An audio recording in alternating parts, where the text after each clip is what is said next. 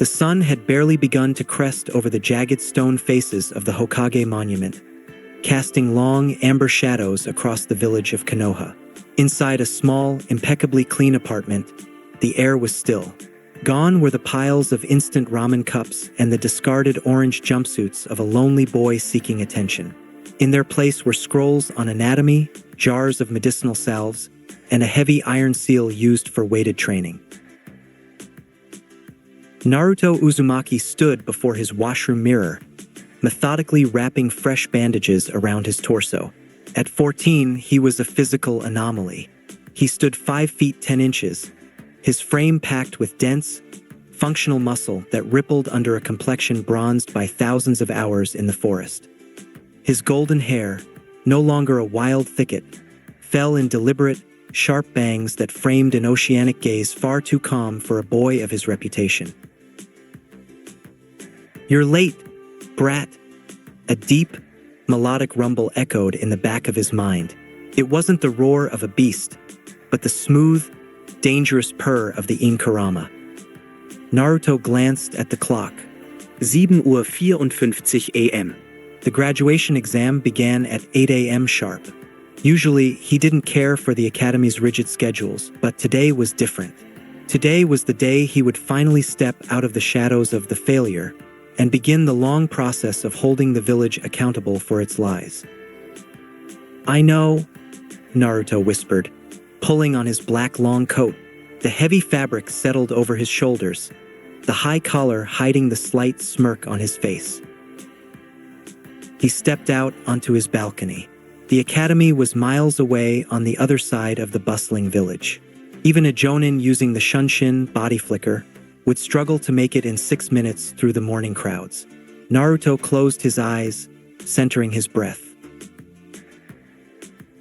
Deep within his gut, a unique cocktail of energies began to churn.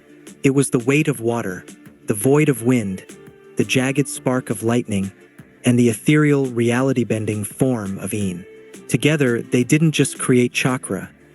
They created a localized distortion in the fabric of existence. Naruto didn't visualize running. He didn't think about his legs moving. Instead, he reached out with his mind, using the incubi's heightened perception to anchor himself to the rooftop of the academy. He imagined the distance between his balcony and that roof as a piece of paper. In his mind, he simply folded it. "Jikuton warp step," he breathed. There was no explosion, no puff of smoke, and no blur of movement. The air around him simply rippled like the surface of a disturbed lake. To any observer, Naruto Uzumaki didn't move. He just ceased to be in one place and instantaneously existed in another. The transition was violent. A localized vacuum pop echoed on the academy roof as the atmosphere rushed to fill the space he had just vacated. Naruto stumbled slightly, his inner ear screaming as his brain tried to process the fact that he had bypassed 3 miles of physical reality in a nanosecond. He felt the familiar, metallic tang of his space-time chakra in the back of his throat, the water aspect making the transition feel like he had just been dunked in a freezing ocean. "Getting better," Kurama mused, a hint of genuine interest in his voice. Only a slight tremor in the knees this time. Naruto ignored the fox, straightened his coat, and checked the clock on the academy tower. 7:56 a.m. He had 4 minutes to spare. The academy hallway was quiet, save for the muffled voices of students behind heavy wooden doors. Naruto walked with a measured, silent gait that betrayed his massive size. When he reached room 301, he didn't knock. He simply pushed the door open. The room fell into a suffocating silence. Irika Yumino, who had been organizing papers at the front desk, froze. Mizuki, leaning against the far wall with a predatory smirk, blinked in confusion. The students, the elite Uchiha, the loud-mouthed Inuzuka, and the fangirls all stared. They were looking at a stranger. Naruto was taller than almost everyone in the room, his presence so heavy it felt as if the air pressure had dropped. The bandages on his hands and the dark, imposing coat made him look less like a student and more like a seasoned mercenary. "You're late, Uzumaki," Mizuki snapped, though his voice lacked its usual bite, replaced by a flicker of uncertainty. "The clock says otherwise, Mizuki-sensei," Naruto replied. His voice was a calm, resonant baritone that seemed to vibrate in the chests of those nearby. He walked to his usual seat in the back, ignoring the hungry, lingering gazes of several girls who were struggling to reconcile this Greek god with the shrimpy prankster they remembered. Irika cleared his throat, trying to regain control of the room. "Right? Well, since everyone is finally here, we will begin the final graduation exam. The requirements are simple: the henge, transformation, the kawarimi, substitution, and finally, the bunshin, clone, jutsu." Naruto leaned back, his eyes half closed. The first two tests were a joke. When his turn came, he performed a henge so detailed it wasn't just a visual illusion. The air around his transformed state carried the actual scent of the Sandaime Hokage. His kawarimi was so fast it left a lingering ripple in the air, a byproduct of his subconscious Jikuton influence. But then came the clones. "Naruto Uzumaki," Irika called out, his voice tinged with a mix of hope and dread. He knew Naruto's history. The boy could never master the clone jutsu. His chakra was too volatile, too clumsy. Naruto walked to the center of the floor. He could feel Mizuki's smirk returning. The silver-haired instructor was practically vibrating with the anticipation of Naruto's failure. "Is there a problem, Naruto?" Mizuki asked, his voice dripping with mock concern. "You know you can't graduate if you can't produce a simple clone. Or is your chakra still too damaged to handle it?" Naruto didn't look at him. He looked at his own hands. For years, he had tried to suppress the weight of his chakra to fit the academy's standards. He had tried to make an illusion out of a force meant to move mountains. "I won't be performing the academy clone," Naruto said clearly.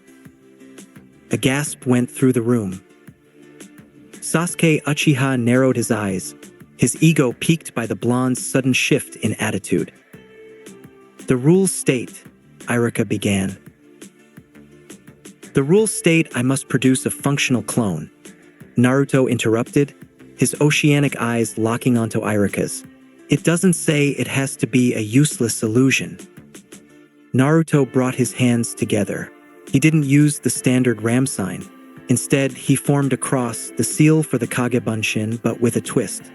He channeled the yin half of the Kyuubi spirit, blending it with the fluid water and the void-like wind of his own nature. He didn't just want to copy his body. He wanted to fold space into a mirror.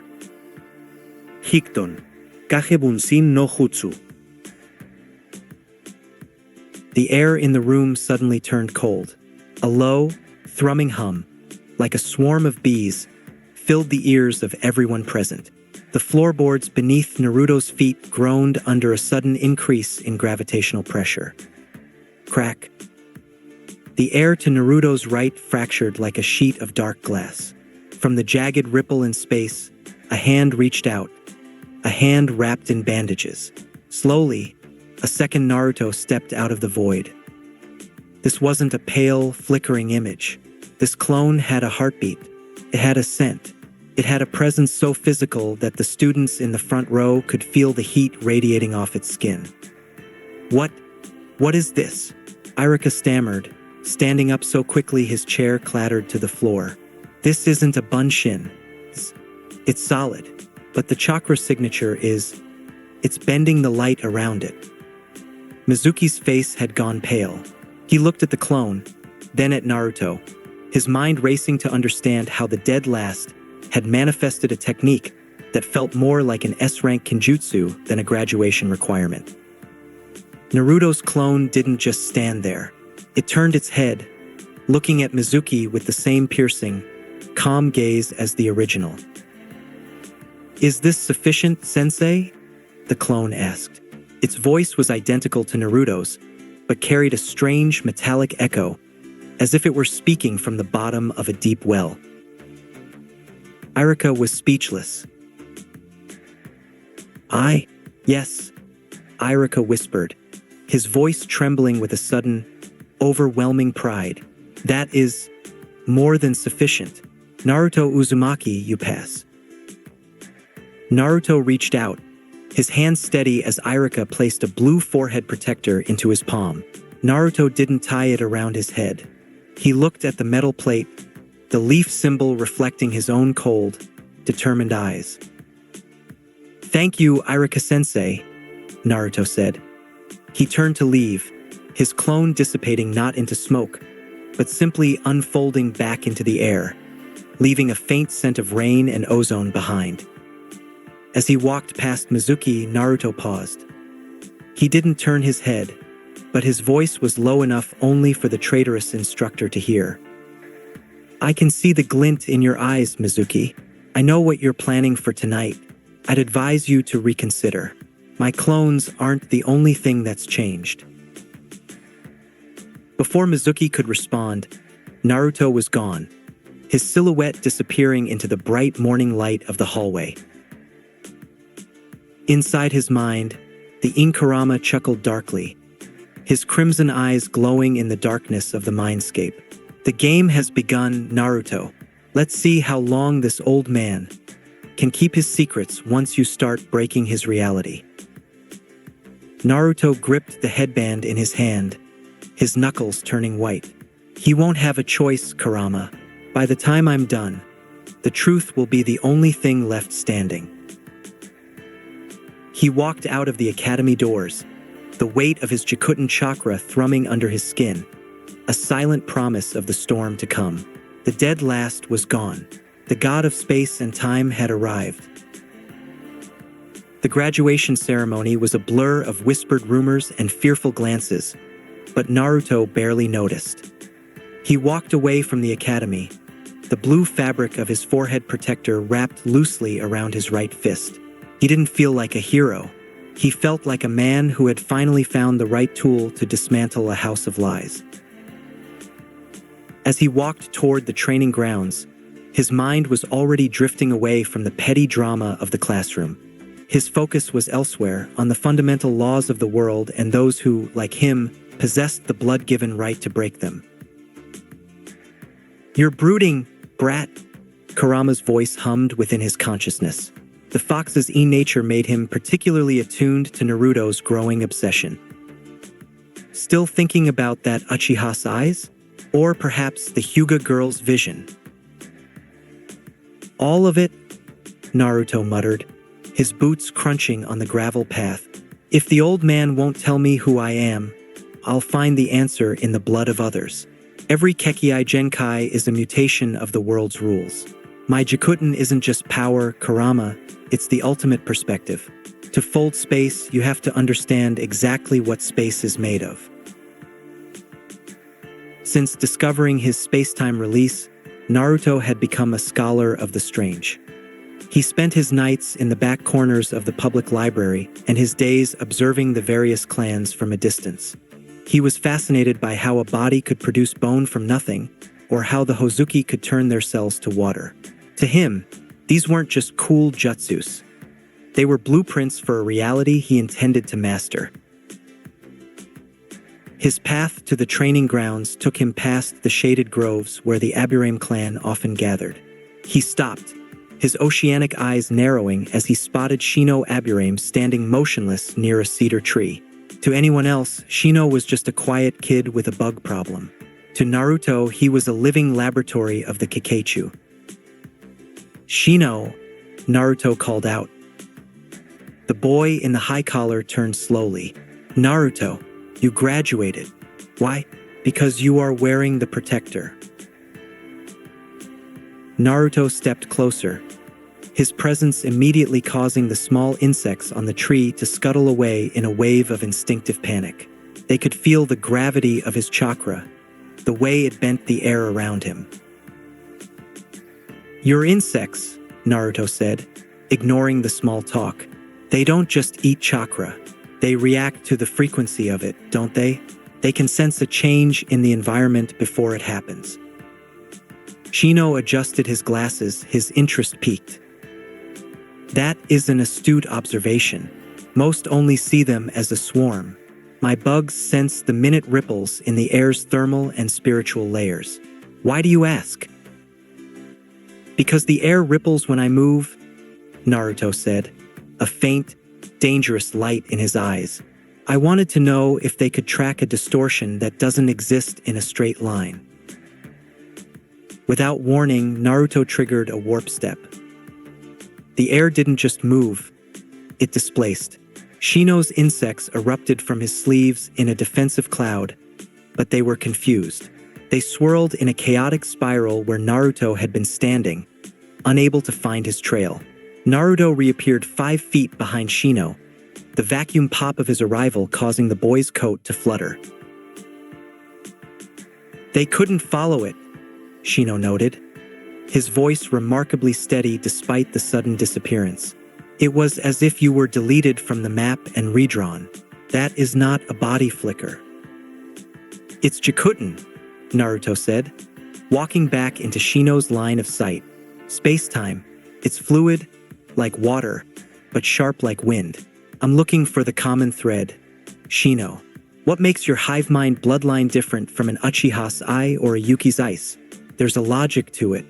I'm going to find it. You seek the root of all power, Shino mused. That is a lonely path, Naruto. I've been alone my whole life, Naruto countered, a cold smirk touching his lips. At least now, the view is better. As Naruto walked away, leaving a stunned Shino behind, he felt the Inkarama's amusement. The bug boy is right. You're becoming a predator of information. You want to see how the world is stitched together just so you can pull the threads. I have to be Kurama, Naruto replied internally. If I'm going to use event horizon and time distortion against the monsters that are coming, I can't just be strong. I have to know the why behind every jutsu. I have to be the one who understands the board better than the players. He made his way to a secluded clearing near the river. This was his sanctuary, the place where he had first felt the air bend to his will. He sat down, crossing his legs, and pulled out a small, weathered scroll he had acquired from a traveling merchant months ago. It was a theoretical text on the Yuki clan's ice release. He wasn't trying to learn how to make ice. He was trying to understand how they chilled the air.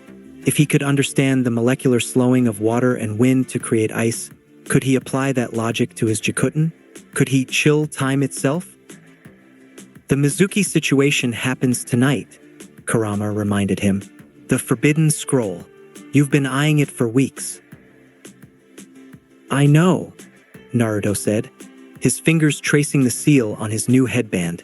The Fuinjutsu on that scroll is a direct link to the second Hokage's research on spacetime. Tobirama Senju was a genius, but he lacked the nature to truly fold the world. He used seals as crutches. I don't need the crutches, I just need his notes. Naruto stood up, his 5 feet 10 inches frame casting a long, imposing shadow across the grass. He looked toward the Hokage Tower, his blue eyes turning icy. The village saw him as a weapon, a container, or a failure. None of them saw the truth. He was a man who had looked into the void of spacetime and realized it was looking back. Mizuki thinks he's using me to get that scroll, Naruto whispered to the wind. But he's just the key to the library. Tonight, I'm taking more than just a passing grade. I'm taking the keys to the kingdom. He began his warm-up, his movements precise and heavy. Every punch sent a micro-ripple through the air, the time distortion effect leaving ghosts of his strikes hanging in the twilight. He was ready. Tonight, the village would learn that you cannot cage something that can simply delete the bars. Let's go, Kurama, Naruto said, his voice dropping into a determined growl. Time to see if the old man's will of fire can stand up to a cold vacuum. Cedar branch, his arms crossed over his broad chest. He didn't look like a boy who had just been told he failed. He looked like a predator waiting for the wind to change. "The silver-haired rat is moving," Kurama's voice purred in his mind. The een half of the fox was particularly sharp tonight, sensing the shifts in the spiritual fabric of the village. "He's wearing your face, brat." A crude henge, but enough to fool the panicked sheep in the administrative wing. "Let him," Naruto whispered. "He thinks he's using my reputation as a troublemaker to cover his tracks. He doesn't realize he's just delivering exactly what I need to my doorstep." Naruto had sensed it hours ago. The heavy, ancient chakra of the scroll of seals moving through the village. Mizuki had stolen it, disguised as Naruto, and was now sprinting toward the woods. A blur of movement signaled the arrival of Irika Yumino. The Chunin landed hard in the clearing below, his breathing ragged. He looked up and saw Naruto sitting calmly in the tree. "Naruto, what were you thinking? Give the scroll back now before the ANBU get here." Naruto looked down, his oceanic eyes cold. "I don't have it, Irika-sensei." "Don't lie. Everyone saw you take it from the tower." "They saw a face," Naruto replied, his voice a low, resonant baritone. "They didn't see the soul." Before Irika could process the statement, a hail of kunai whistled through the air. Naruto didn't move a muscle. He simply tilted his head an inch to the left, the steel thudding into the bark behind him. Mizuki landed on a nearby branch, the massive forbidden scroll strapped to his back, a manic grin stretching across his face. Well, Mizuki laughed. "I see the demon and the failure found each other. Too bad you both have to die tonight." Mizuki turned his gaze to Naruto, his voice dripping with venom. "Do you know why the village hates you, Naruto? Why Irika's parents are dead? You are the nine-tailed fox. You aren't even human." The silence that followed was absolute. Irika winced, waiting for Naruto to shatter. Instead, Naruto let out a short, dry chuckle. "You're late, Mizuki," Naruto said, standing up on the branch. At 5 feet 10 inches, he loomed over the silver-haired Chunin. "I've known about the fox since the day my chakra started warping the air around me. You think a secret that big doesn't leave ripples in space-time." Mizuki's grin faltered. "What are you talking about?" "I'm talking about the fact that you have something I want," Naruto said. He stepped off the branch, but he didn't fall. He triggered a warp step, deleting the distance between the tree and the ground. He appeared instantly in front of Irika. "D!" Mizuki screamed, hurling a massive Fuma shuriken. "Jikuton, time distortion." Naruto didn't draw a blade. He thrust his hand into the air. A dull thrum echoed through the clearing as a pocket of stagnant time manifested. The Fuma shuriken hit the invisible barrier and slowed to a crawl, its blade spinning with agonizing lethality but gaining no ground. Naruto casually reached into the slowed zone and snatched the shuriken by the center ring, snapping it out of the distortion.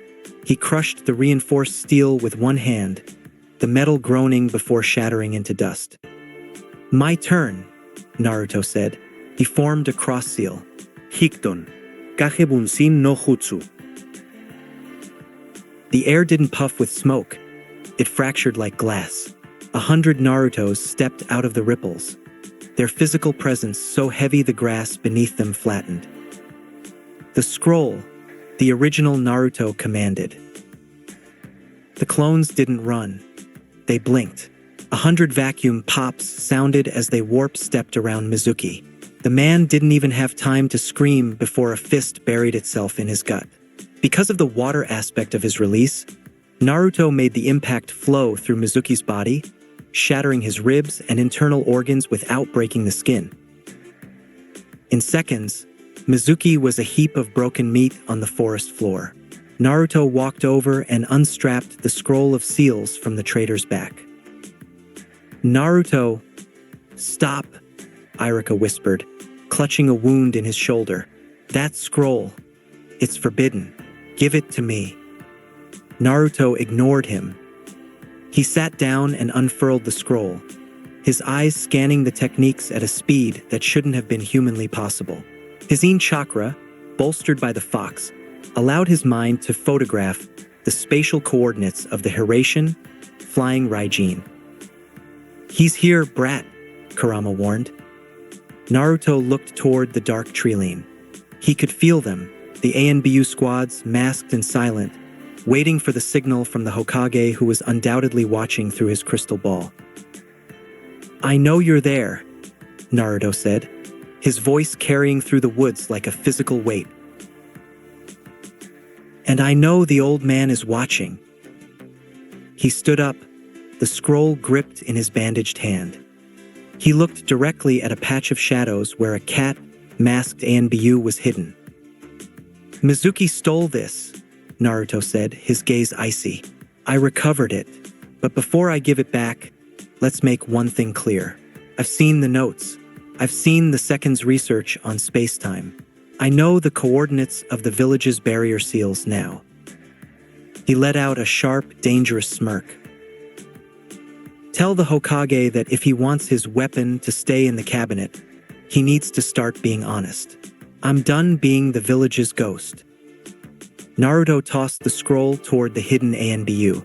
The masked shinobi caught it mid-air, appearing out of the shadows with a flicker of movement. The ANBU hesitated, sensing the event horizon pulse radiating from the boy, a silent warning that any attempt to apprehend him would be met with a distortion they couldn't survive. Irika-sensei, Naruto said, turning to his teacher. He reached into his pocket and pulled out a blue forehead protector he had found on the ground earlier. Mizuki's. He dropped it in the dirt and crushed it under his boot. I'll see you at the team placements tomorrow. Make sure I'm on a team with people who can actually keep up. With a final ripple of the air, Naruto warped away, leaving Irika and the elite ANBU standing in a clearing that smelled of ozone and shattered reality. The morning after. The sun rose over Konoha, but for Naruto, the world looked different. The feedback from the clones he had used to read the scroll was still settling. Every time a clone had scanned a line of text, the information was etched into his DNA. He didn't just know the Hiratian, he felt the folds in the village's space. He walked toward the academy, his black long coat open, revealing the heavy bandages and the sculpted muscles of his torso. As he approached the gates, he saw a group of girls whispering, their eyes lingering on his 5 feet 10 inches frame. He ignored them. His eyes were locked on a pale-eyed girl standing near the fence, Hinata Hyuga. He stopped in front of her. The air around him felt heavy, a byproduct of his Jikuton chakra. Hinata's face went crimson, but Naruto wasn't looking at her blush. He was looking at her eyes. The Byakugan, Naruto mused, his voice low. You see the Tenketsu. You see the flow of energy through the world. And Naruto-kun. She stammered. Tell me, Hinata. Naruto leaned in, his oceanic eyes searching hers. When you look at the air around me, does it look straight? Or does it look like it's being pulled into a whirlpool? Hinata activated her eyes instinctively. She gasped, stumbling back. Through the Byakugan, Naruto didn't look like a boy. He looked like a localized singularity. The chakra wasn't flowing out of him. It was spiraling inward, warping the very light of the morning sun. It's folding, she whispered in awe. Good, Naruto said, a faint smirk touching his lips. At least someone in this village has eyes that work. He walked past her and into the classroom, his presence immediately silencing the room. Sasuke Uchiha sat in the back, his eyes narrowing as Naruto entered. Naruto sat next to him, the 2 strongest students in the class creating a tension so thick it was hard to breathe. Naruto didn't look at the Uchiha. He pulled out a small piece of lead he had taken from his apartment and began to roll it between his bandaged fingers. With a silent pulse of time distortion, the lead began to age and oxidize, turning to white powder in seconds before Naruto blew it away.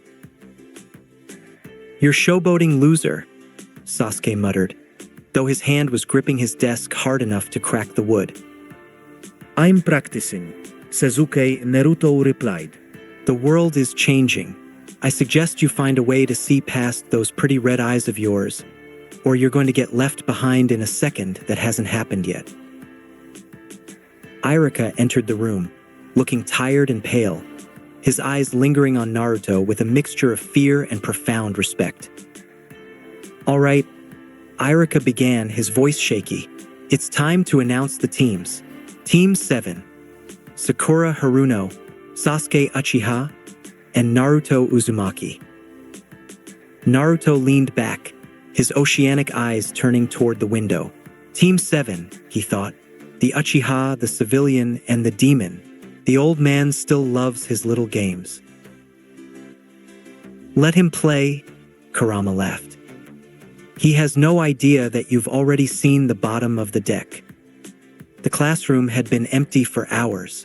Sakura was fidgeting with her hair, her eyes darting between the stoic Sasuke and the imposing silhouette of Naruto, who sat by the window.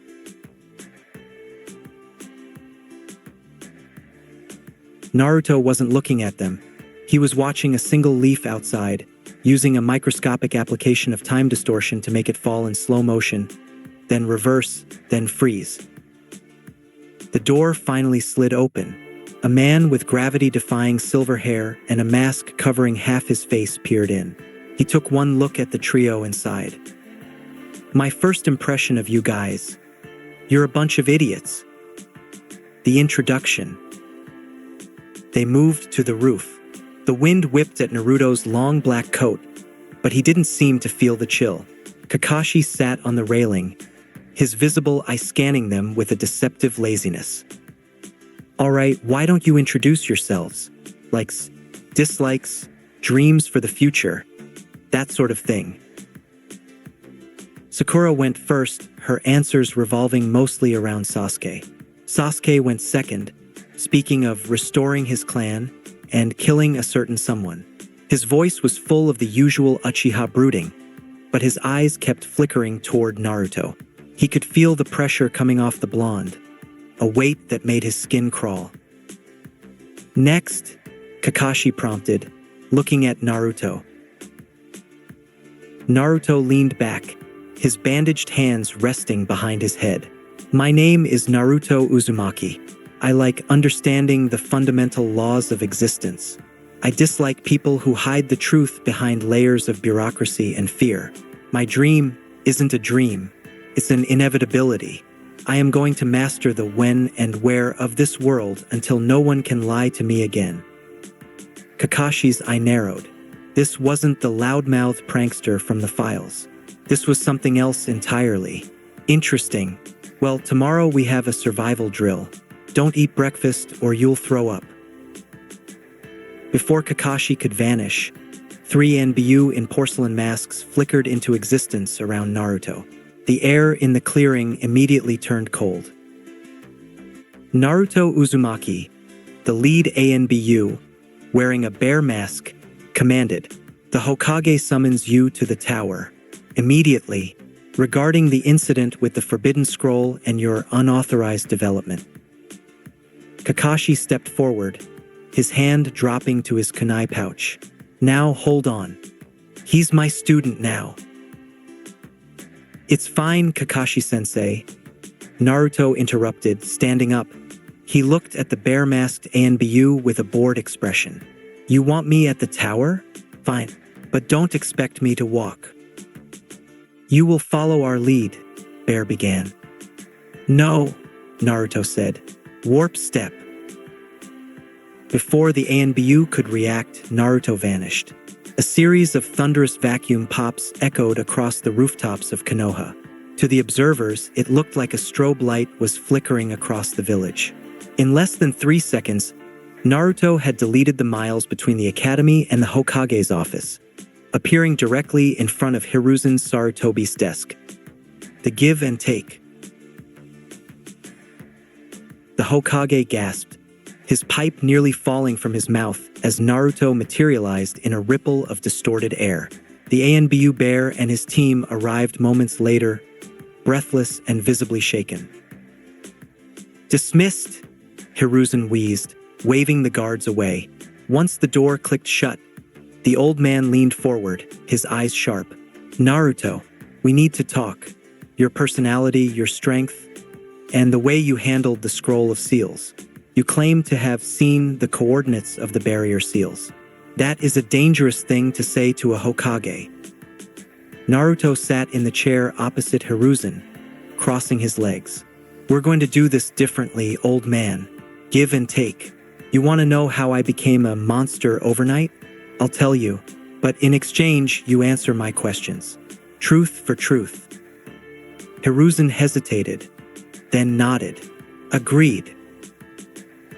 10 days ago, Naruto began, his voice dropping into a low, clinical tone. "My abilities awakened. It wasn't a gradual growth. It was a violent fracture. The combination of my elemental affinities and the yin half of the fox created a space-time feedback loop. I got trapped." Hiruzen's brow furrowed. "Trapped where?" "In my own mindscape," Naruto said. "The seal acted like a gravitational anchor. Because of the Jikuton chakra, time inside my head became detached from the outside world. To you, I was asleep for a few hours. To me, I was stuck in that sewer for months." Naruto leaned in, a faint, ghostly shimmer appearing in his eyes. "That's where I met the fox. We spent months talking, fighting, and eventually understanding. I realized the mindscape is just space that hasn't been shaped yet. I used my yin release to tear down the sewers. I turned my internal world from a damp cage into a galaxy. I trained there, old man, thousands of hours in a timeless void. By the time I woke up, I wasn't a child anymore." Hiruzen took a long drag of his pipe, his hands trembling slightly. Months of isolation. The mental toll alone would have broken a lesser man. "I'm not a man. I'm a Jinchuriki with a Kekiai Toda," Naruto countered. "Now it's my turn. Who were my parents?" The air in the room seemed to turn to lead. Hiruzen looked down at his desk, his expression hardening into a mask of practiced ignorance. "Naruto, as I've told you many times before, your parents were shinobi who died during the fox's attack. Their records were lost in the chaos. I truly don't know who they were." Naruto felt a low growl emanate from his gut. Not from him, but from the fox, who was snarling at the blatant deception. Naruto didn't yell. He didn't smash the desk. He simply watched the way the air around Hiruzen's head distorted ever so slightly, the vibration of a lie.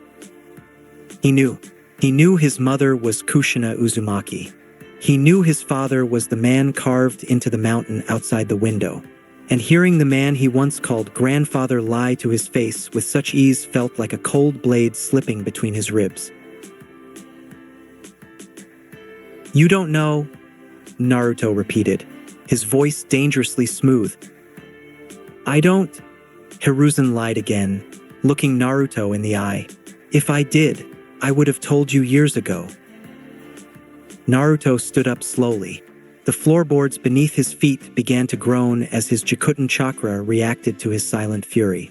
The gravity in the room intensified, making the papers on Hiruzen's desk fly upward before freezing in midair, trapped in a localized time distortion. "You're a very good liar, old man," Naruto said, his oceanic eyes turning a shade of blue so deep it was almost black. "But space-time doesn't lie. It remembers every ripple, every when that has ever occurred. And I'm starting to hear the echoes." Hiruzen gripped the edge of his desk, feeling the crushing weight of Naruto's presence. "Naruto, sit down. We aren't finished. We've only just started," Naruto replied, his voice echoing with a metallic, Jikuton reverb. You said you didn't know them. Fine, I'll accept that truth for now. But remember our deal. Give and take. If you can't give me my past, then you're going to have to give me a lot more of the village's future. Naruto didn't leave. The two of them locked eyes, the silence of the office becoming a battlefield of its own. The tension in the office was thick enough to choke a man. Hiruzen Sarutobi watched the boy before him, realizing that the child he had once comforted with stories of the will of fire was effectively gone, replaced by a titan who saw the world in 4 dimensions. You said you don't know who they were, Naruto said, his voice dropping to a level that made the glass in the windows vibrate. That's a shame, because the fox does. Hiruzen's pipe slipped from his fingers, clattering onto the hardwood floor, his face drained of color. What? 10 days ago, when I was drifting in that galaxy within my head, the fox offered me a deal, Naruto continued, pacing the length of the office, his heavy black coat fluttering like a shroud. He told me he had watched my mother breathe her last. He told me he knew the man who put him inside me, but he wouldn't give that truth away for free. He told me if I peeled back the seal, if I set him free, he would tell me everything.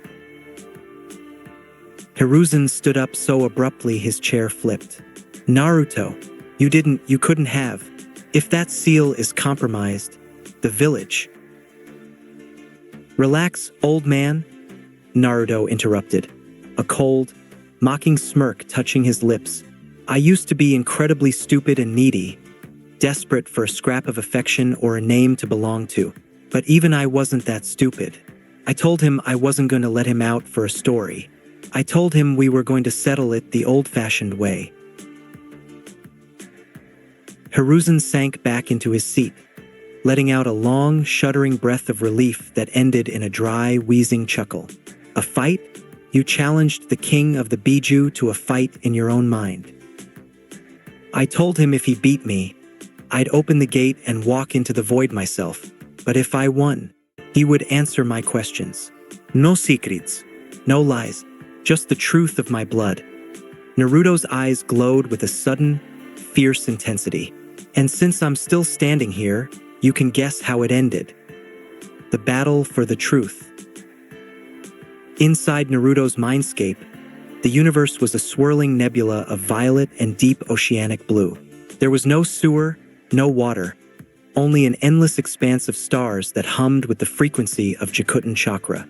In the center of this galaxy stood a gate the size of a mountain, and behind it, a mass of hatred and fur that defied logic.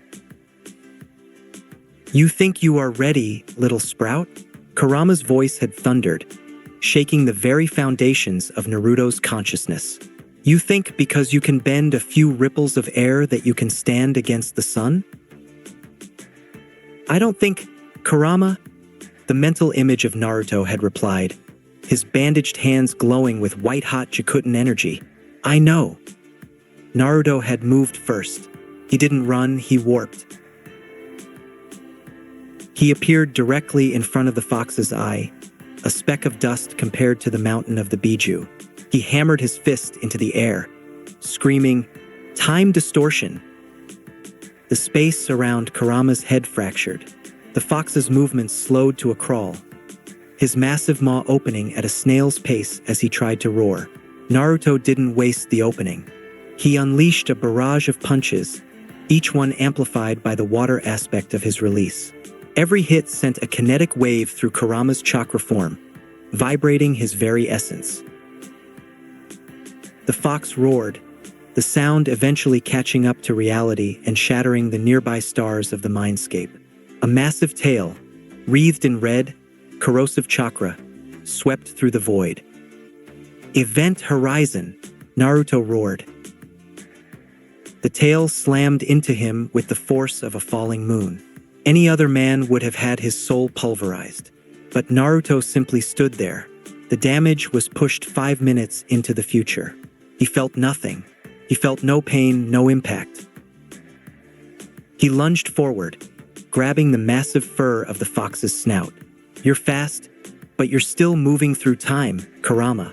I am the time." Naruto channeled his wind and lightning affinities into a concentrated point, creating a Jikuton blade that shimmered with the light of a dying star. He sliced through the air, and the space itself tore open. Kurama howled in pain as a section of his shoulder was simply deleted, shunted into a pocket dimension.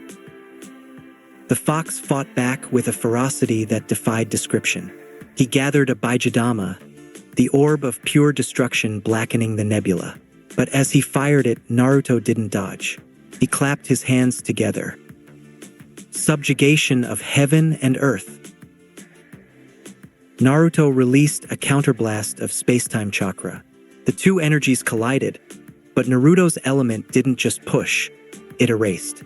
The Baijidama began to collapse in on itself, the Jikuton chakra eating the very space the attack occupied until it vanished into a microscopic singularity. The fight raged for what felt like years in the compressed time of the mind. Naruto was a blur of constant warp steps, appearing and disappearing, striking and erasing. He took hits that would have ended 100 Kage, pushing the debt of the pain further and further back until his spirit was screaming under the weight of the delayed trauma. Finally, Naruto appeared atop Kurama's head. He pressed his palm against the fox's skull, the een half of his chakra connecting directly with the beast's core. "Yield," Naruto commanded, the gravity of his will pinning the fox to the metaphorical floor of the galaxy. "Or I'll fold this entire mindscape into a single point and take us both into the void." The fox stared up at him, the hatred in his eyes slowly being replaced by a grudging, terrifying respect. The beast let out a huff of hot, sulfurous air and slumped. "Fine, you win, brat. Your Iton is a curse upon my kind. Ask your questions." The revelation. Back in the Hokage's office, Naruto looked at Hiruzen, whose face was now a mask of pure terror. "He told me everything, old man," Naruto said, his voice dropping to a whisper that felt like a death sentence. "He told me about the red, hot-blooded habanero. He told me about the yellow flash. He told me how they stood on the battlefield and died to save a village that treats their son like a plague." Hiruzen's mouth opened, but no sound came out. "You knew," Naruto said, his eyes narrowing. "You knew who my father was. You knew my mother was an Uzumaki. You let me live in that apartment alone. You let me eat expired ramen and drink spoiled milk. You let the villagers look at me with eyes full of hate when they should have been looking at me with eyes full of debt." "Naruto, It was for your protection," Hiruzen stammered, his voice weak. "Minato had many enemies. If the world knew, they would have feared the son of the fourth." Naruto cut him off, his Jikuton chakra beginning to pulse, making the very walls of the tower groan. "Instead, you made sure I had no one. You let me be the demon brat, because it was easier than being a grandfather." Naruto stood his ground, the office now shimmering under the weight of his presence. The fox kept his end of the bargain. "He told me the truth because I earned it with my fists. Now the question is, old man, what are you going to do to earn my forgiveness?" Hiruzen looked at the boy, the tall, muscular, reality-warping reincarnation of his father's genius and his mother's fire, and realized the will of fire was no longer a spark. It was a sun, and it was burning right in front of him. "We aren't done talking," Naruto said, leaning over the desk, his face inches from the Hokage's. "Not by a long shot." The sun began to set over Konoha, but inside the office, the light of the truth was just beginning to blind. The silence that followed was heavy, a physical weight that pressed down on the mahogany desk between them. The ticking of the clock on the wall seemed to slow, caught in the residual lag of Naruto's Jikuton chakra. Hiruzen Sarutobi felt every one of his 60-plus years. He looked at the boy, no, the young man, and for the first time in his life he felt truly small. "You speak of debt, Naruto," Hiruzen said, his voice brittle. "And you are right. The village owes you a debt that can never be repaid. But Minato's enemies, the IWA shinobi, the hunters from the hidden cloud, they would have descended upon you. I chose the path that kept you alive." Naruto reached out, his bandaged fingers hovering over a stack of mission requests. A small ripple of time distortion caused the papers to age, the ink fading to yellow and the edges fraying into dust before his eyes. "The fox told me about the night it happened," Naruto continued. "He told me about the man in the mask, the one who pulled him out of my mother. He told me that my father didn't just die to save the village. He died trusting you to look after me. Tell me, old man, is this what trust looks like?" Hiruzen bowed his head, his hands clasped so tightly his knuckles were white. "I have made many mistakes, Naruto. I have played the part of a Hokage better than the part of a human being. I thought if you grew up without the weight of a legacy, you might find a simple happiness." "Happiness?" Naruto let out a short, bark-like laugh. "I spent my nights wondering why the wind was the only thing that didn't scream at me. The only happiness I found was in the galaxy of my own mind because the reality you built for me was a cage." Naruto stood up and walked to the window, looking out over the village. From this height, the people looked like ants. He could see the Uchiha district in the distance, a dark scar on the landscape. "I know why you kept the scroll secret," Naruto said, his back to the Hokage. "It's not just the jutsu, it's the history. The second Hokage, Tobirama, he understood space-time, but he feared it. He saw it as a tool of the gods, something that could unravel the world if held by the wrong hands. Is that what I am to you, old man? The wrong hands?" "No," Hiruzen said firmly, regaining a sliver of his old authority. "You are a shinobi of the leaf. And despite everything, you saved Irika. You didn't let the fox out. You chose to fight for the truth instead of taking the easy path of destruction. That tells me your hands are exactly where that power belongs." Naruto turned around, his oceanic eyes scanning the Hokage's face for any hint of a lie. The air in the room remained stable. The truth, however bitter, was finally being spoken. "I'm not going to tear this village down," Naruto said. "Not because I love it, but because my parents died for it. Their blood is in the soil, but things are going to change. I'm not your genin. I'm not a weapon you can point at a map. From this moment on, I am a sovereign entity. I go where I want. I learn what I want." "And what is it you want, Naruto?" "Everything," Naruto replied. "I want to see the Kekkei Genkai of every nation. I want to understand how the world folds. And I want the keys to the Uzumaki archives. Don't tell me they don't exist. Kurama remembers the masks, the seals, and the shrines." Hiruzen sighed, reaching for his pipe and realizing it was still on the floor. He didn't pick it up. "The Uzumaki masks are kept in a shrine on the outskirts. I will give you the location, but be warned, that power is volatile. It deals with the Shinigami itself." "I've already beaten a god in my own head, old man," Naruto said, walking toward the door. "A mask won't scare me." He stopped at the threshold, his hand on the frame. He didn't look back.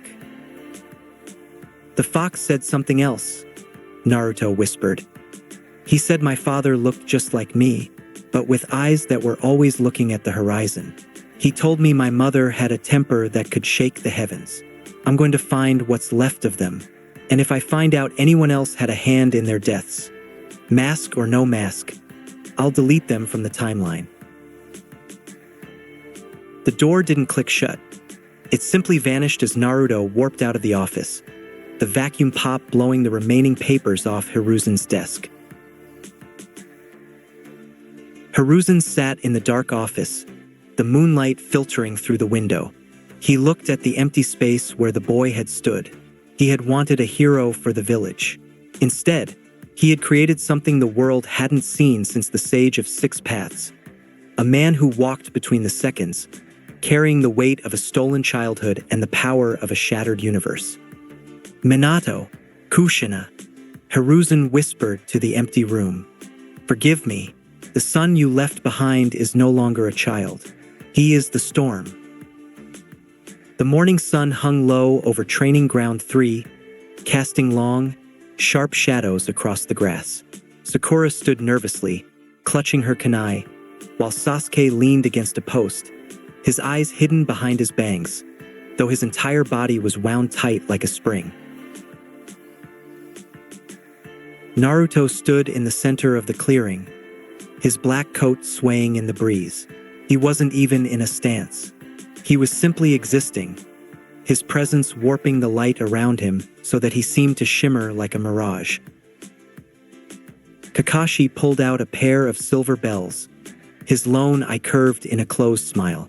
The goal is simple. Take these bells from me by noon. If you don't, you go back to the academy. Start. Sakura and Sasuke vanished into the brush immediately. Naruto didn't move. He stood 10 feet from Kakashi, his oceanic eyes locked onto his teacher's. You aren't going to hide, Naruto? Kakashi asked, his hand drifting toward his orange book. I'm done hiding, Naruto replied. Warp step. The vacuum pop cracked like a whip. Naruto appeared inches from Kakashi's face, his fist already blurring forward. Kakashi's eye widened. This wasn't speed. It was a displacement of reality. He barely brought his arms up to block. Tum.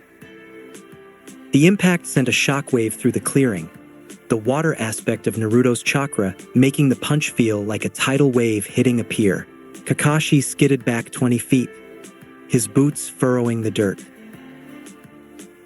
That's a heavy hand, Kakashi mused, lifting his headband to reveal the spinning 3-tomo Sharingan. You've been holding back a lot, haven't you? More than you know, Naruto said, walking toward him with measured steps. But I didn't come here to just break things, Sensei. I talked to the old man last night. He told me he didn't know my parents. But I know he was lying. And I know you were my father's student. Kakashi stiffened. The lazy atmosphere evaporated instantly. The Hokage didn't tell you? The fox did, Naruto said, lunging again. The fight became a rhythmic dance of high-level exchange. Naruto wasn't using the Jikuton to end the fight. He was using it to stay in Kakashi's space, forcing the Jonin to use every ounce of his legendary reflexes. Tell me about him, Naruto demanded, throwing a kick that Kakashi barely parried. Not the yellow flash from the history books. Tell me about the man. Was he as fast as they say? Or did he just understand space better than everyone else? Kakashi ducked a sweeping strike, his mind racing through memories he hadn't touched in years. He was faster, Kakashi admitted, his voice softening even as he traded blows with his sensei's son. But it wasn't just the jutsu. He was kind Naruto. He had a way of making you feel like the most important person in the world just by looking at you. He was the only man I knew who could smile in the middle of a war and make you believe everything would be okay. Naruto paused, his fist hovering inches from Kakashi's chest, caught in a time distortion. For a second, the world stood still. Naruto's eyes searched Kakashi's. And my mother? Kushina.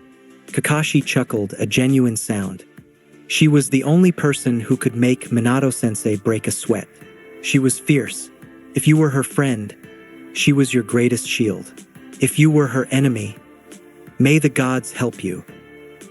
Naruto released the distortion and stepped back, his massive chakra settling into a low hum. He felt a strange warmth in his chest, Not the corrosive heat of the fox, but something human. For the first time in his life, the ghosts had faces. "Thank you," Naruto whispered. He suddenly sat down in the grass, then tipped over onto his back, staring up at the blue sky. The weight of the last 10 days, the months in his mindscape, the fight with Kurama, the truth of his blood, it all felt like a mountain he finally had permission to put down. "I have a lot to think about," Naruto said, his voice tired but peaceful. "Go entertain the other two for a while. They've been watching us from the bushes with their jaws on the floor for 10 minutes. He closed his eyes, a faint smile on his lips. "And before you go, thank you, Kakashi-sensei, for the truth." Kakashi stood over him for a moment, his hand resting briefly on Naruto's golden hair, a silent acknowledgement of the bond they now shared. "Rest, Naruto. You've earned it." The hunt. Kakashi turned toward the treeline, his expression shifting back into that of the elite hunter. "Now then, where are my other two little students?" In the bushes, Sasuke Uchiha was trembling. It wasn't fear, it was a cold, soul-crushing envy. He had watched the entire exchange through his own eyes, unable to even track Naruto's movements. He had seen the dead-last trade blows with a Jonin as an equal.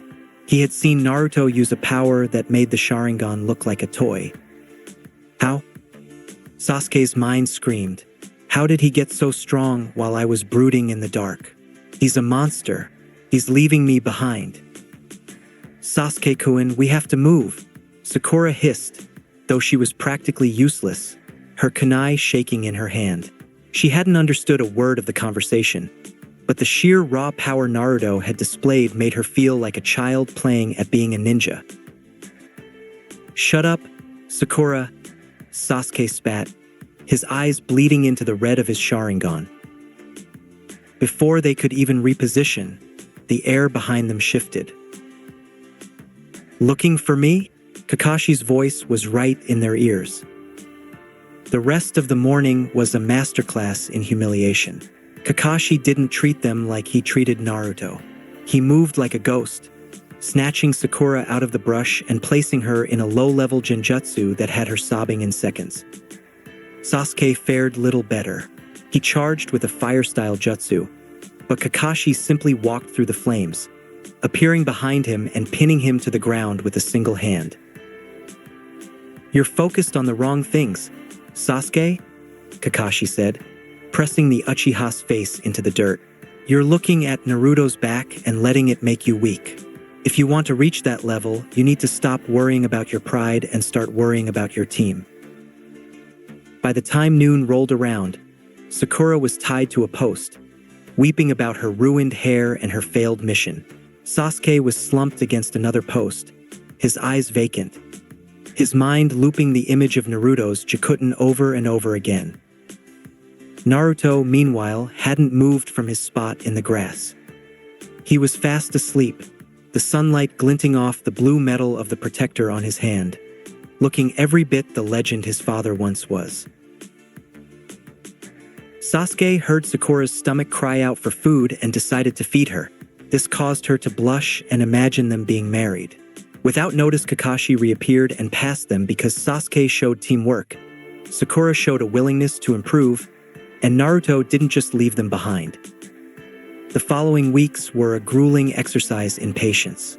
For Naruto, the D-rank missions were less about work and more about navigating a village that hadn't yet realized the demon brat had outgrown his cage.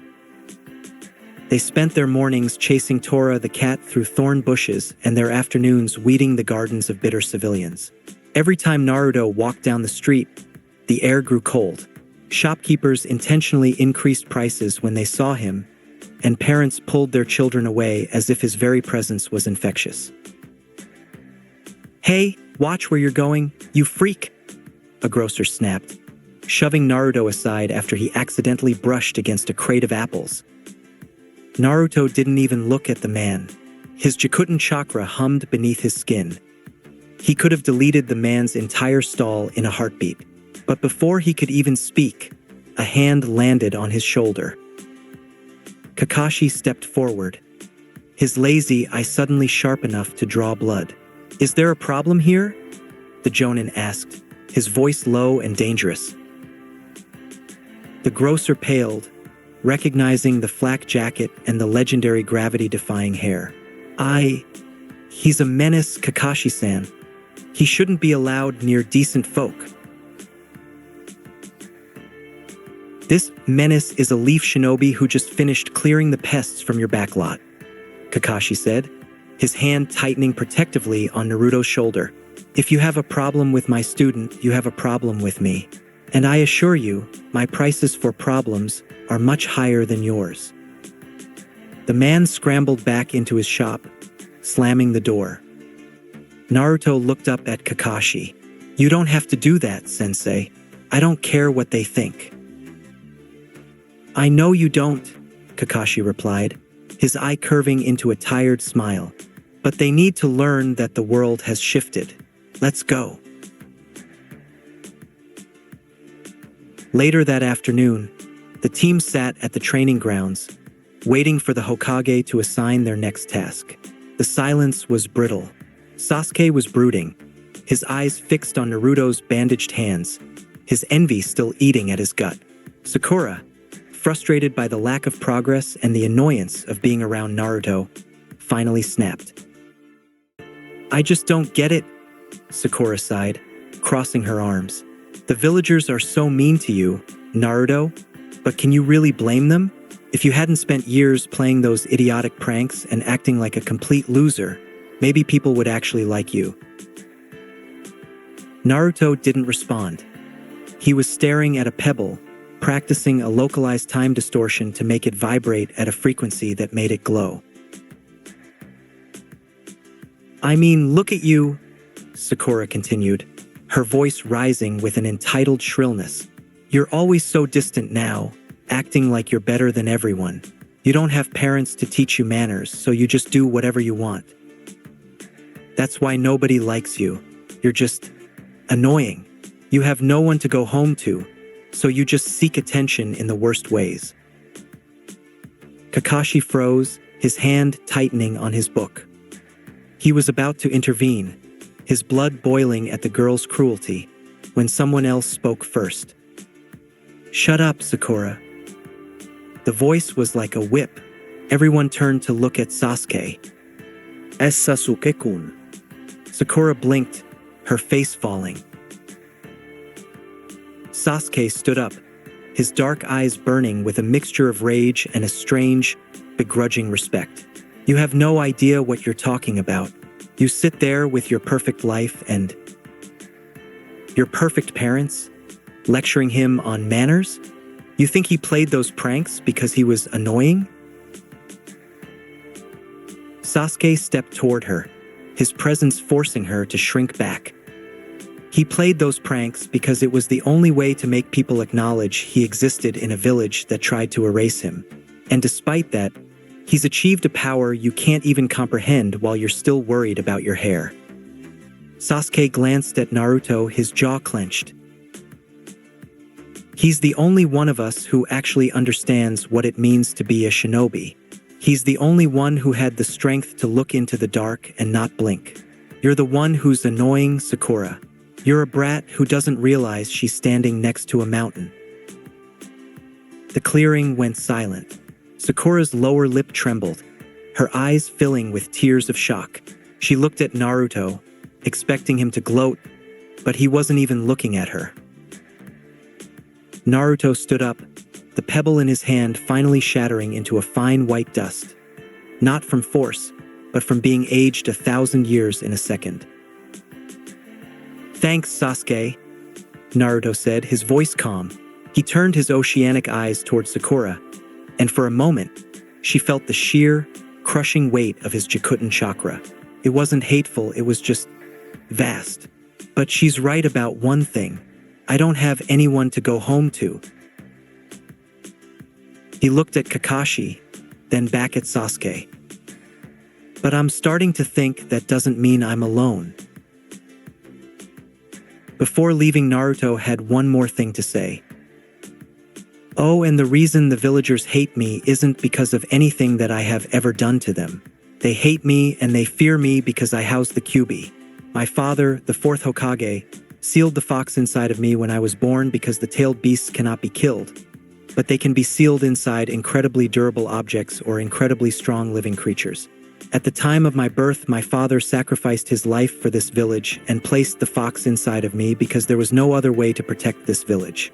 He hoped that I would be strong enough to survive the sealing and be known as a hero. What a dumbass. This village fears me and hates me. When you look at me, do you see a hero or do you see a monster? Just know that these are S-class secrets, so you shouldn't go around sharing them with every Tom, Dick, and Henry. Naruto turned and walked away, his long coat billowing. Sasuke followed a moment later, leaving a stunned Kakashi and a sobbing Sakura behind.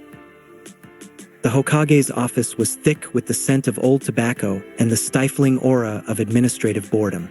Irika was mid-sentence, detailing a D-rank mission involving clearing weeds from the municipal canal, when the temperature in the room seemed to drop 5 degrees. Naruto didn't say a word. He stood by the window, his 5 feet 10 inches frame silhouetted against the morning sun, his bandaged hands tucked into the pockets of his black coat. He looked like a storm held in a bottle. Irika looked up, sensing the shift. And that's the final task for today. Team 7, you can...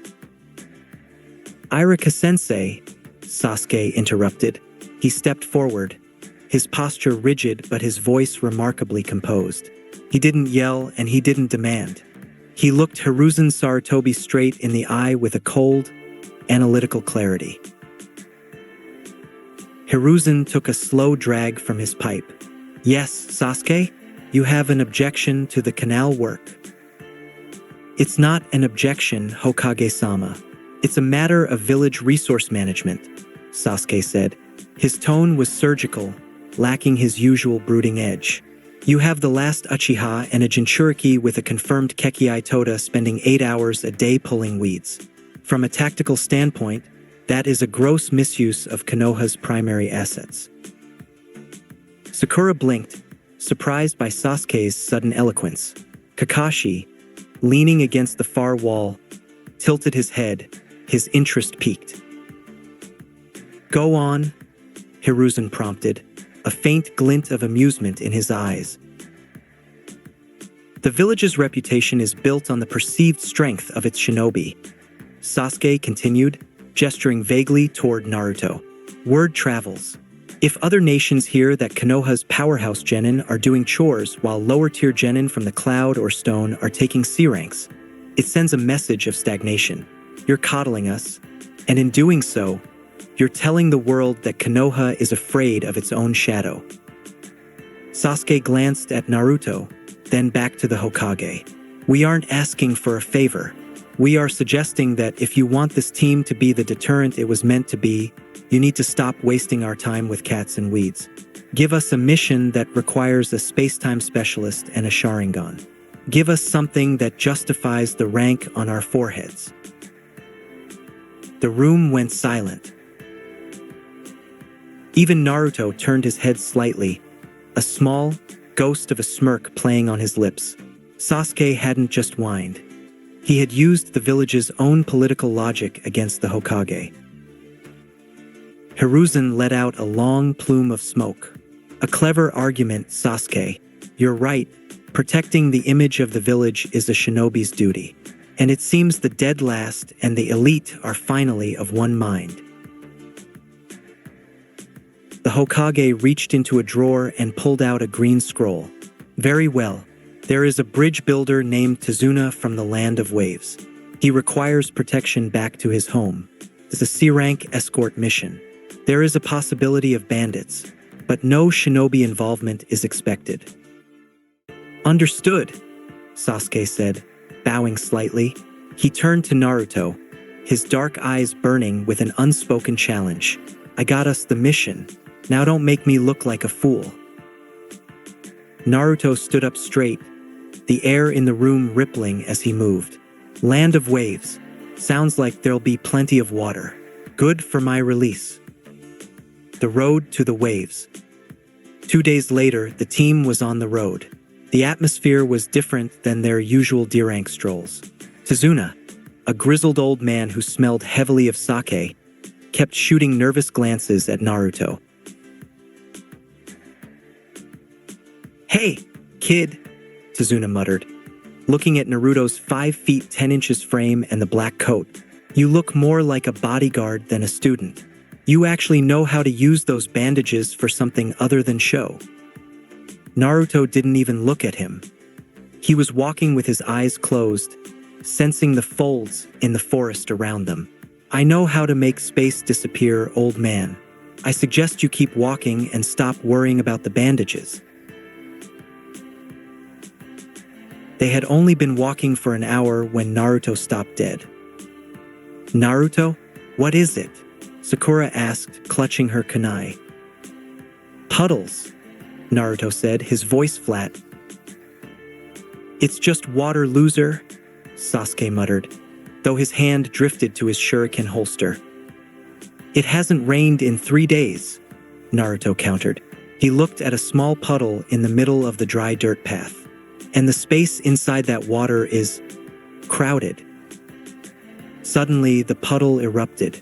2 figures in spiked armor and metal claws, the demon brothers of Kiri, leaped out, their chain whipping through the air. In a flash, they wrapped the chain around Kakashi and shredded him into pieces. "Kakashi-sensei!" Sakura screamed.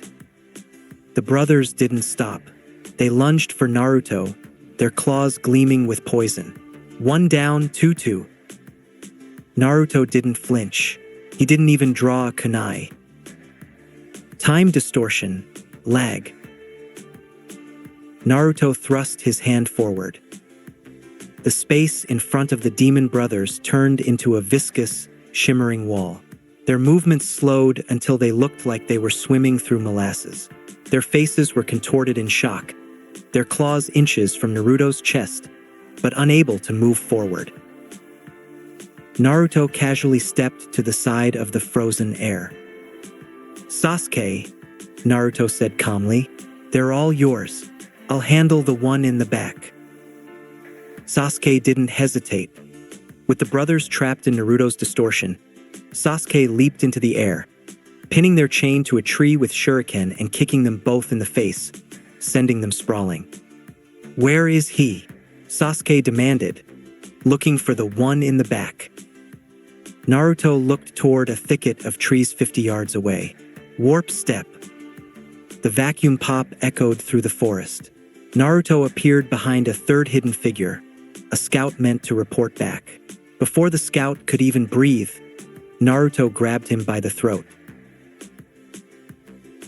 "Tell Zabuza," Naruto whispered into the man's ear, his Jikuton chakra making his voice vibrate with terrifying power, "that he's not fighting children today. He's fighting the void." Naruto tossed the man aside like trash just as Kakashi reappeared from the trees, having used a substitution. The Jonin looked at the 2 broken brothers on the ground and then at Naruto, who was calmly walking back toward the group. "Nicely done, you two," Kakashi said, though his eyes remained on Naruto. "But Tazuna, we need to talk about why Chunin-level assassins are hunting a simple bridge builder." Naruto stood by the old man, the air around him shimmering with the heat of his release. "It doesn't matter why," Naruto said, his oceanic eyes fixed on the horizon. "If they want to stop the bridge, they have to move through me. And I'm not a place people get to pass through anymore." The shifting tide and the dual shadows. The small wooden skiff cut through the water with a rhythmic, unsettling silence. A thick, unnatural mist clung to the surface of the great Naruto Bridge's construction zone, swallowing the world in a veil of gray. In the boat, the silence was heavy. Tazuna sat hunched over, his knuckles white as he gripped the rowing oars, his eyes darting toward the massive, unfinished silhouette of the bridge looming like a skeletal giant in the fog. Sakura sat huddled, her hands trembling slightly on her lap. Sasuke was a statue of focused intent, his dark eyes scanning the mist, his fingers twitching near his weapon pouch. And then there was Naruto. He sat at the stern, his 5 feet 10 inches frame relaxed, his head tilted back against the wood. To the casual observer, he looked asleep. But to Kakashi, who was watching him through the slit of his headband, Naruto looked like a predator sensing the vibration of a web. The air around the blonde didn't just feel cold. It felt dense, as if the space surrounding his body was being pulled inward toward a silent center. "Listen up." Naruto's voice broke the silence, low and resonant, vibrating through the wood of the boat. He didn't open his eyes. "I've been thinking, this mission, it's a test for you too, not me." Sakura blinked. "It means," Naruto said, finally opening his oceanic eyes, which seemed to catch the faint light of the mist and warp it, "that I'm sitting this out. Unless a threat manifests that is capable of killing you, Sasuke, or our client, I am not lifting a finger. You need the experience. I need to see how you handle the unseen." Sasuke's jaw tightened. He felt the familiar, bitter sting of envy. Naruto wasn't just being arrogant. He was acting like a veteran jonin evaluating his subordinates. "I don't need your protection, loser," Sasuke hissed. "Sit back and watch. I'll handle whatever comes out of this fog." Naruto didn't reply. He simply closed his eyes again, his Jikuton chakra already expanding in a thin, invisible film across the water's surface, feeling for the ripples of intent. The boat hit the shore with a dull thud. They disembarked into a forest of gnarled trees and low-hanging fog. The atmosphere was stifling, the kind of silence that preceded a landslide. As they walked along the dirt path, the tension grew. Suddenly, Sasuke stopped. His Sharingan wasn't active, but his instincts, honed by the crushing pressure of Naruto's growth, were on a hair trigger. He sensed a flicker of movement in the brush to the right. "There!" Sasuke roared, spinning and hurling a kunai with pinpoint accuracy. The blade whistled through the leaves, followed by a frantic squeak. A white snow rabbit scrambled out from the bushes, its fur stark against the brown earth. "Oh, Sasuke-kun." "You almost hit the poor thing," Sakura cried out, rushing toward the rabbit. She knelt down to check on it, but as she reached out, her eyes widened. Her medical ninja in training mind, fueled by her obsession with perfection, noticed something wrong. "Wait, it's fur. It's white." "So?" Tazuna grunted. "It's summer," Sakura whispered, her voice trembling. "Snow rabbits only have white fur in the winter when the daylight is short. This rabbit was raised in a lab, kept in the dark to keep its coat white. It was used for a kawarimi." "Down!" Kakashi's voice rang out, a sharp command that broke the stillness. A massive, spinning blade, the Kubikirabocho, sliced through the air exactly where their heads had been a second before. It slammed into a tree trunk, vibrating with a heavy, metallic thrum. A man appeared, standing atop the hilt, his face wrapped in bandages, his eyes cold and devoid of mercy. "Zabuza Momochi," Kakashi muttered, stepping forward. "One of the 7 swordsmen." "And he's not alone," Naruto added, standing at the back of the group, his hands still in his pockets. From the opposite side of the clearing, a second figure materialized. This man wore the garb of a Kiri shinobi, but carried 2 twin blades that hummed with a terrifying, jagged electricity. On his back, a small, hooded figure sat shrouded in a heavy cloak. Behind them stood the scout from the forest, the one Naruto had spared. "Raiga Kurasuki," Kakashi narrowed his eye, his posture losing all its laziness. "2 of the 7? Gato must be truly desperate." Raiga let out a high-pitched, manic laugh, his kiba blades sparking. "The scout said there was a boy here who could delete space. I wanted to see it for myself before I buried you all in a beautiful, lightning-lit funeral. Zabuza didn't look at the children. He looked at Kakashi, then at Naruto. Raiga, you take the brat. I have a debt to settle with the copy ninja. Kakashi glanced back at Naruto. He tried to maintain his cool persona, but the sweat on his brow told a different story. Facing one swordsman was a legendary feat facing two, while protecting 3 genin and a civilian was a death sentence. So, Naruto, Kakashi said, his voice carrying a slight, nervous edge. About that sitting out thing, I think this qualifies as a serious threat. Care to give your old sensei a hand? Naruto stepped forward, his black coat swaying. The air around him began to shimmer, the water and wind components of his chakra creating a localized vacuum that pushed the mist away in a perfect circle. I suppose, Naruto said, his voice calm. He looked at Sasuke and Sakura, who were frozen in fear. Sasuke, Sakura, stay close to Tazuna. Don't move. Naruto brought his hands together in a cross seal. Jikuton. Kage Bunshin no Jutsu. 5 ripples fractured the air. Instead of smoke, 5 solid versions of Naruto stepped out of the void. They didn't look like standard clones. Their eyes were a deep, oceanic blue that seemed to track the movement of the atoms themselves. Watch them, Naruto commanded the clones. 4 of the clones moved with warp step speed, forming a diamond formation around Sasuke, Sakura, and Tazuna.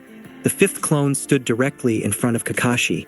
Its hand resting on the hilt of a Jikuton blade it began to manifest from pure space.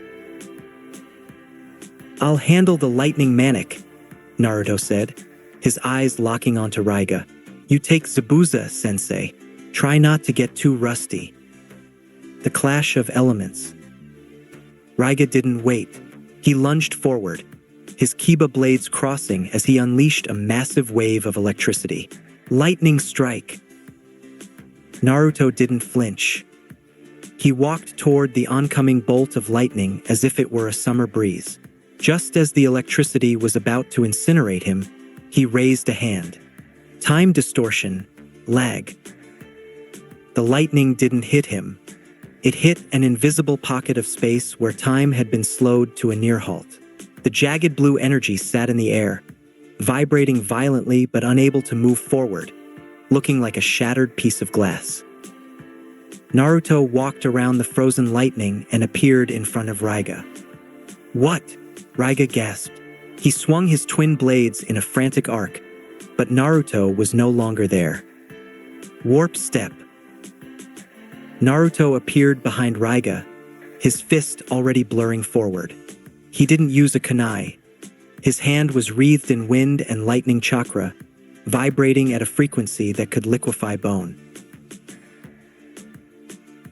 Raiga barely managed to parry with the back of his blades, the force of the impact sending him flying through the trees. He tumbled, his breathing ragged, his heart hammering against his ribs. Ranmaru, Raiga hissed to the figure on his back. Where is he? I can't track him. Inside the cloak, Ranmaru's eyes glowed with a faint, crimson light. His Kagemaru allowed him to see through walls, sense life force, and counter almost any visual jutsu. But as he looked at Naruto, he saw something that terrified him. Raiga-sama.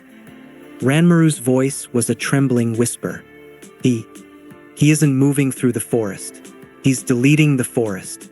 Every time he moves, the space behind him collapses. I can't predict where he will reappear because he doesn't exist in the between. Naruto stood in the center of the clearing, his hands tucked back into his pockets. He looked at the hooded figure on Raiga's back, his eyes narrowing. You have a passenger, Naruto mused. A sensory specialist. Interesting. He sees the when, but he doesn't understand the where. Meanwhile, Kakashi and Zabuza were engaged in a brutal dance of steel and mist. The Kubikirabocho clashed against Kakashi's kunai, the sound of metal on metal ringing through the fog.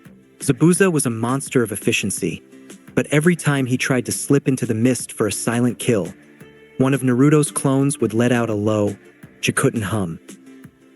The hum wasn't just noise. It was a spatial anchor.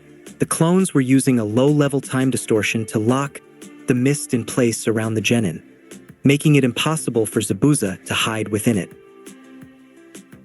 TCH, Zabuza spat, leaping back. That brat. He's stabilizing the atmosphere. My hidden mist jutsu is being neutralized by his mere presence. He's full of surprises, Kakashi said, his Sharingan spinning. The weight of the void.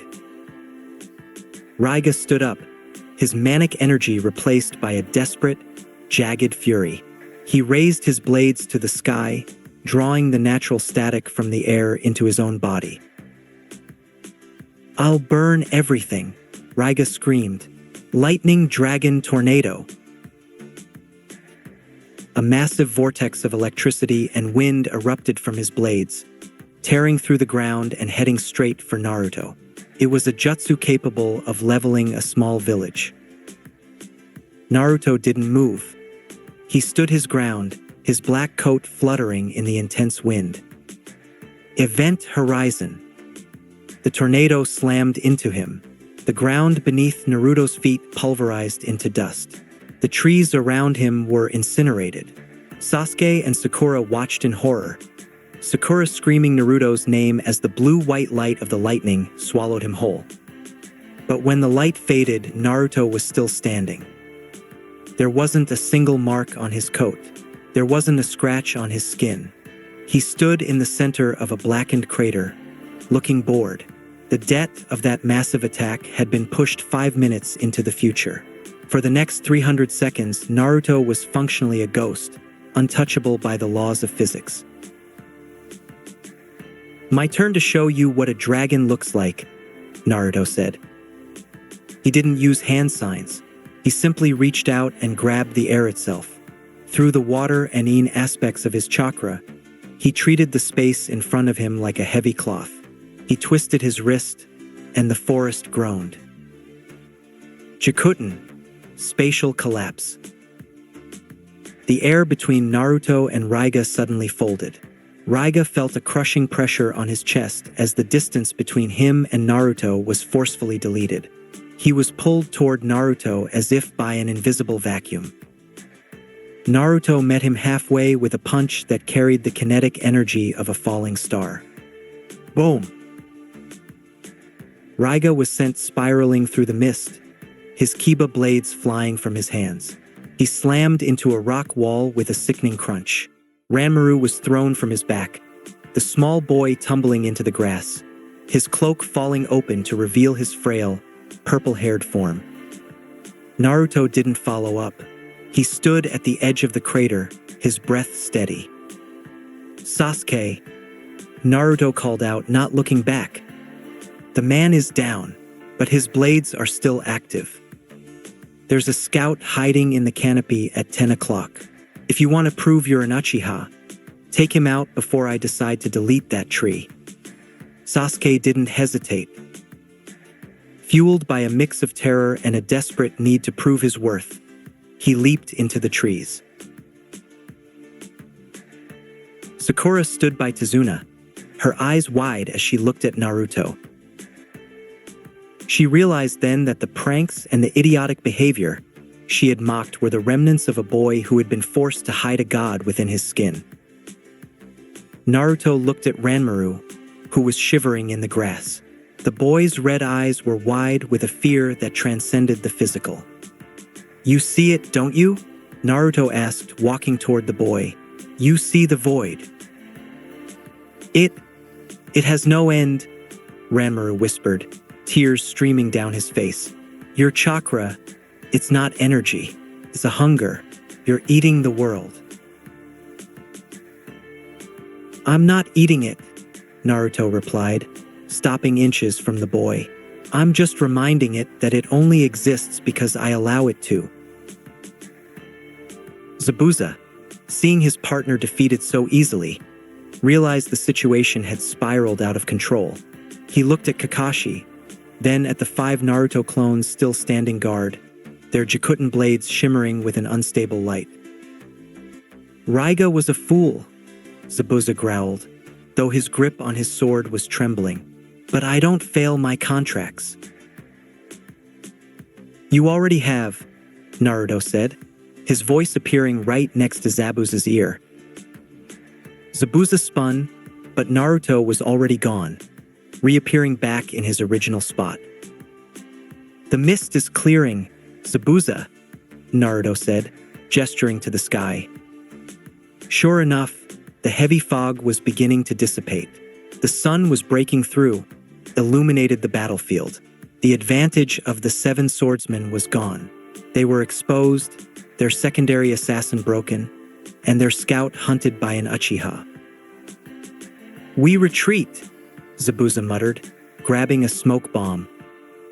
I don't think so, Naruto said. Time distortion. Static. The smoke bomb didn't explode. It hung in Zabuza's hand, frozen in time. The swordsman looked at the device, then at Naruto, and for the first time in his life, the demon of the mist felt the cold touch of true despair. I told you, Naruto said, his eyes glowing with the full power of the Incubi. I am the one who decides when the story moves forward. Naruto has effectively neutralized 2 of the strongest swordsmen in the world without breaking a sweat. The land of waves has become his personal playground. The mist began to thin, not because the sun had conquered it, but because the sheer pressure of Naruto's presence was vibrating the water molecules into submission. Zabuza Momochi, a man who had survived a coup against a Kage, stood frozen. In his hand, the smoke bomb was a useless sphere of plastic and stalled time. Raiga lay broken against the far rocks, his breathing a wet, ragged sound. Ranmaru hovered over him, his crimson eyes darting toward Naruto with a mix of worship and absolute dread. Why? Zabuza's voice was a low rasp. You have the power to erase us. Why are we still breathing? Naruto took a slow step forward, his black coat swaying. The 5 clones remained in their diamond formation, their Jikuton blades humming a low, dissonant chord that resonated in the teeth of everyone present. Because, Naruto said, his oceanic eyes shifting toward the unconscious Raiga. I'm curious. I want to know how a man with 2 lightning blades can think he's fast when time itself is a suggestion. And I want to know why a sensory specialist like that boy looks at me and sees a void instead of a person. You're a monster, Raiga managed to wheeze, his eyes flickering open. A beautiful, lightning-lit monster. Naruto smirked, a cold, sharp expression. Monster? Maybe, but even monsters have hobbies. Mine happens to be collecting the logic of the world. Your blades, your vision, you're just data to me. The frozen intervention. Suddenly, the temperature in the clearing plummeted. It wasn't the heavy cold of Naruto's Jikuton, but a sharp, crystalline frost that bit into the lungs. Suetun, Sensatsu Susho, 1,000 flying water needles of death. From the remaining pockets of mist, 1,000 needles made of pure ice crystallized in the air. They didn't target Naruto. They targeted the ground between Naruto and the fallen swordsman, creating a chaotic, reflective screen of ice. Naruto's eyes widened, a spark of genuine excitement lighting up his features. He didn't use a warp step to intercept. He stood still, watching the needles with a scholarly intensity. Ice release, the Yuki clan. A figure wearing a Hunter-Nin mask blurred into the clearing. With a precision that even Kakashi found startling, the newcomer unleashed a series of Senbon needles. They didn't hit to kill. They struck the neck of Zabuza and the pressure points of Raiga. To Sakura and Sasuke, it looked like the Hunter-Nin had executed them. But Naruto saw the truth. He saw the way the ice user's chakra chilled the heartbeats of the swordsman to the point of suspended animation. "Forgive me," the masked youth Haku whispered, "but I cannot allow you to take them." Haku triggered a series of ice mirrors that reflected the sunlight with blinding intensity. In that split second of distraction, the ice user grabbed Zabuza's massive frame and Raiga's shattered body. "Naruto, stop them!" Sakura screamed, shielding her eyes. Naruto didn't move. He watched Haku vanish into the mist with his prizes, a look of pure fascination on his face. Hayaton, the perfect marriage of wind and water, to slow the molecules of the world until they solidify. It's the physical inverse of my lightning wind excitation. "You let them go," Sasuke spat, his knuckles bleeding from his grip on his kunai. "You let 3 of them escape." "I let them live," Naruto corrected, his voice airy. "I need to see that ice again. I need to understand how he stabilizes the crystalline structure of the mirrors. It's beautiful." The collapse of the copy ninja.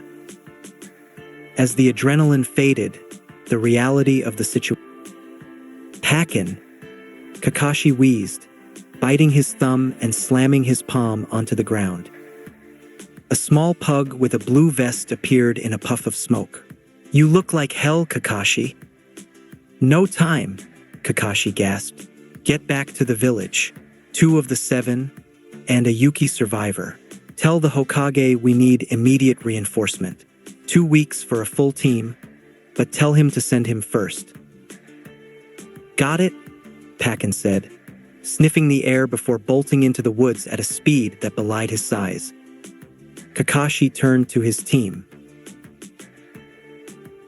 He looked at Sakura, who was trembling, at Sasuke, who was consumed by a dark, brooding envy, and finally at Naruto, who was staring at the spot where the ice had been, lost in thought. "You all." Kakashi's knees buckled. "Did a good job, especially you, Naruto. You held the line."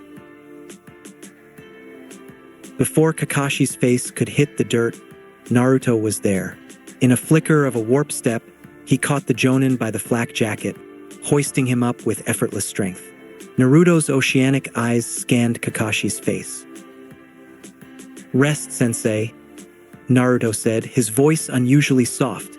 "The void will watch over the bridge until you wake up." The messenger in the tower.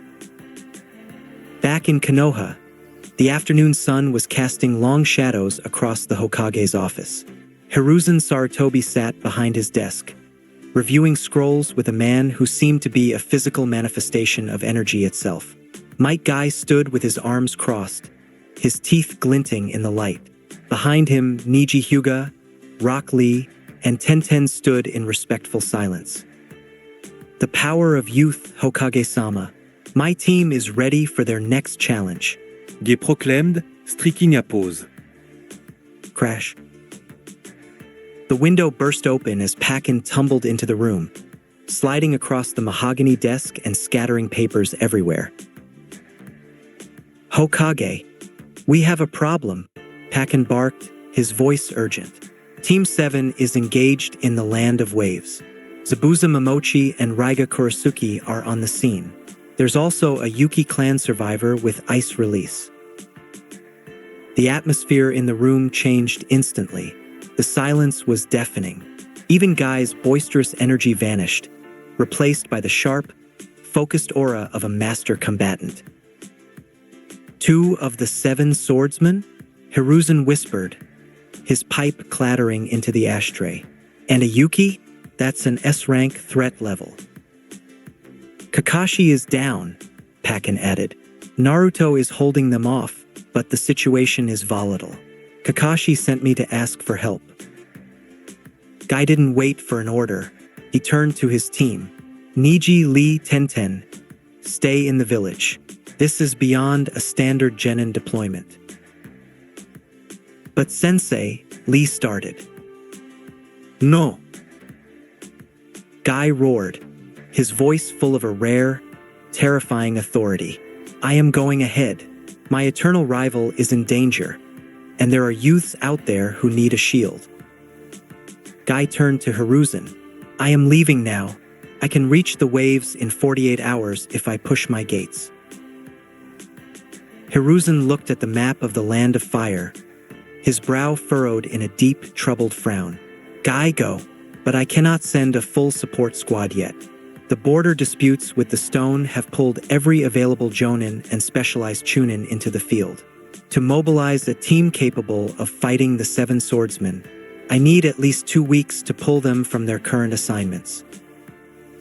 2 weeks, Tenten gasped. They could be dead by then. They have Naruto, Pakin grunted, looking back at the window. And from what I saw, the swordsmen should be the ones worried about dying. Hiruzen nodded slowly. Guy, provide immediate support. I will begin the mobilization, but for now, the fate of the Land of Waves rests on the shoulders of my most unpredictable shinobi. Guy gave a sharp nod, and in a blur of green he was gone, a sonic boom echoing through the office as he leaped from the balcony. Hiruzen sat back, staring at the empty air. He thought of Naruto's Jikuton and the way the boy had looked at him in the office days prior. I sent you on a C-rank, Naruto, Hiruzen thought. But it seems the world is determined to test if you are truly the god of the new era. The weight of 30 years.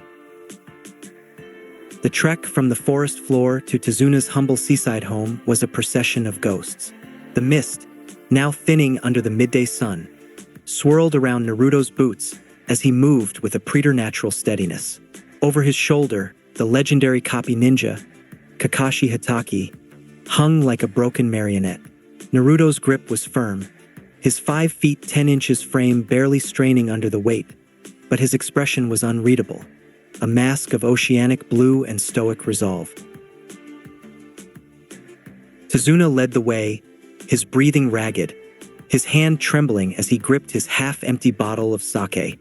Every few seconds, the old man would glance back at the blonde boy who had just rewritten the laws of physics in front of him. Behind them, Sasuke and Sakura walked in a daze. The world they knew, the world of simple kunai throws and academy lectures, had been incinerated. The dialogue Naruto had shared with them earlier about his father, the fourth Hokage, and the beast in his gut felt like a physical brand on their souls. In here, Tezuna whispered, kicking open the door to his home. Tsunami, clear the table. We have wounded. Naruto didn't wait for the table. He moved past the startled Tsunami and laid Kakashi onto a clean futon in the corner of the room. He stepped back, his eyes scanning his sensei's pale face. He's not dying, Naruto said, his voice resonant and cool, cutting through Sakura's budding sob. But his chakra coils are scorched. He used the Sharingan to track my distortions while fighting a swordsman. He's lucky he didn't go blind. He's been out for an hour already? Sakura whispered, kneeling by Kakashi's side. Naruto, what do we do? We wait, Naruto replied. He looked at Sasuke, who was staring at his own hands with a dark, simmering intensity. And we prepare. Zabuza and Raiga aren't dead. The Yuki boys saved them. They'll be back, and next time, they won't be surprised by me. The Infinite Laboratory. While Sasuke and Sakura took turns watching over Kakashi, and Tezuna's grandson, Inari, watched them all with eyes full of bitter resentment, Naruto withdrew. He sat in the corner of the room, his back against the wood, his eyes closing as he entered the meditative state that had become his true home. Inside his mindscape, the galaxy was a swirl of violent violets and deep, cosmic blacks. Kurama lay sprawled across a nebula, his 9 tails swaying like solar flares. Back so soon, brat? The fox rumbled, his voice shaking the stars. You're obsessed. You saw a boy make needles out of water, and now you think you can play God with the temperature. It's not about temperature, Kurama, Naruto said, his mental avatar standing in the center of the void. It's about stability. Haku's ice isn't just cold. It's a structural lock. He's taking the flow of water and turning it into a state. My Jikuton is all about flow, accelerating it, lagging it, or warping it. If I can learn to hit the absolute zero of time, I can create a stasis field that mimics ice. You're a fool, Kurama huffed. But you're a stubborn one. Fine, I'll grant you the time. But don't blame me if your mind fractures before you find the answer. Naruto sat cross-legged in the center of his internal galaxy. Through the in-half of the kyubi, he began to manipulate the perception of time. Outside, minutes passed. Inside, the clock began to stretch. Year 1. Naruto focused on a sphere of water floating in the void. He applied his wind affinity to sharpen it and his lightning to vibrate it. Then he tried to pull the energy out. He tried to force the space around the water to stop vibrating. The water splashed against the floor. Year 5. He had mastered the ability to slow the water until it looked like a gel. It was thick, viscous, and cold to the touch, but it wasn't ice. It was just stagnant liquid. Not enough, Naruto muttered, his hair growing longer in his mental projection, his eyes growing colder. I need the lattice. I need the space to collapse into a crystalline form. The frustration began to bleed into his chakra. He spent years trying to combine the water and wind into a single breath, just as he had seen Haku do. He could create snow. He could create frost. But the moment he tried to apply his Jikuton logic to make the ice a gateway or a mirror, the structure shattered. The physics of space-time and the biology of a bloodline were clashing. Year 20. Naruto was a ghost in his own head. He had spent decades in the dark, watching water molecules fail to freeze. He began to realize that Haku's ice release wasn't just a technique. It was a prayer. It was a harmony of the soul that Naruto, with his violent, warping chakra, couldn't mimic. He could delete a forest, but he couldn't delicately craft a snowflake. Year 30. Naruto stood before the floating water. He looked older in the mindscape, his face etched with the weariness of a man who had lived an entire lifetime in a week. He reached out and touched the water. He applied the Jikuton, a total freeze of time. The water turned into a black, jagged shard of time ice. It was beautiful. It was terrifying. It was absolute. But as he tried to shape it into a mirror, it exploded. The pressure of holding time still on a molecular level was too great. The ice didn't melt. It simply erased itself from existence, leaving a hole in the mindscape that took hours to heal. Failed again, Naruto whispered, his voice cracking. Enough, Kurama commanded, his massive paw coming down to shatter the training session. You've spent 30 years of your life chasing a shadow. The copy ninja is waking up. Return to the waking world, Naruto. You're losing your grip on now. While Naruto practiced his temporal ice, a green blur was tearing through the forests of the land of fire. Might Guy was a man possessed. He wasn't running on the path. He was leaping over the canopy, his footsteps creating small sonic booms that sent birds scattering for miles. Hold on, Kakashi. Guy roared to the empty wind, his youth burning at a fever pitch. The power of my friendship shall not let you fall. I will reach you in 48 hours, even if I have to kick the very air to do it. Guy knew the stakes. 2 of the 7 swordsmen were no joke. He had fought their kind before. He knew that even a genius like Kakashi could be overwhelmed by the sheer brutality of the Mist's elite. He lost his father to them already. He will not lose Kakashi. But as he ran, Pakin's words echoed in his head. The swordsmen should be the ones worried about dying. Naruto Uzumaki, Guy whispered as he crossed the border into the land of waves. Let's see if your youth can match the legends I've heard. The Awakening and the Green Beast. Naruto's eyes snapped open. The transition from 30 years of cosmic silence to the humid, salty air of the land of waves was like a physical blow. He gasped, his lungs burning, his mind reeling as he tried to reconcile the fact that he was still a teenager in a wooden house. He was meticulously cleaning the dust off his black coat. Sasuke sat across from him, his eyes fixed on the floor, while Sakura sat tucked in the corner, her gaze darting between the two boys. The silence wasn't the comfortable silence of friends. It was the ringing silence that followed an explosion. Naruto's words from the road still echoed in their minds, louder than the sound of the ocean outside.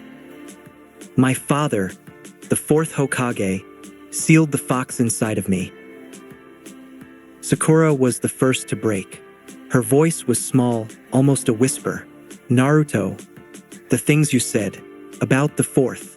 If that's true, if you're his son, why wouldn't the Hokage tell us? Why would he let everyone treat you like that? Naruto didn't look up from his sleeve. Because secrets are easier to manage than people, Sakura. If I was the hero's son, I'd be a political target. If I'm the demon brat, I'm just a mistake the village wants to forget. It's cleaner for them that way. Sasuke finally looked up. His Sharingan wasn't active, but his gaze was piercing. You called him a dumbass.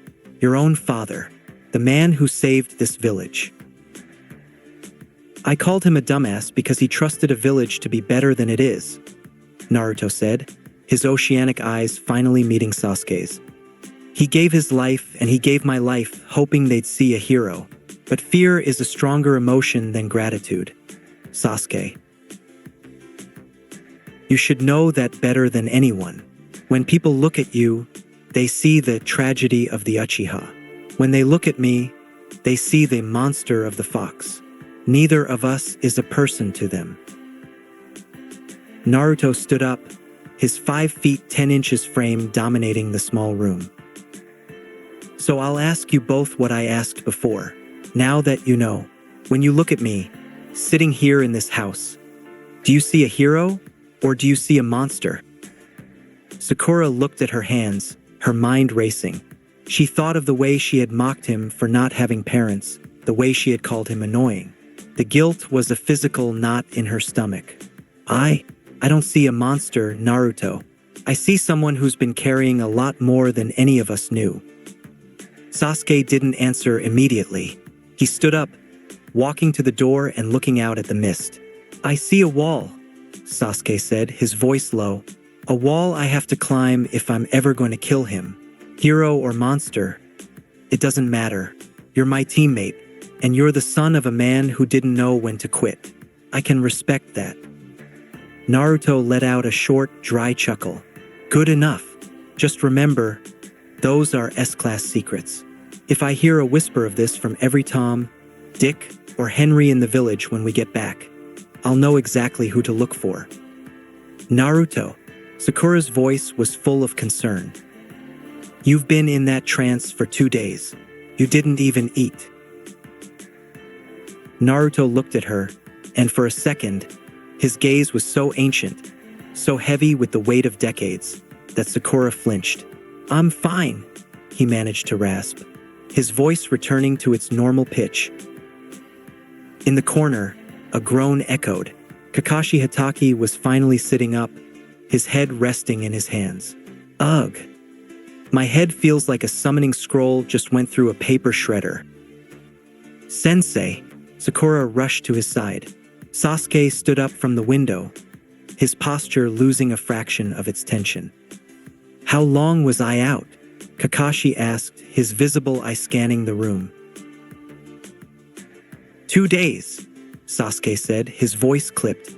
Naruto's been a statue, and the old man's been drinking his weight in sake. We're sitting ducks here, Kakashi. Kakashi looked at Naruto, noting the subtle change in the boy's aura. There was a new layer of exhaustion behind Naruto's eyes, a flickering shadow of something that hadn't been there before. Naruto, you've been training in there, haven't you? The fox's time dilation.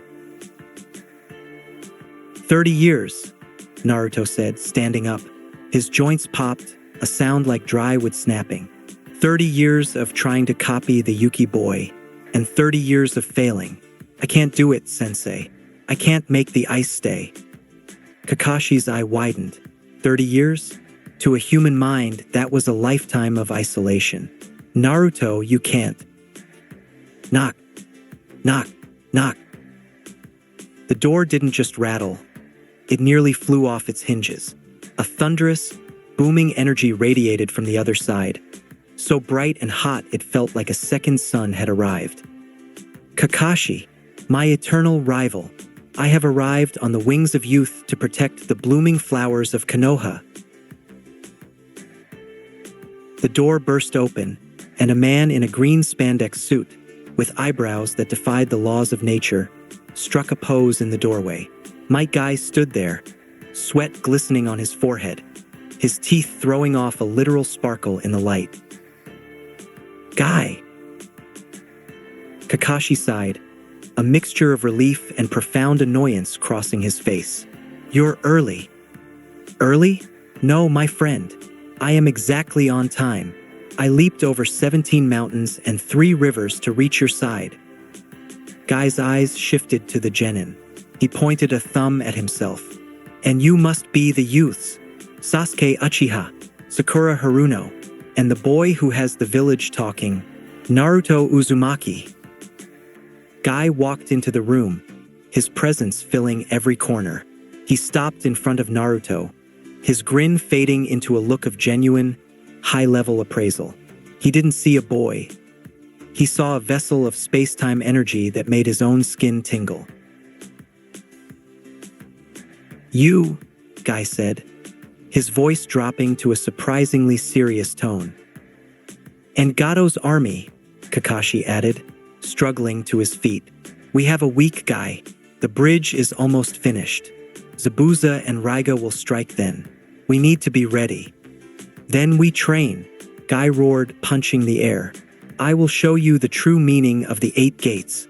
And Naruto, if you cannot make the ice stay, then we shall teach you how to make the fire of your spirit burn so bright that the ice melts before it can even form. The training ground of the damned. The next morning, the forest behind Tezuna's house became a theater of war. Kakashi, still recovering but able to move, stood with Guy at the center of a clearing. Sasuke and Sakura were forced into a grueling regimen of physical conditioning and chakra control. Guy had Sasuke running laps with massive boulders strapped to his back, while Sakura was tasked with climbing trees using only her feet while Guy threw kunai at her to test her focus. But Naruto was different. He stood in a separate clearing, 30 yards away. He wasn't running. He wasn't lifting weights. He was standing in front of a massive oak tree, his hands in his pockets. Watch him, Lee-sensei, Kakashi whispered to Guy. Naruto closed his eyes. He didn't use a hand sign. Jikuton, Lagpulse. The air around the tree began to shimmer. Suddenly, the leaves on the tree began to move at 10 times their normal speed, fluttering violently, while the trunk of the tree began to slow down. The tension between the 2 time zones caused the bark to groan and shatter. He's not just moving fast, Guy whispered, his eyes wide. He's desyncing the reality of the object. He spent 30 years in his head trying to learn ice release, Kakashi said. He failed at the ice, but he mastered the static of time. He can't freeze water, but he can slow the intent of an attack so much that it appears to stop. Naruto turned toward them, his oceanic eyes glowing. Guy-sensei, Kakashi-sensei, I don't want to pull weeds anymore. I want to know how to fight someone who can see through the void. The Yuki boy. He didn't just see me. He predicted the fold. Guy stepped forward, stripping off his weights. Each one hit the ground with the force of a small earthquake, cratering the soil. Then let us begin, Naruto. Guy yelled, his aura erupting in a green mist of pure physical energy. You have the power of the gods, but do you have the heart of a beast? If you want to beat the mist, you must learn to move faster than the thought of time. For the next 5 days, the forest screamed. Naruto traded blows with Guy, the warp step clashing against the primary lotus.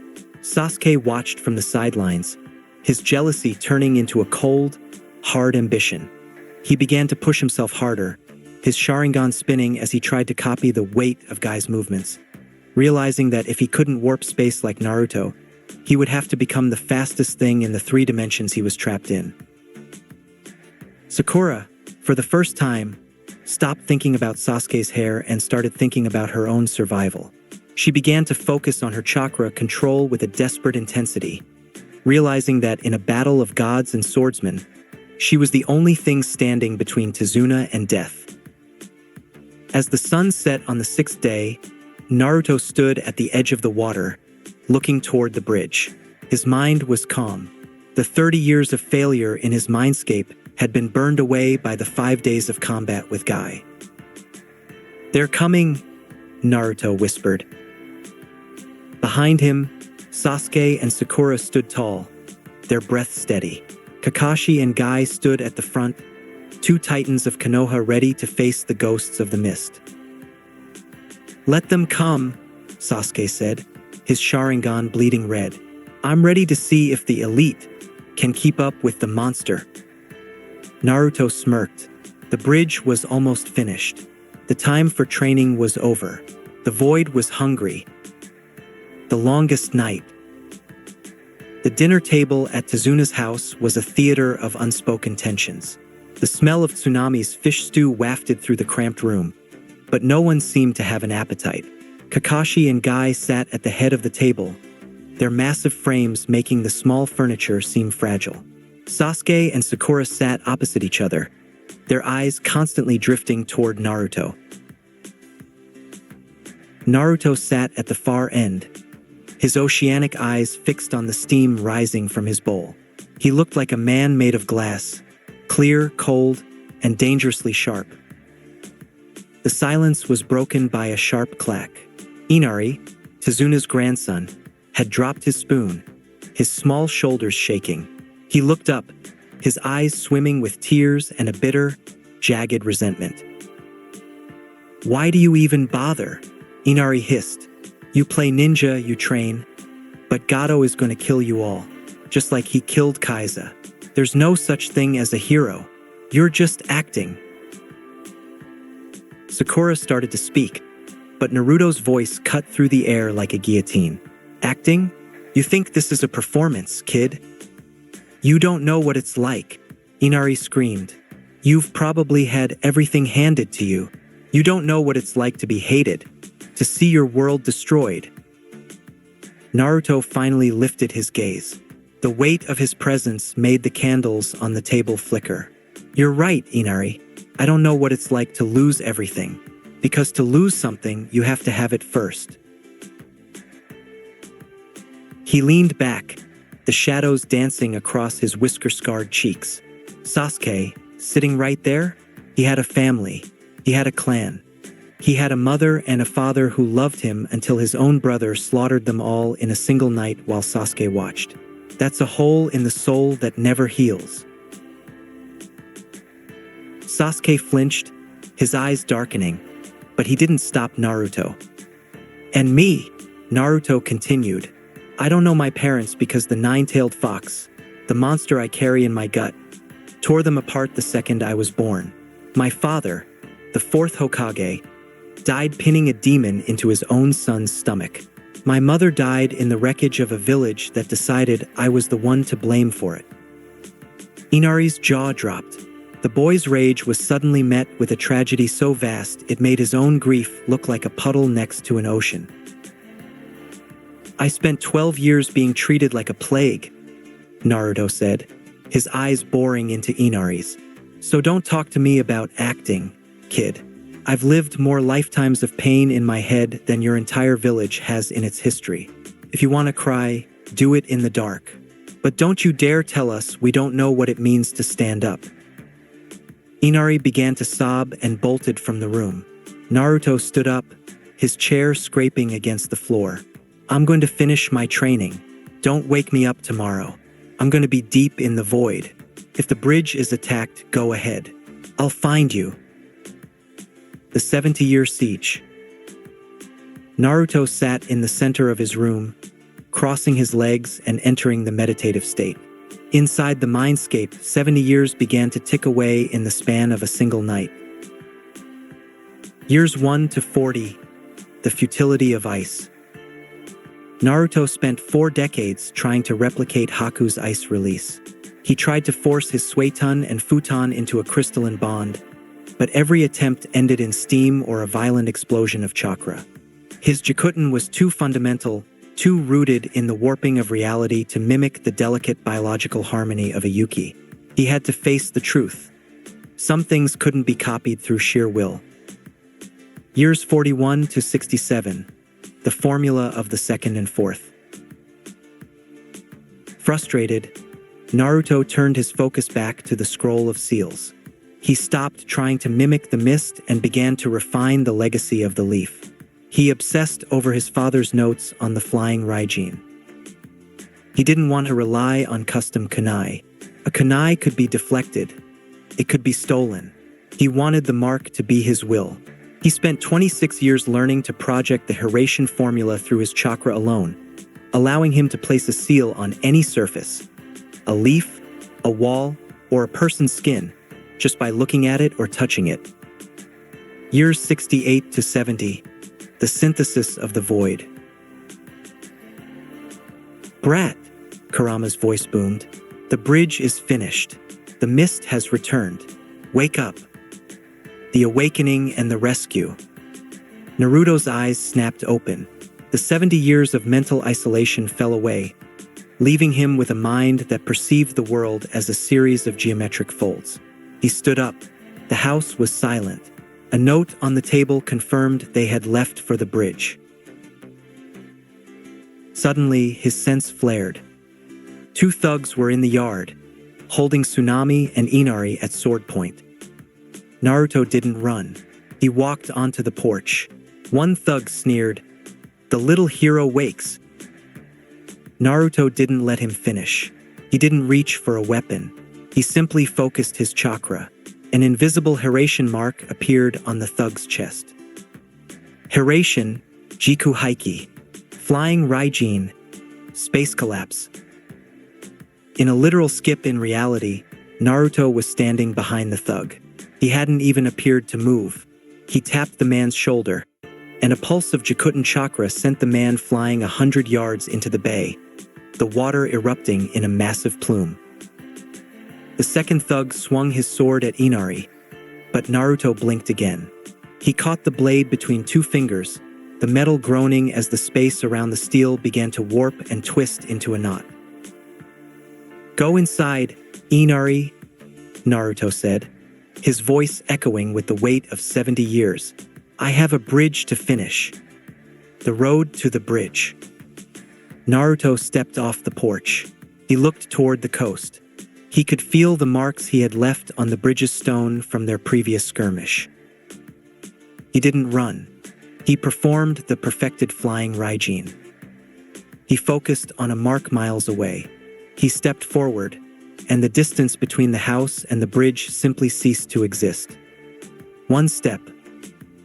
The horizon rushed toward him. The sound of clashing steel and Zabuza's laughter filled the air. Naruto landed at the edge of the great Naruto Bridge. The mist was a wall of white, but Naruto could see the anchor points of the battle. He saw the glint of Haku's ice mirrors and the green flare of Gai's gates. He adjusted his black coat, his oceanic eyes glowing with a calm, terrifying mastery. He had spent a lifetime in the dark.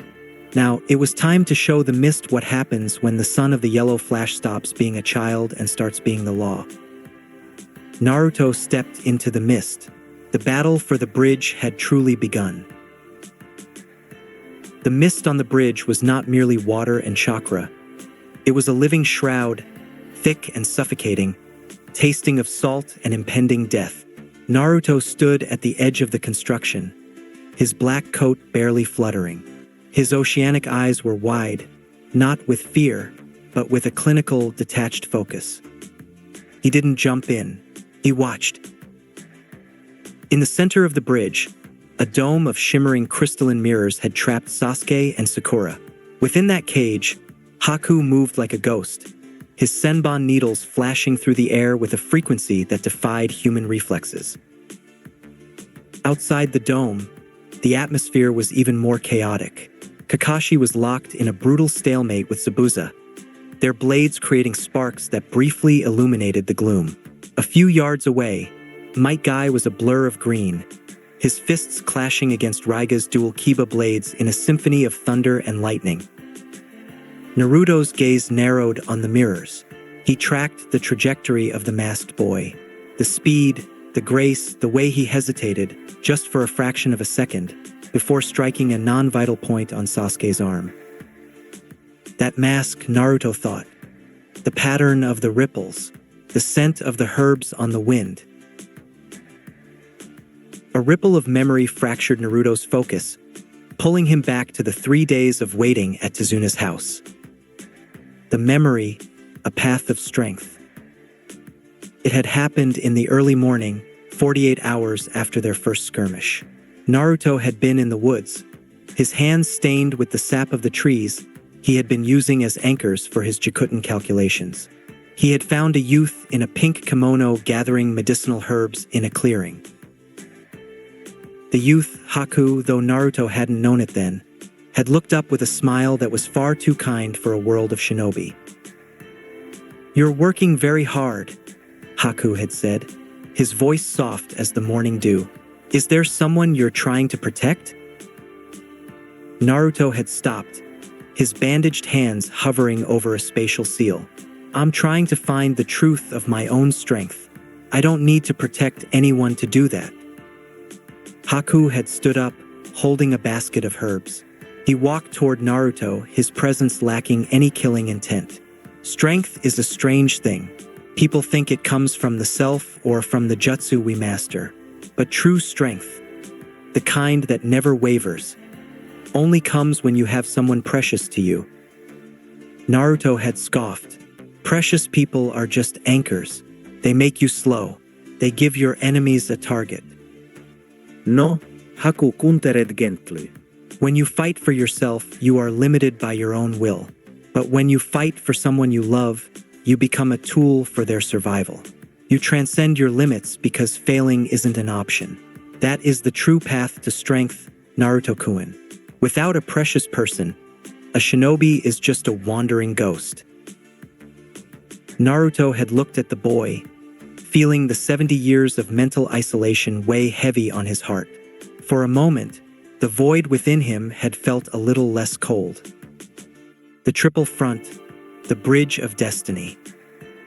The flashback shattered as a scream erupted from the ice dome. Sakura had been hit. Naruto's eyes turned a dark, stormy blue. "I see," Naruto whispered to the wind. "You found your precious person in Zabuza, and now I have to see if mine are worth the wait." The cage of ice, Sasuke and Sakura versus Haku. Inside the mirrors, Sasuke was panting, his clothes shredded by senbon. His Sharingan was spinning frantically, the two tomo in each eye struggling to track a movement that existed between reflections. Sakura was on her knees, her chakra nearly depleted from maintaining a basic defensive barrier. "He's too fast," Sasuke wheezed. "It's like he's everywhere at once." Haku materialized in the mirror directly in front of them. "I do not wish to kill you, but if you threaten Zabuza-sama's dream, I will not hesitate. Please, stay down." "Not a chance," Sasuke roared, lunging forward with a kunai. Haku vanished, appearing behind Sasuke and driving 3 senbon into his shoulder. Sasuke fell, his vision blurring. But as he hit the ground, he saw a shadow flicker at the edge of the dome. A Hiratian seal, invisible to all but the most sensitive, manifested on the surface of the central mirror. Hiratian, Jikuton. The mirror didn't just break. The space it occupied collapsed. Haku was forced out of the reflection as the mirror warped into a distorted spiral of glass and frost. Naruto appeared in the center of the dome, his back to his teammates. "You're late," Sasuke grunted, a bloody smirk on his face. "I was observing," Naruto replied, his voice echoing with a metallic reverb. He looked at Haku, who stood on the bridge deck, his mask cracked. "The path of strength, Haku. You said precious people make you stronger. Let's see if your ice can withstand the gravity of mine." The Clash of the Titans, Kakashi versus Zabuza. Outside the dome, the demon of the mist was losing his patience. Zabuza swung the Kubikirabocho in a wide, horizontal arc, clearing the mist for a split second. Kakashi met the blade with a kunai reinforced by lightning-natured chakra. "You're distracted, Kakashi," Zabuza growled. "You're worried about your brats. That's why you'll lose." "I'm not worried," Kakashi countered, his Sharingan locked onto Zabuza's throat. "I'm waiting. You think you're the hunter here, Zabuza, but you've trapped yourself in a cage with a wolf that has lived a lifetime you can't imagine." Zabuza laughed, a dark, hollow sound. "A wolf? That brat is a freak of nature. But even a god can be bled." Suiton. Daikdan no jutsu. Great shark bullet technique. A massive shark made of pressurized water lunged at Kakashi. Kakashi performed a series of rapid hand signs, his hands blurring. Suiton. Suijinhu. Water wall. The two water techniques collided with the force of a tidal wave, flooding the bridge. Amidst the chaos, Zabuza vanished into the mist again, his killing intent vibrating through the wooden planks. Kakashi stood still, closing his eyes, relying on his ears to track the sound of the demon's breath. 3. The Storm of Youth, Guy versus Raiga. Further down the bridge, the air was a chaotic mess of green and blue. Might Guy was in the third gate, the gate of life. His skin was flushed red, and his hair stood on end, his aura radiating a heat that turned the mist into steam. Raiga Kurisuke was laughing hysterically, his kiba blades held high. "Beautiful! Such a beautiful funeral you're giving yourself, Green Man." Rairi no Tatsumaki. Lightning Dragon Tornado. The tornado of electricity roared toward Guy, but Guy didn't dodge. He sprinted directly through the center of the storm, his speed so great that he moved faster than the lightning could track. Primary Lotus. Guy appeared beneath Raiga, kicking him into the air and wrapping him in his bandages. They spun toward the bridge deck like a drill of pure kinetic energy. Ranmaru, Raiga screamed. The boy on his back opened his eyes, the crimson glow of the Kajimaru piercing through the bandages. Right, 5 degrees to the left, Raiga-sama. The spatial rift is opening. Raiga adjusted his weight mid-air, narrowly avoiding the impact as Guy slammed into the bridge, creating a crater 10 feet deep. Raiga landed on his feet, panting, his blades sparking. "You're fast, Green Man, but my eyes see the truth of your movement before you even make it." Guy stood up from the crater, his thumb up, a ferocious grin on his face.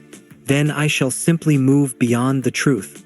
The power of youth knows no limits." The synthesis of the void. Naruto stood in the center of the bridge, the 3 battles swirling around him like a hurricane. He watched Haku prepare another set of mirrors. He watched Zabuza prepare a silent kill on Kakashi. He watched Raiga prepare a final lightning strike. He raised his hand, the Jikuton chakra beginning to spin in a concentrated sphere above his palm. It wasn't a Rasengan, it was a localized singularity. 70 years, Naruto whispered. 70 years of watching the stars turn. I learned one thing, Haku. Precious people don't just make you stronger. He looked at Sasuke and Sakura, then at Kakashi and Guy. They make you responsible for the world they live in. Naruto slapped his palm onto the bridge deck. A massive Hiraishin formula spread out across the wood, covering the entire field of battle in a web of black ink and glowing blue energy. Hiraishin, Jikuton, World Fold. The bridge didn't just shake. The reality of the land of waves shuddered. The mist over the great Naruto Bridge was no longer a natural phenomenon. It had become a graveyard of intent. The salt-heavy air was thick enough to choke a man, flavored with the ozone of Raiga's lightning, the metallic tang of Zabuza's bloodlust, and the chilling, sterile bite of Haku's ice. Naruto stood at the epicenter of this converging storm. His oceanic eyes, once bright and mischievous, were now twin abysses of blue cool, calculating, and heavy with the weight of 70 years of mental evolution. He didn't just see the bridge. He saw the lattice of reality that held it together. He saw the folds in space where Haku moved, the vibrations in the air that signaled Zabuza's breath, and the bioelectric pulses of Raiga's frantic heart. 70 years, Naruto whispered, his voice a low hum that seemed to vibrate the very wooden planks beneath his feet. I spent a lifetime in the dark, watching the stars turn, trying to find a way to make the world stand still. And here you are, trying to move faster than the void. The convergence of 3 deaths. The battlefield was a triptych of high-level slaughter. The first front, the Dome of Mirrors. Inside the crystalline cage, Sasuke Uchiha was a broken man. His Sharingan was spinning so fast it felt as if his eyes were bleeding. Beside him, Sakura was a heap of trembling resolve, her hands glowing with a faint, flickering green light as she tried to close a jagged gash on Sasuke's thigh. Haku moved with a grace that was offensive to the eyes. He was a streak of white and blue, appearing in 3 mirrors simultaneously. I told you, Haku's voice echoed from the ice. To protect the person precious to me, I will become a monster. This is my path of strength. What is yours, Naruto-kun? Naruto didn't look at Haku. He looked at the air. He saw the marks he had placed, invisible anchors of Jikuton chakra. My path, Naruto mused. My path is the one that has no end. Hiraishin, Jikuton. In a skip of reality that bypassed the concept of speed, Naruto was inside the dome. He didn't teleport. The space simply collapsed, bringing him from the bridge's edge to Sasuke's side in a 0-time interval. He caught a senbon needle between his thumb and forefinger, the metal groaning as the space around it began to warp. You speak of precious people, Haku, Naruto said, his voice dropping to a metallic baritone. But you've made a mistake. You've made your precious person a reason to die. I've made mine a reason to rewrite the laws of the world. The second front, the silent kill. Zabuza Momochi, the demon of the mist, moved through the whiteout with the practiced ease of a shark in deep water. He couldn't see Kakashi, but he could smell the copy ninja's exhaustion. He raised the Kubikirabocho, the massive blade hungry for the iron in Hitaki's blood. Kakashi. Zabuza roared, lunging from the mist. Kakashi's Sharingan tracked the blade, but his body was lagging. The chakra depletion from the previous days was a lead weight in his veins. He raised his kunai, knowing it wouldn't be enough. The third front, the thunder of the madman. Might Guy was a titan of green fire. His skin was the color of a sunset, the 6th gate, the gate of joy threatening to crack his very bones. But Raiga Kurisuke was a man possessed. He had Ranmaru on his back, the boy's red eyes guiding every strike. Now, Raiga-sama, to the left. The green man is slowing, Ranmaru cried. Raiga swung his Kiba blades, a massive bolt of blue-white lightning arcing toward Guy's head. Beautiful, a funeral of light for the strongest man I've ever seen.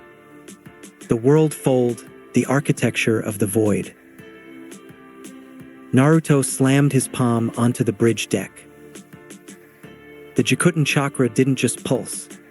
It expanded like a supernova of black ink.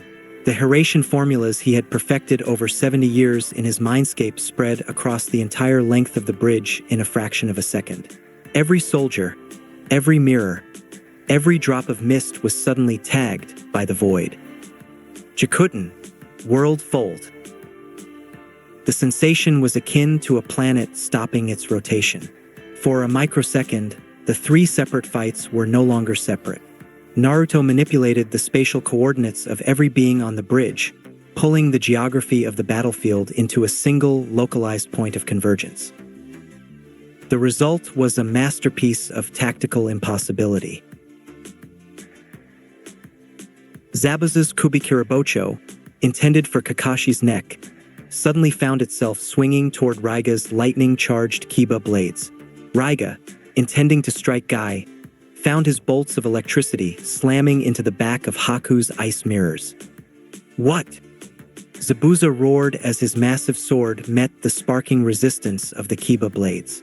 The impact created a shockwave that cleared the mist for 100 yards. The space? It's shifting. Raiga screamed, his eyes darting frantically. Ranmaru, what is happening? I can't see the lines anymore, the boy wailed from Raiga's back. Everything is the same place. He's made the whole bridge a single point. Naruto stood at the center of this chaos, the world fold acting as his personal canvas. He turned to Haku, who was staring in horror as his mirrors began to shatter under the weight of the spatial distortion. You see, Haku, Naruto said, walking calmly through the wreckage of the dome. When you have 70 years to think about it, you realize that precious people aren't just motivation. They are the anchors of your reality. Because they exist, I cannot allow the space they occupy to be violated. Naruto reached out and touched the air. A ripple of Jikuton chakra, the Kekiai Toda of wind, lightning, and water, coalesced into a shimmering, transparent blade that hummed with the frequency of a dying star.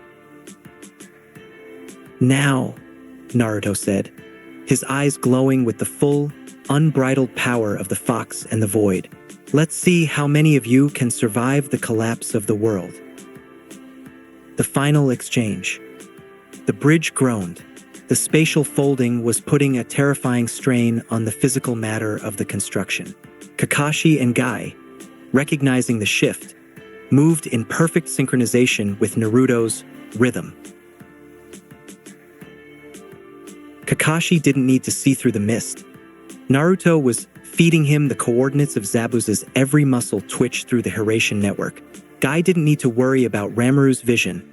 Naruto was lagging Raiga's perception, making the lightning user see a reality that was 3 seconds behind the present. Sasuke, Sakura, Naruto commanded, his voice echoing in their minds. Close your eyes. The light of the void is not meant for the living. Sasuke gripped his kunai, his teeth bared in a snarl of envy and awe. He did as he was told, trusting the monster he had once mocked.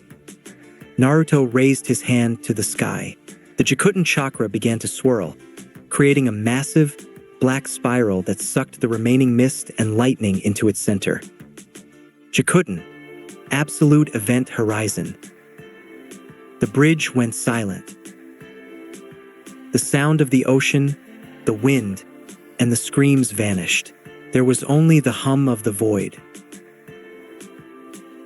Zabuza, Raiga, and Haku stood in a triangle of death, their weapons locked, their bodies unable to move as the space around them became a solid, crystalline prison of stalled time. This is the end of the mist, Naruto whispered. He stepped forward, his hand glowing with a white-hot spatial fire. He didn't look like a hero. He didn't look like a demon. He looked like the end of a story.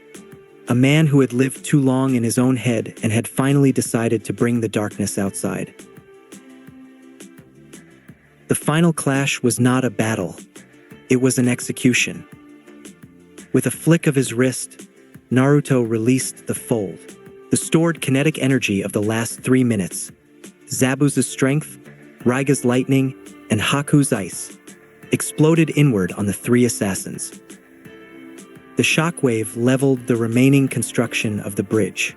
When the light finally faded, Naruto was the only one standing in the center, his black coat scorched but intact, his oceanic eyes slowly fading back to their natural blue. Behind him, Sasuke and Sakura opened their eyes to a world that had been completely transformed. The mist was gone. The bridge was a scarred wasteland of stone and ice, and the 3 legendary assassins were nothing more than broken shadows at the feet of the boy who had mastered the void. Naruto turned back to his team, his breath coming in slow, measured drags. "The bridge is finished," he said, his voice flat and weary. "Let's go home." Naruto has effectively ended the threat of the Land of Waves, but the toll of 70 years in the mindscape is beginning to show. The mist didn't just clear, it was annihilated. The absolute silence that followed was more terrifying than the roar of the lightning or the clashing of the steel.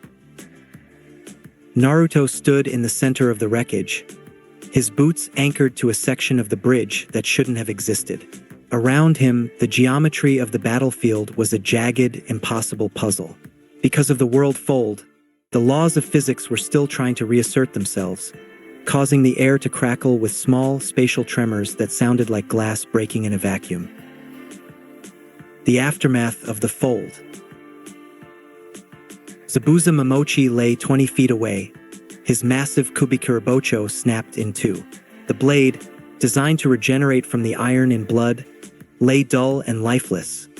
Its molecular structure had been disrupted by the Jikuton collapse.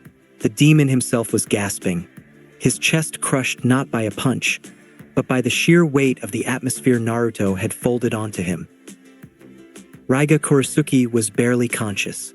His Kiba blades had been fused together into a twisted hunk of slag.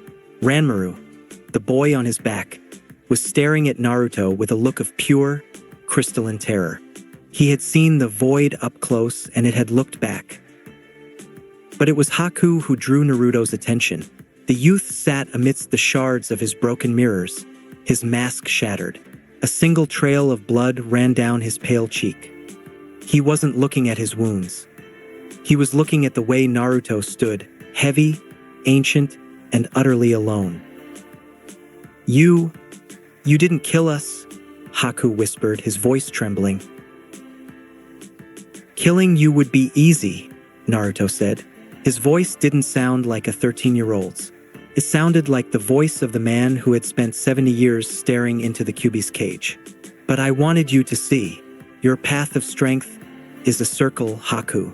You protect Zabuza so Zabuza can kill. You kill so you can protect. It's a closed loop of death."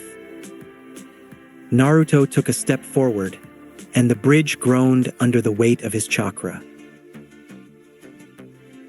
"I broke the loop," Naruto continued.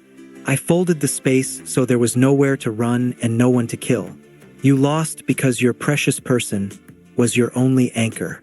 "Mine? My anchors are the truth of what I am, the son of a hero, the cage of a demon, the master of space and time. The awakening of the team." Behind Naruto, the rest of Team 7 and Team Guy were slowly rising. Kakashi leaned on his one good leg, his Sharingan closed and bleeding. He looked at Naruto's back and felt a cold shiver. He had known Minato. He had known the fourth was a genius. But this was something else. This was a mastery of space-time that surpassed the flying Raijin. It was a rewrite of reality. "Naruto," Kakashi started, but the words died in his throat. Guy, usually the loudest man in the Land of Fire, was silent. He stood in his deflated post-gate state, his eyes wide. He had seen the world fold from the inside. He had felt the way Naruto had borrowed the kinetic energy of his kicks and redirected it. It was the ultimate support and the ultimate execution. Sasuke Uchiha stood trembling. His hands were clenched so tight his knuckles were white. The envy he had felt before was gone, replaced by a crushing, soul-deep realization. He was an Uchiha. He had the Sharingan. He was the elite. But compared to Naruto, he was a child playing with sticks in the mud. Naruto had revealed his parents, his demon, and his power all in the span of a week. And in doing so, he had moved so far beyond Sasuke that the gap felt infinite. "How?" Sasuke croaked, his voice raw. "How did you get that far ahead of me?" Naruto turned his head slightly, his blue eye catching the light. "I didn't get ahead of you, Sasuke. I just stopped waiting for the world to give me permission to move. I lived 70 years in a single night while you were dreaming of revenge. While you were sleeping, I was learning how to hold the galaxy in my hands." The departure of the mist. Zabuza struggled to his feet, coughing up blood. He looked at Haku, then at the broken remains of his sword. He was a mercenary. He was a killer, but he wasn't a fool. He knew when he was facing something that couldn't be beaten by traditional means. "Gato is coming," Zabuza rasped. "He's at the end of the bridge with 300 men. He doesn't plan on paying us. He plans on cleaning up the mess." "Then let him come," Naruto said. He turned his gaze toward the far end of the bridge, where a small, portly man in a suit was appearing out of the mist, backed by a literal army of thugs and bandits. Gato was laughing, his voice high and shrill. "What a beautiful sight, the legendary swordsman, beaten by a bunch of brats. This saves me a fortune." Naruto didn't look at Gato. He looked at Zabuza and Haku. "You want to know what true strength is, Haku?" Naruto asked. "It's not dying for someone. It's living long enough to see the world change." Naruto reached out his hand, and for a moment, Hiraishin, Jikuton, horizon collapse. He didn't move. He didn't even blink. The 300 yards of bridge between Naruto and Gato simply vanished. The space folded in on itself like a piece of paper being crushed. One moment, Gato was laughing behind his army. The next, he and his entire force were standing 6 inches in front of Naruto, their faces frozen in a mask of absolute confusion. Gato's laughter cut off into a strangled wheeze. He was looking directly into the oceanic blue eyes of a boy who had lived more years than him. "You're in my space," Naruto whispered. With a casual flick of his wrist, Naruto triggered a localized warp step. The vacuum pop didn't just move Naruto. It created a pressure wave that sent the entire army of thugs flying off the sides of the bridge and into the churning ocean below. Gato was left standing alone, his knees knocking together, his expensive suit soaked in cold sweat. I'll pay you," Gato screamed, reaching into his pockets. "Anything. I have millions." Naruto didn't answer. He looked at Zabuza. "He's yours. A gift for the man who thought he was a demon." Zabuza didn't hesitate. Even with his broken sword, he moved like a shadow. The scream Gato let out was short, sharp, and quickly silenced by the cold steel of the mist. The return to the leaf. The bridge was finished. The sun broke through the clouds, illuminating the great Naruto bridge in a golden light that seemed to wash away the blood and the mist. Tazuna stood at the edge, tears streaming down his face. "It's done. The bridge is done. We're free."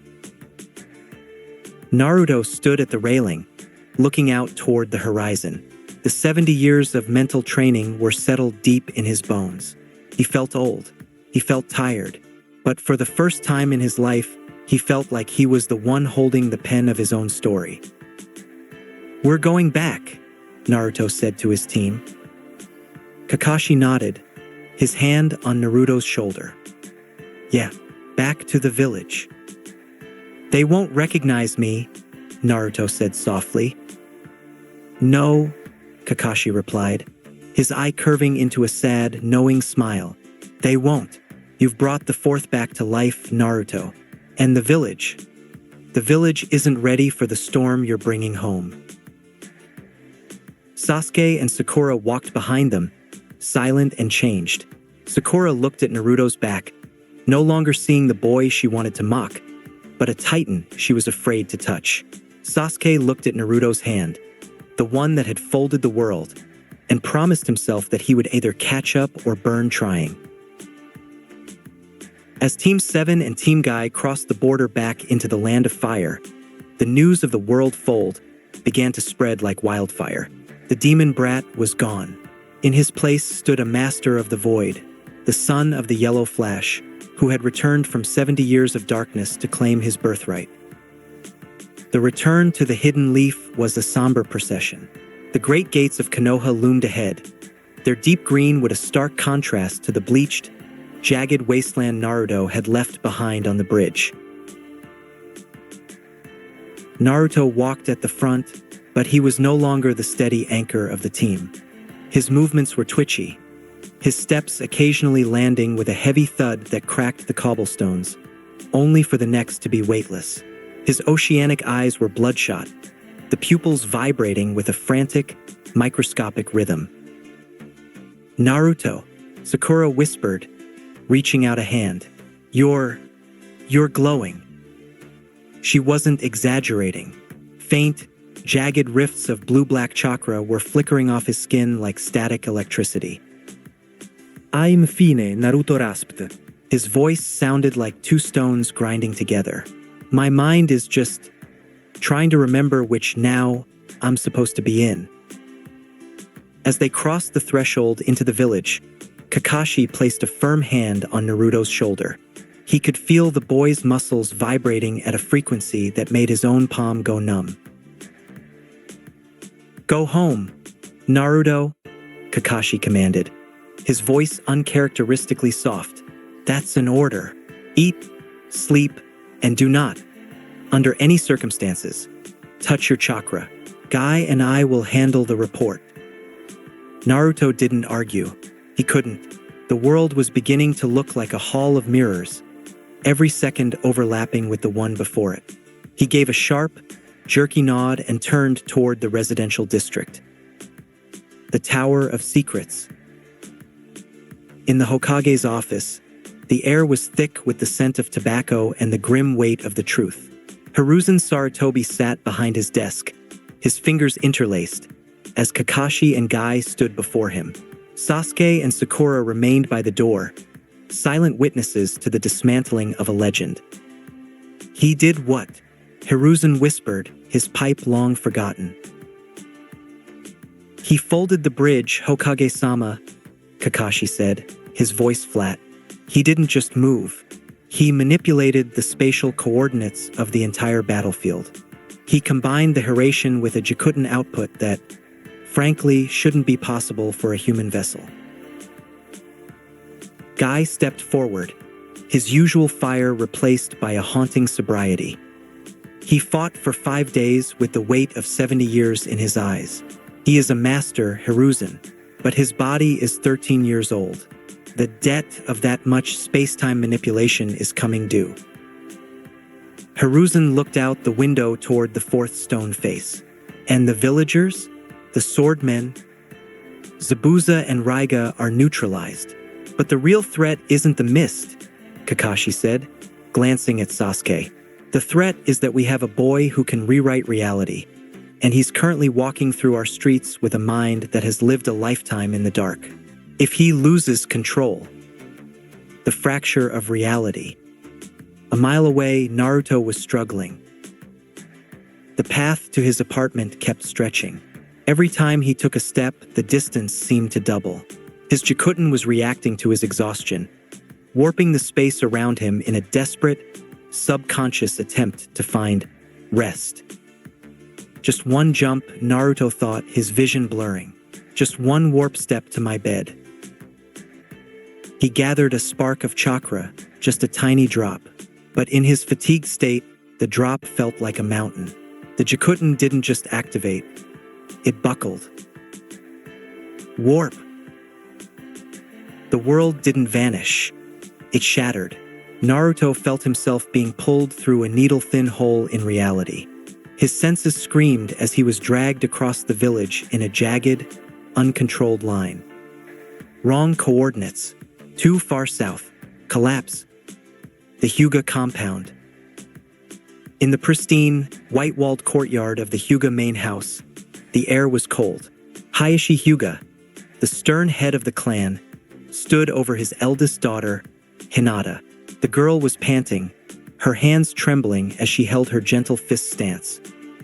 Again, Hayashi roared. Your strikes are soft, Hinata. You lack the resolve to lead this clan. If you cannot strike with the intent to kill, you are nothing. Hayashi lunged forward, his palm thrusting out in a devastating air palm maneuver. He wasn't holding back. He intended to push Hinata to her breaking point, to force the main house pried out of her through sheer terror. Father, Hinata started, her eyes wide with fear. Suddenly, the space in front of her fractured. A vacuum pop echoed like a gunshot. A figure in a scorched black coat appeared out of thin air, stumbling directly into the path of Hayashi's strike. Naruto's head was down, his mind a whirlpool of 70 years of memories. He didn't even see the attack. Thwack. Hayashi's palm slammed directly into Naruto's solar plexus with the full weight of a Jonin's fury. The gentle fist chakra injected itself into Naruto's tenketsu, intending to shut down his internal organs. Naruto? Hinata screamed, her Byakugan activating in a flash of shock. Naruto didn't fly back. The Jikuton chakra, sensing a foreign intrusion, reacted violently. The space around his chest tightened, absorbing the impact of Hayashi's blow and turning it into a localized gravity well. Naruto groaned, coughing up a spray of blood that hung in the air, frozen in mid-time. He looked up, his oceanic eyes glowing with a terrifying, unstable light. He looked at Hayashi, then at Hinata, his brain struggling to place them. The space is wrong, Naruto muttered, his voice echoing. Hayashi recoiled, his hands stinging as if he had punched a wall of vibrating glass. You, Uzumaki, how did you bypass our barriers? Naruto didn't answer. He slumped forward, his body finally giving out. The rifts of black chakra around him winked out, and he collapsed into the dirt at Hinata's feet. Father, you hit him. You hit him with everything. Hinata cried, dropping to her knees and cradling Naruto's head. Hayashi stood paralyzed, looking at his own palm. He had struck the boy, but he felt as if he had tried to punch the sun. The air in the courtyard was still vibrating, the spatial integrity of the Hyuga estate compromised by a 13-year-old boy who had accidentally warped into their sanctum. Get the healers, Hayashi commanded, his voice for once lacking its iron certainty, and tell the Hokage, the void has landed in our garden. Naruto is unconscious in the heart of the most traditional clan in the village, and the strain on his mind has finally broken his body. The atmosphere within the Hyuga compound was as rigid and cold as the white stone of its walls. Naruto had been moved from the dirt of the courtyard to a guest room in the infirmary wing, though guest was a generous term.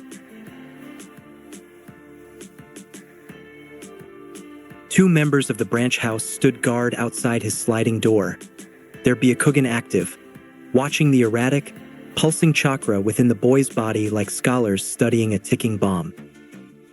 For 3 hours, Naruto's chakra had behaved like a storm. It didn't just flow.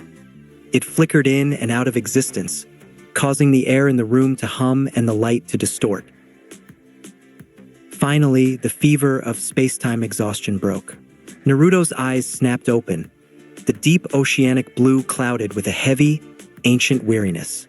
He sat up, his solar plexus throbbing with a dull, bruised heat from Hayashi's strike. "You're awake." Naruto turned his head slowly. Hinata was sitting by the door, a tray of medicinal tea in her hands. She looked terrified, her fingers trembling, but she hadn't left her post. "The Hyuga compound," Naruto rasped, rubbing his chest. I missed the mark." "Why you appeared out of nowhere," Hinata whispered, sliding toward him. "Father, he didn't mean to hit you. He was training me, and you just..." The space opened up. Naruto looked at his hands. He felt the phantom weight of those 70 years in the mindscape pressing down on him. "I'm losing my grip on the here and now, Hinata. The distance between where I am and where I want to be is starting to feel like a suggestion rather than a law." Before Hinata could respond, the door slid open. Hayashi stood there, his expression a mask of granite. "The boy is conscious. Good. Hinata, leave us." No. The word was small, but it hit the room with the force of a thunderclap. Hayashi froze, his gaze snapping to his daughter. Hinata was standing, her knees shaking, but her Byakugan was not active. She was looking at him with her own eyes. "He is injured because of our training, Father," Hinata said, her voice gaining a rare, desperate strength. "He is a hero of the village. He just returned from an S-rank threat. We will not treat him like a prisoner. He will join us for the evening meal, as a guest of the main house." Hayashi's eyes narrowed. The silence stretched until the air felt brittle. Finally, he gave a short, stiff nod. "Very well. Wash up, Uzumaki. We eat in 30 minutes." The silent feast. The dinner table in the Hyuga Great Hall was a masterpiece of stifling tradition. Hayashi sat at the head, Hinata to his right, and Naruto across from her.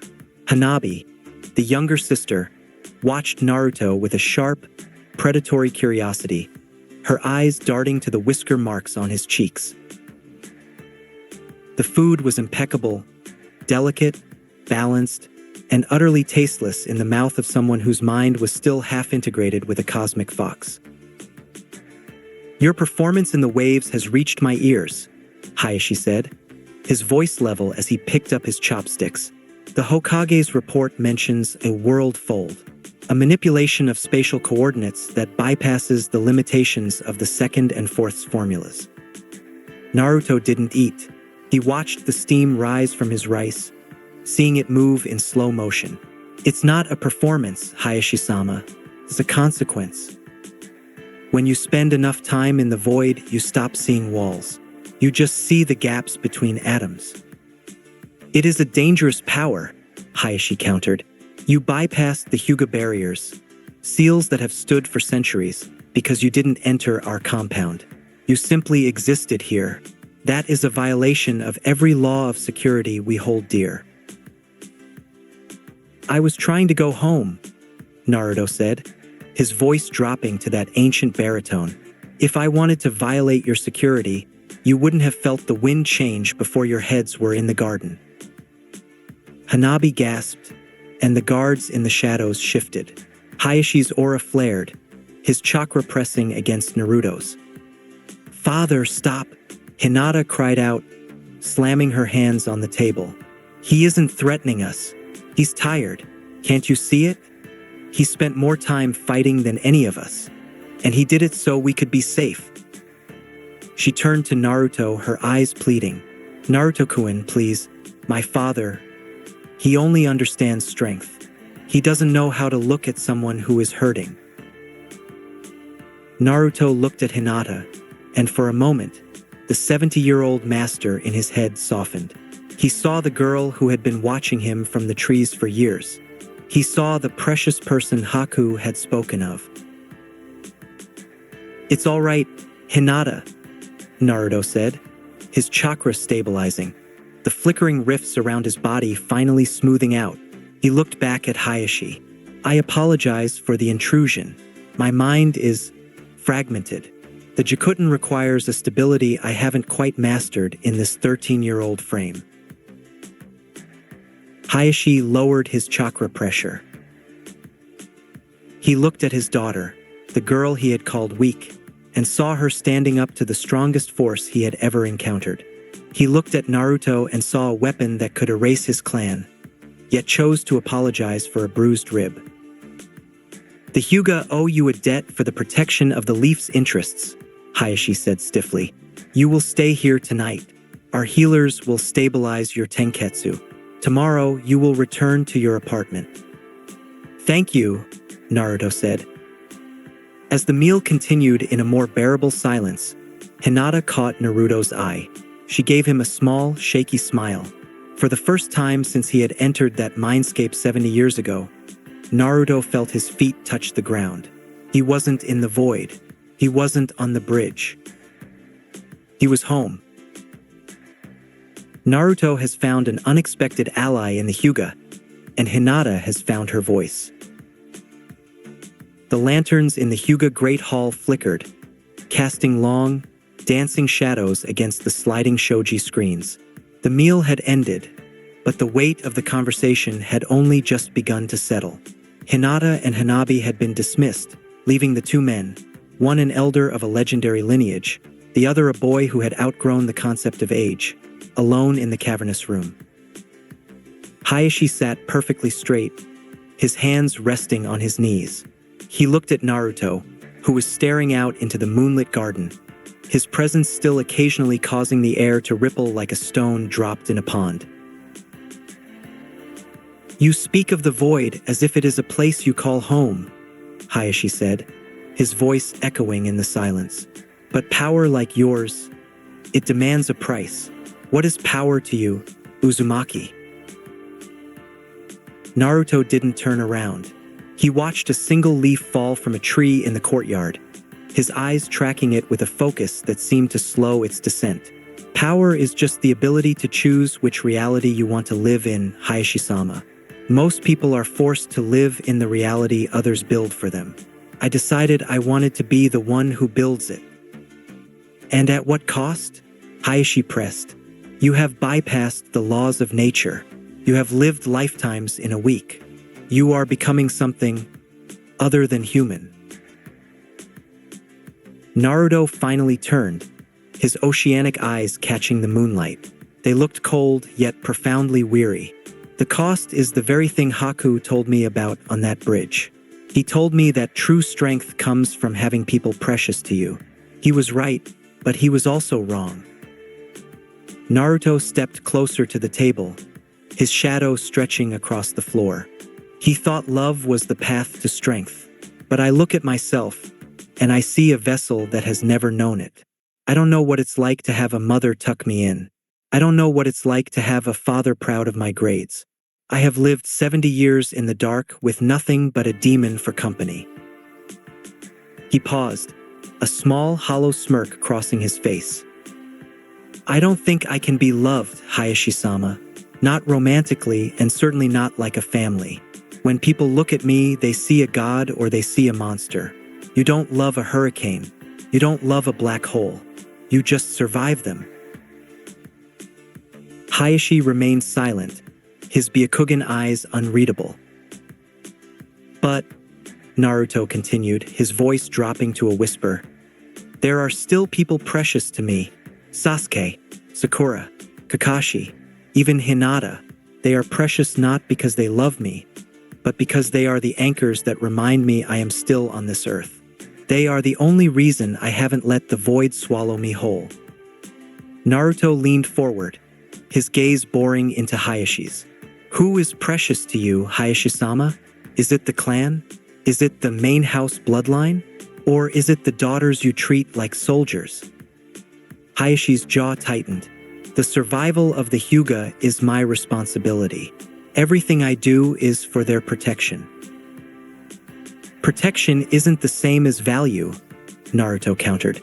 If you protect them like they are just pieces of a legacy, you're just guarding a museum. If you lost them tomorrow, would you mourn the daughters? Or would you mourn the loss of the Byakugan? Because if it's the latter, then you are the one who is truly alone in the void, not me. Naruto stood up, his black coat swaying. He felt the Jikuton chakra finally stabilizing, the jagged rifts in his aura smoothing out into a calm, heavy pressure. I've lived 70 years without a single hug, and I'm still standing here trying to save this village, Naruto said. You have a family that reaches for you every day, and you spend your time trying to turn them into stone. Think about that, because when the world eventually collapses, and it will, you won't be wishing you had a stronger clan. You'll be wishing you had a hand to hold. Naruto walked toward the door, stopping just before he slid it open. Thank you for the meal, and for the hit. It helped me wake up. In a blur of motion that left the air humming, Naruto was gone, leaving the Hyuga Great Hall empty. Hayashi sat in the silence for a long time. He looked at the seat where his daughter had sat, the seat where she had found her voice to defy him for the sake of a boy who claimed he couldn't be loved. He looked at his hands, the hands that had struck Naruto with the intent to crush him, and for the first time in his life, the head of the Hyuga clan felt the cold, creeping shadows of the void Naruto had described. The morning light. The next morning, Naruto walked out of the Hyuga compound. The sun was rising over Konoha, painting the village in shades of gold and amber. As he stepped onto the main thoroughfare, he felt the change immediately. The whispers were different. People didn't pull their children away in disgust. They stopped. They stared. Some bowed their heads in a clumsy show of respect.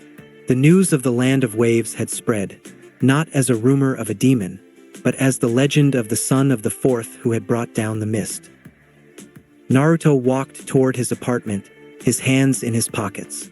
He felt the weight of his age, but also the lightness of his return. He wasn't the boy who left. He was the master of a new silence. As he reached his door, he saw a small flower, a blue lily, placed on his doorstep. There was no note. He picked it up, feeling the soft petals against his scarred fingers. Precious people, Naruto whispered to the empty hallway. He went inside and closed the door, the village outside finally quiet, finally watching, and finally beginning to understand that the void had a name. Naruto has planted a seed of doubt in Hayashi's heart and a seed of hope in the village. The morning sun hung low over Konoha, casting long, peaceful shadows across the streets. For Naruto, the transition from the sterile, cold hallways of the Hyuga compound to the warm, salt-scented air near the Ichiraku ramen stand felt like crossing between two different dimensions. He arrived at the stand and pulled back the curtain. There, sitting side by side, were the two men who represented the only home he had known before the void. Iruka-sensei looked up, his eyes immediately welling with a mixture of relief and heartache, while Hiruzen Sarutobi, the third Hokage, sat with his hat resting on the counter and a bowl of steaming miso ramen in front of him. Naruto, Iruka whispered, his voice cracking. You're back. Naruto sat down on the stool between them. He felt the weight of his 70 years pressing against the wooden seat. I am Iruka-sensei, though back is a relative term. Tuchi. 3 large bowls of miso pork. On my tab, Hiruzen called out, his voice unusually cheerful, though his eyes remained sharp as he studied the boy. For a few minutes, there was only the sound of slurping. Naruto ate with a mechanical efficiency, the taste of the broth anchoring him to the present. Once the bowls were empty, the atmosphere shifted. The lightheartedness evaporated, replaced by the gravity of what Naruto had become. The confession and the departure. I'm leaving, old man, Naruto said, staring into the dregs of his soup. And you too, Iruka-sensei. I can't stay here right now. Iruka stiffened. Leaving? Naruto, you just got back. You're a hero. The village. The village is a distraction, Naruto interrupted, his voice echoing with that ancient, weary baritone. My Jikuton is reacting to the collective consciousness of this place. The laws of reality here are too rigid, yet my mind is too fluid. I've lived 70 years in a week. If I don't go into the wilderness to master the fundamental rules of the void, I'm going to end up folding this entire village into a pocket dimension by accident. I need to be where the space is thin. Hiruzen set his pipe down. The humor left his face, replaced by a deep, aching sincerity. Naruto, before you speak of leaving, there is something that must be said. Something that should have been said 13 years ago. The Hokage stood up and bowed his head. Iruka gasped. The leader of the village, the god of shinobi, was humbling himself before a genin. I am sorry, Hiruzen said, his voice thick with regret. I chose the safety of a secret over the soul of a child.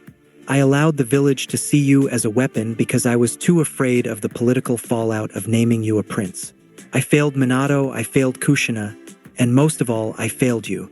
I cannot ask for your forgiveness, but I can offer you the truth.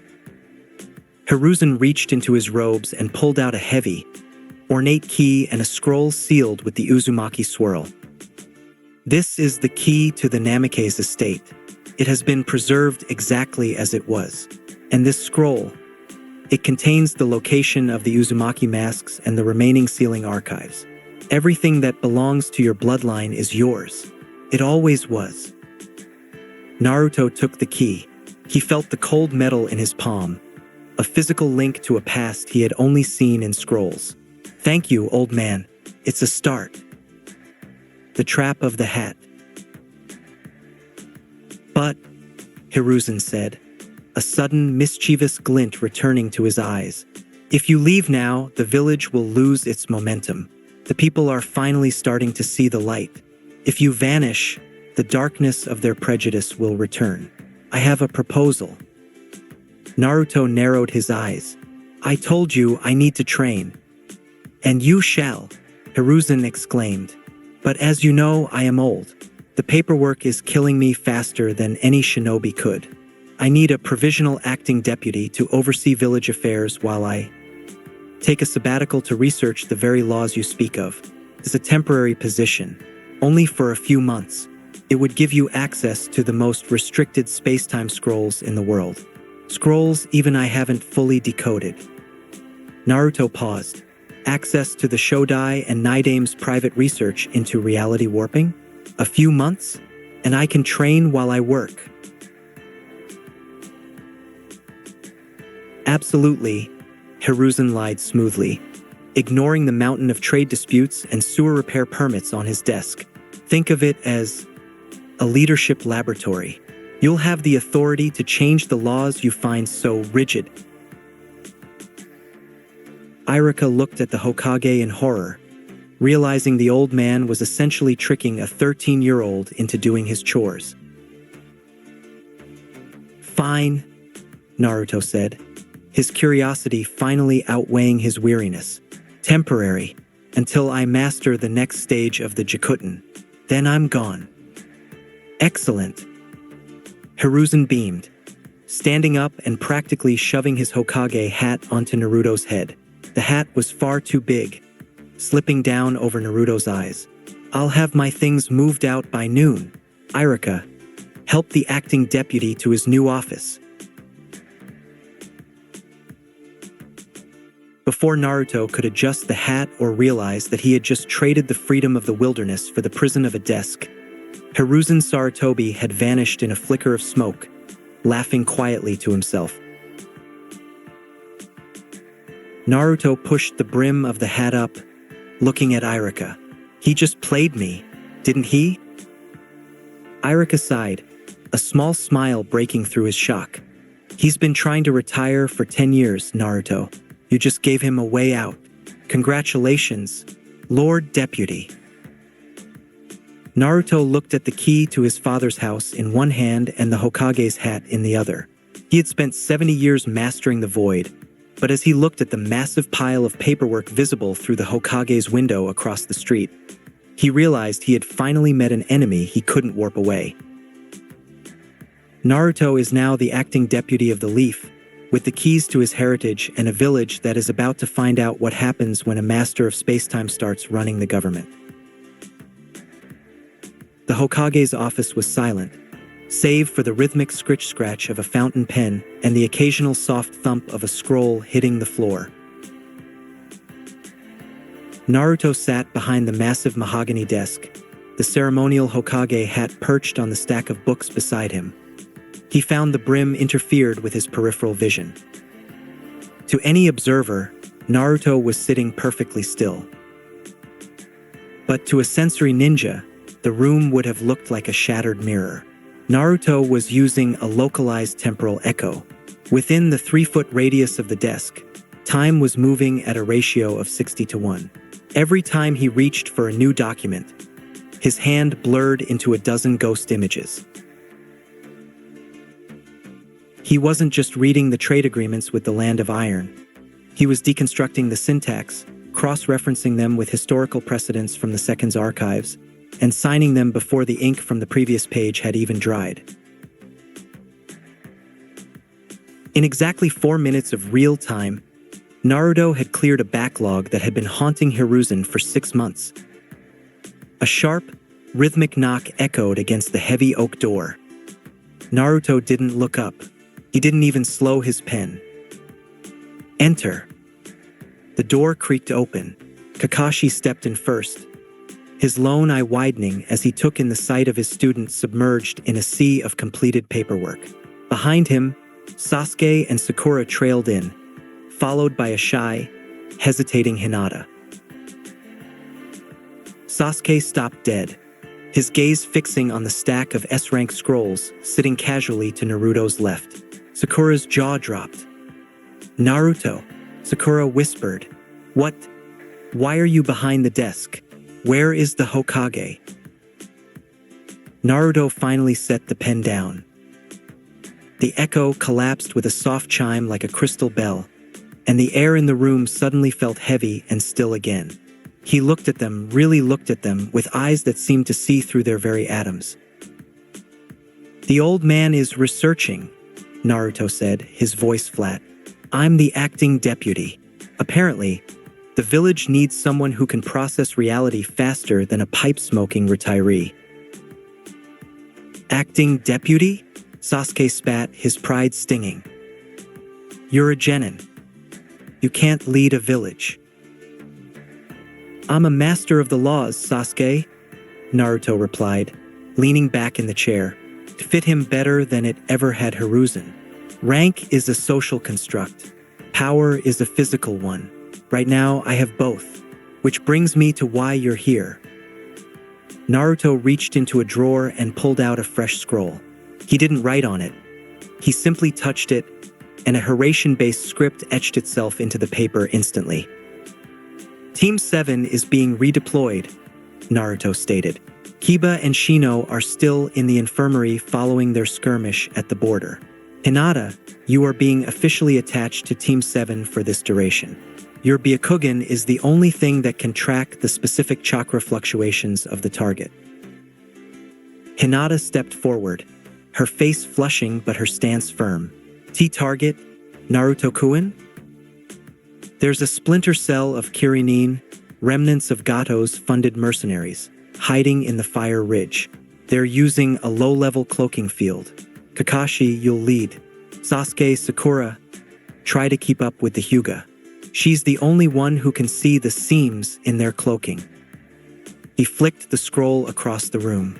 It traveled with such perfect aerodynamic stability that it landed precisely in Kakashi's palm.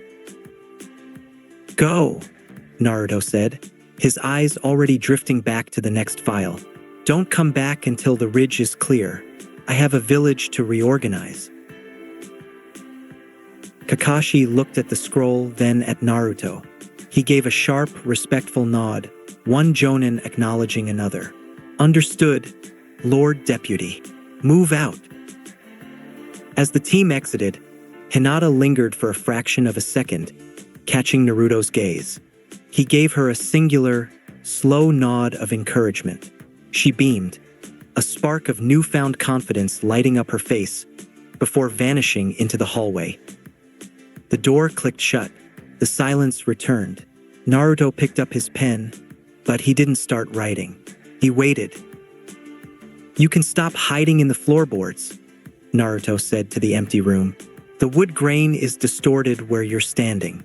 It's an amateur mistake for someone who claims to be the shadow of the leaf." Slowly, from the shadows near the bookshelf, a figure emerged. He walked with a heavy cane, his right arm and eye swathed in bandages. His presence was like a cold draft, stagnant, dark, and smelling of old earth. Danzo Shimura. The leader of Root stood before the desk, his one visible eye scanning the boy who had usurped the highest seat in the land. He didn't see a boy. He saw a variable he hadn't calculated. "Hiruzen has finally succumbed to senility," Danzo said, his voice a dry rasp. "To place the Kyuubi's vessel behind the seal of authority is an act of treason against the village's safety." Naruto didn't stand up. He didn't reach for a kunai. He simply looked at Danzo, and the space in the room began to curve. The shadows at Danzo's feet started to stretch toward the corners of the ceiling. "You're Danzo," Naruto mused, "the man who thinks the leaf only grows in the dark. I've read your files, Shimura. Or rather, I've read the gaps in the files where you've tried to erase your failures. You know nothing of sacrifice, boy," Danzo countered, his grip tightening on his cane. "You are a weapon that has forgotten its place." "A weapon?" Naruto stood up slowly. As he did, the Jikuton chakra flared. The pens on the desk began to float. "I am the one who defines the place. You've spent decades stealing eyes and hoarding secrets, trying to protect a village you don't even understand. You think I'm a vessel? I am the overseer of space and time. I don't house the fox. I command the reality that contains it." Naruto stepped around the desk. Each footfall sounded like a mountain settling. "I'm going to make this very simple for you, Danzo. I am the acting deputy. That means your root operates under my jurisdiction. If I find one more unaccounted shadow moving in my village, I won't just arrest your agents. I will fold the space they occupy until they never existed in the first place." Danzo's eye narrowed. He felt the crushing pressure of the Jikuton. It wasn't just physical. It felt as if his very history was being squeezed. "You wouldn't dare. The elders." "The elders are just more paperwork," Naruto interrupted. He was inches from Danzo now. "And as you can see, I'm very fast with my paperwork." Naruto leaned in, his voice a whisper that vibrated in Danzo's marrow. "Leave, before I decide that your existence is a law I'd like to repeal." For the first time in 30 years, Danzo Shimura felt a genuine spark of physical dread. He didn't speak. He turned and walked out of the office, the tap of his cane sounding frantic against the floor. Naruto watched him go, then sighed, sitting back down. He pulled a fresh stack of papers toward him. 70 years in a cage with a fox," Naruto muttered to the empty room. "And I'm still dealing with pests." Naruto has asserted his dominance over the village's darkest shadow, but Danzo is not a man who forgets. The outskirts of Konoha were reclaiming the ruins of the past. Twisted vines and thick moss crawled over the stone foundations of what was once the most feared district in the Land of Fire. Naruto walked several paces ahead of the third Hokage, his black coat fluttering in the damp breeze. In his hand, he gripped the heavy iron key Hiruzen had given him, the key to the Uzumaki Mask Temple. The temple itself was a jagged monolith of weathered stone, hidden deep within a forest glade where the birds went silent. It didn't feel like a place of worship. It felt like a prison for things that should never have been named. "Naruto," Hiruzen said, His voice strained as he struggled to keep up with the boy's brisk, rhythmic stride. The masks within are not tools. They are contracts. My predecessor, the fourth, used the knowledge here to save us all, but it cost him his soul. I beg you to reconsider. Naruto didn't stop. He reached the heavy stone doors and pressed the Namikaze key into the central seal. The Jikuton chakra in his veins resonated with the temple's ancient wards. With a groan of shifting rock, the doors slid open, exhaling a breath of air that tasted of iron and ancient dust. The Temple of the Reaper.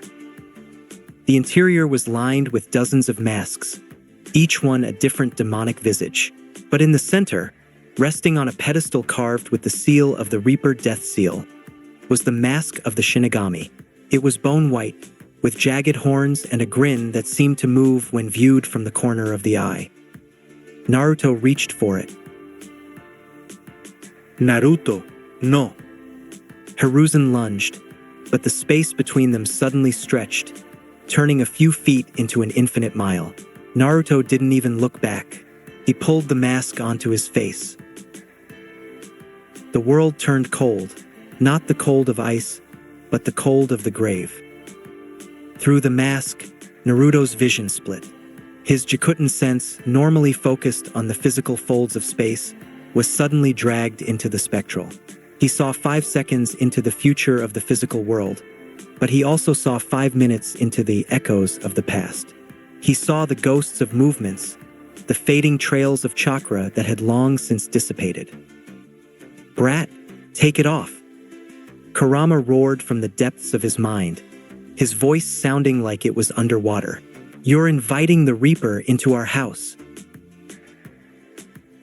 "I need to see," Naruto whispered. The mask's horns began to glow with a sickly violet light. The transgression of time. Naruto turned toward a stone slab in the corner. Upon it lay the body of a fallen shinobi, recently brought back from a border skirmish. The man's throat had been crushed. He had been dead for less than an hour. "I can see the path his soul took," Naruto muttered, his voice distorted by the mask. "If I can reverse the physical state of the body using the Jikuton and use the mask to anchor the echo of his life." "It is forbidden," Hiruzen shouted, finally breaking through the spatial lag Naruto had placed on him. "You are playing with the balance of the Pure Land. Even if you restore the body, the soul is no longer yours to claim." "I don't care about the soul's permission," Naruto growled. He slammed his hands onto the corpse. A massive surge of chakra erupted. It was a violent, clashing mixture of Naruto's blue spatial energy and the dark, terrifying violet of the Shinigami's influence. Jikuton, chrono-regression. The temple shook. The air around the corpse began to shimmer and blur. To Hiruzen's horror, he watched the man's crushed throat begin to uncollapse. The bruised, purple flesh turned pink and healthy. The blood that had pooled on the slab began to flow backward into the neck. The lungs suddenly inflated with a sharp, wheezing gasp. The body was in its prime. The wounds were gone. The man looked as though he were merely sleeping. The living statue. Naruto stepped back, ripping the mask from his face. He was gasping, sweat pouring down his forehead, his chakra coils screaming from the sheer volume of energy the Shinigami had demanded. "I did it," Naruto wheezed, looking at the man. "Look, he's breathing." Hiruzen walked to the slab, his face etched with a profound, terrifying sadness. He leaned over and checked the man's pulse. It was steady, strong. He checked the lungs. They were drawing breath with mechanical precision. But the eyes were open and staring at the ceiling. They didn't move. There was no flicker of recognition, no dilation of the pupils.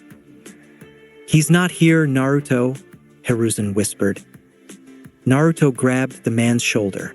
"Hey, wake up. I brought you back. I reversed the time of your death." The man didn't blink.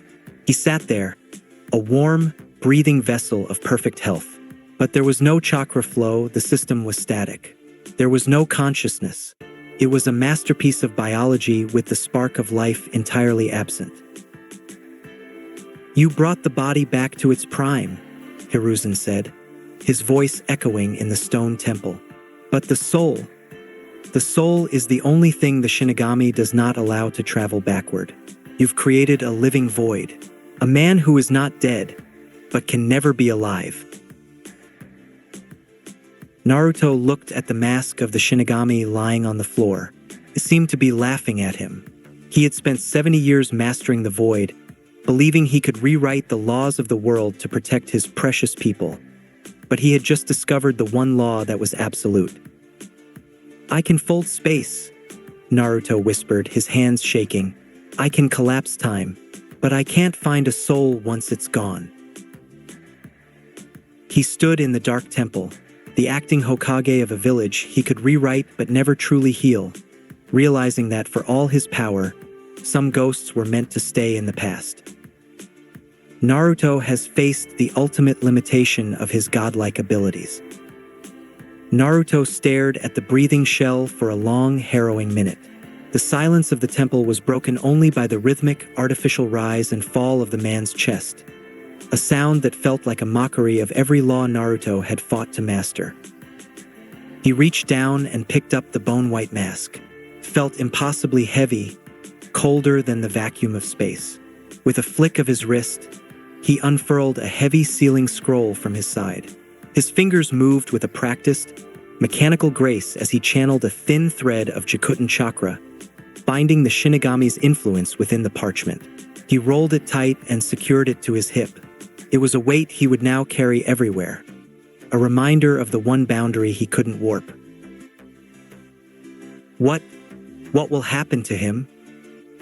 Naruto asked, his voice hollow as he gestured to the breathing body. Hiruzen looked at the man, a profound sorrow in his eyes. "He is a medical anomaly now. He will be taken to a high-security ward in the hospital.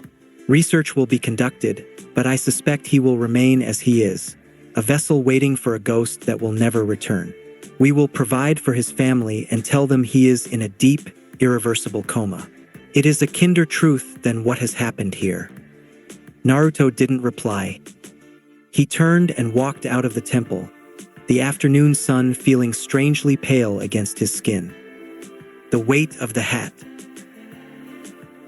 By the time Naruto returned to the Hokage's office, the temporal echo he usually used to clear his paperwork felt distasteful. He sat behind the mahogany desk, but he didn't pick up the pen. Instead, he stared at the mountain of scrolls, seeing them not as tasks, but as lives. Each signature was a law. A familiar series of footsteps echoed in the hallway. The door opened, and Team 7, along with Hinata, filed into the room. They were dusty and smelled of pine needles and spent chakra, but they were alive. "Mission accomplished, Lord Deputy," Kakashi said, his eye crinkling in a smile, though he quickly sensed the change in the room. The air wasn't vibrating with spatial static anymore. It was heavy with a silent, somber gravity. Naruto looked at them. His gaze lingered on Sakura's scratched cheek, the soot on Sasuke's forehead, and the way Hinata stood just a bit taller, her knuckles bruised from a successful strike. "You're back," Naruto said. The word was simple, lacking his usual clinical detachment. "We cleared the ridge," Sasuke said, stepping forward, his eyes searching Naruto's. "The cloaking field was tricky, but we handled it. Why do you look like you've been at a funeral?" Naruto stood up slowly. He walked around the desk, stopping in front of his teammates. He didn't check their chakra levels or critique their efficiency. He simply stood in their presence, feeling the warmth of their living, breathing spirits that were present. "I tried to fix something that wasn't broken by space or time," Naruto said, his voice quiet. "I thought I could master the transition between life and death. I failed." Sakura stepped forward, her brow furrowed. "Naruto, what did you do?" "I tried to bring someone back," he admitted, looking at his hands. "I restored the body to perfection. I reversed every second of trauma. But the person, the part of them that makes them precious, was gone. I realized that my Jikuton can control the house, but it can never command the guest." He looked at Hinata, who was watching him with a soft, aching empathy. Then he looked back at Sasuke and Sakura. "I've spent 70 years thinking that power was the answer to everything, that if I just got strong enough, I could prevent any loss. But today I learned that my power is just a tool. It's the people who are the point." He reached out and, for the first time in memory, placed a hand on Sasuke's shoulder and another on Sakura's. It was a clumsy, unpracticed gesture, but it was grounded. "Don't get yourselves killed," Naruto said, a flicker of his old smirk returning, though it was tempered with a new, somber wisdom. "Because I can't bring you back. I can only keep you here." Kakashi watched from the shadows, a lump forming in his throat. He saw the godlike being fading, replaced by a boy who was finally, painfully, becoming a part of the world again. "Get some rest," Naruto commanded, turning back to the desk. "And Kakashi, double the security on the infirmary wing. There is a man there who is breathing, but he's not home. We owe him the dignity of a quiet room." As they left, the office felt less like a prison of paperwork and more like a watchtower. Naruto picked up his pen. He didn't use his temporal speed. He wrote each word in real time, feeling every second as it passed, no longer trying to outrun the clock. Naruto has accepted his humanity within his godhood. The following morning, the sun had barely crested the Hokage rock when a familiar, cold presence manifested in the hallway. Naruto didn't need the mask of the Shinigami to know who it was.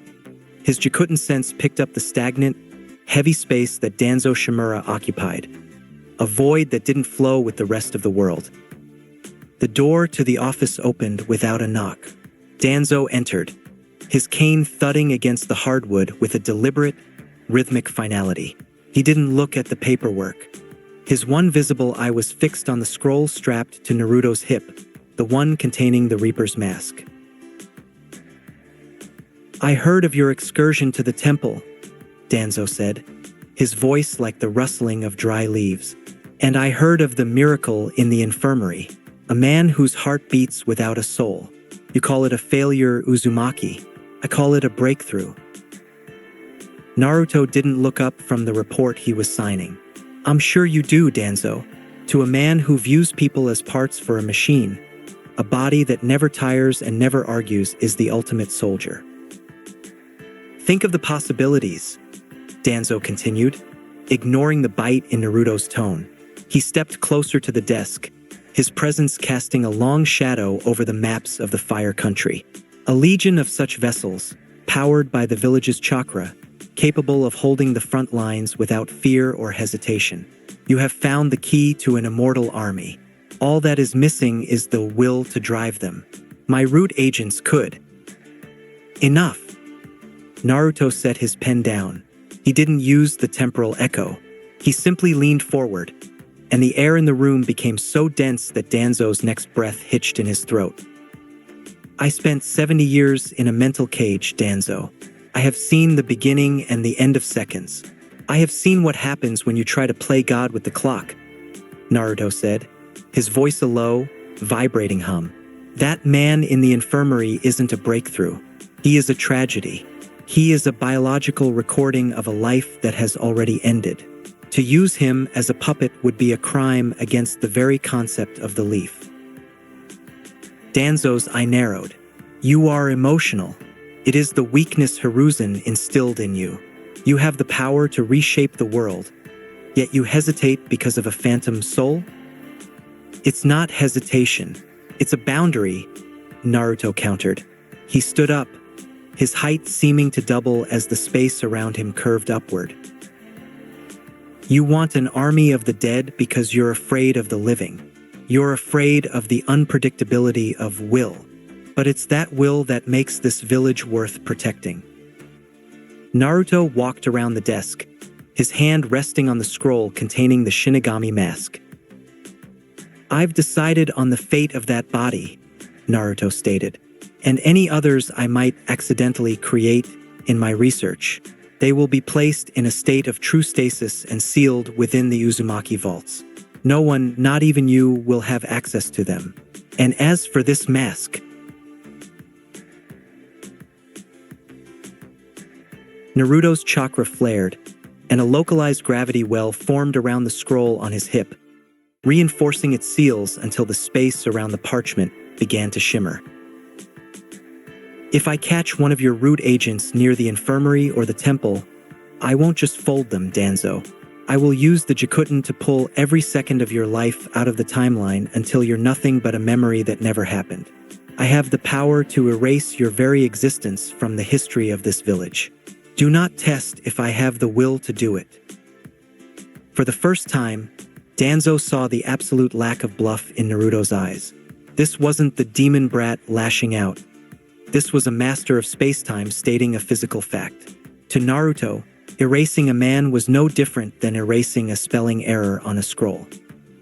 Danzo turned, his grip on his cane. White-knuckled.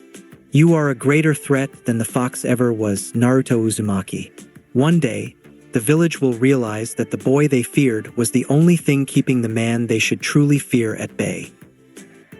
Maybe, Naruto said as Danzo reached the door. But today, I'm just the guy doing the paperwork. Get out. The architecture of a new era. After Danzo left, Naruto didn't return to the desk immediately. He stood by the window watching the villagers go about their morning. He saw Irika-sensei walking a group of academy students to the training grounds. He saw Hinata practicing her forms in the distance. He realized that his failure with the resurrection had actually been his greatest success. It had given him a floor, a baseline. It had anchored him to the world of the living, reminding him that while he could control the where and the when, the who was sacred. He picked up a new scroll, one concerning the upcoming budget for the academy.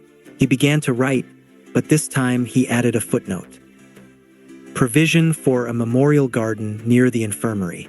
A place for those whose bodies are here, but whose spirits have moved on. Naruto signed the scroll with the Namikaze seal. He was still the acting deputy. He still had the weight of 70 years in his mind.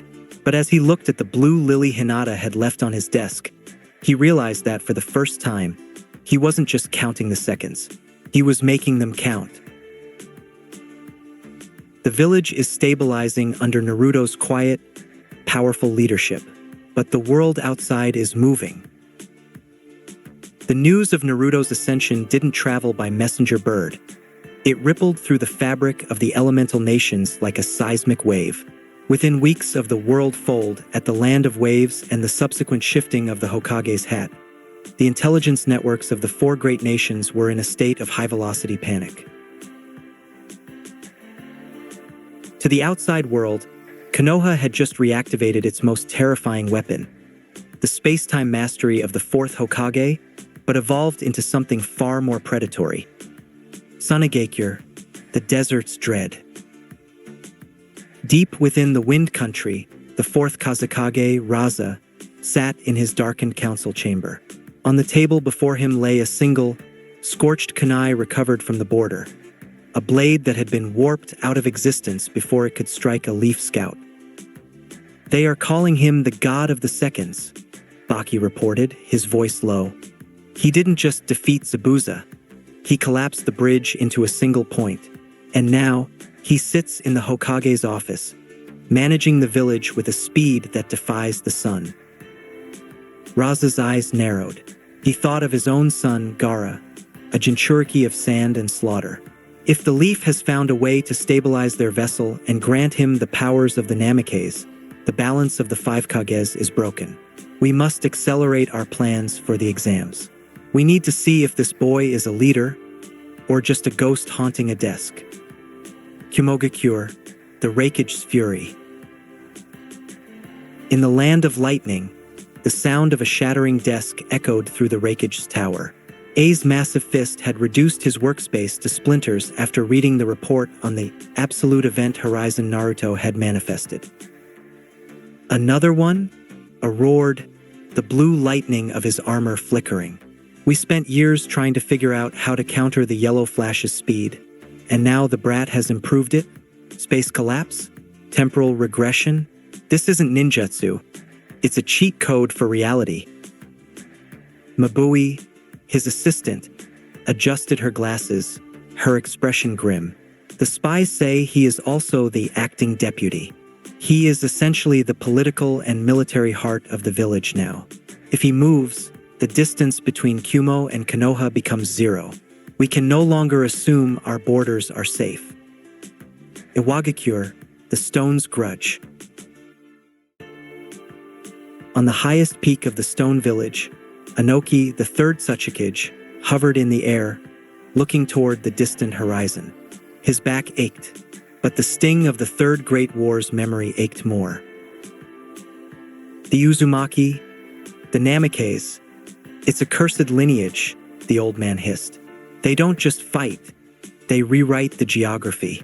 If this boy has mastered the Shinigami's mask and the Jikuton Kekiai Toda, he is more than a shinobi. He is a walking natural disaster. He looked down at his granddaughter, Kuratsuchi. Tell our agents to stay clear of the leaf for now. Do not provoke the void. We wait until he makes a mistake. Every man who plays with time eventually runs out of it. The view from the desk. Back in Konoha, Naruto sat in his office, feeling the distant vibrations of the world's fear. Through his Jikuton sense, he could feel the eyes of 1,000 spies watching the village. He could feel the tension in the atmosphere, the way the space of the world was tightening around the hidden leaf. He didn't mind. He was currently looking at a map of the world, but he didn't see borders. He saw the folded lines of potential travel. He saw the way the world was connected by the very vacuum he commanded. They're all watching, aren't they? Naruto turned his head. Shikamaru Nara was standing in the doorway, delivering a stack of intelligence reports.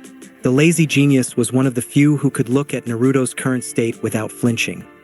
Mostly because Shikamaru found the complexity of space-time troublesome but fascinating.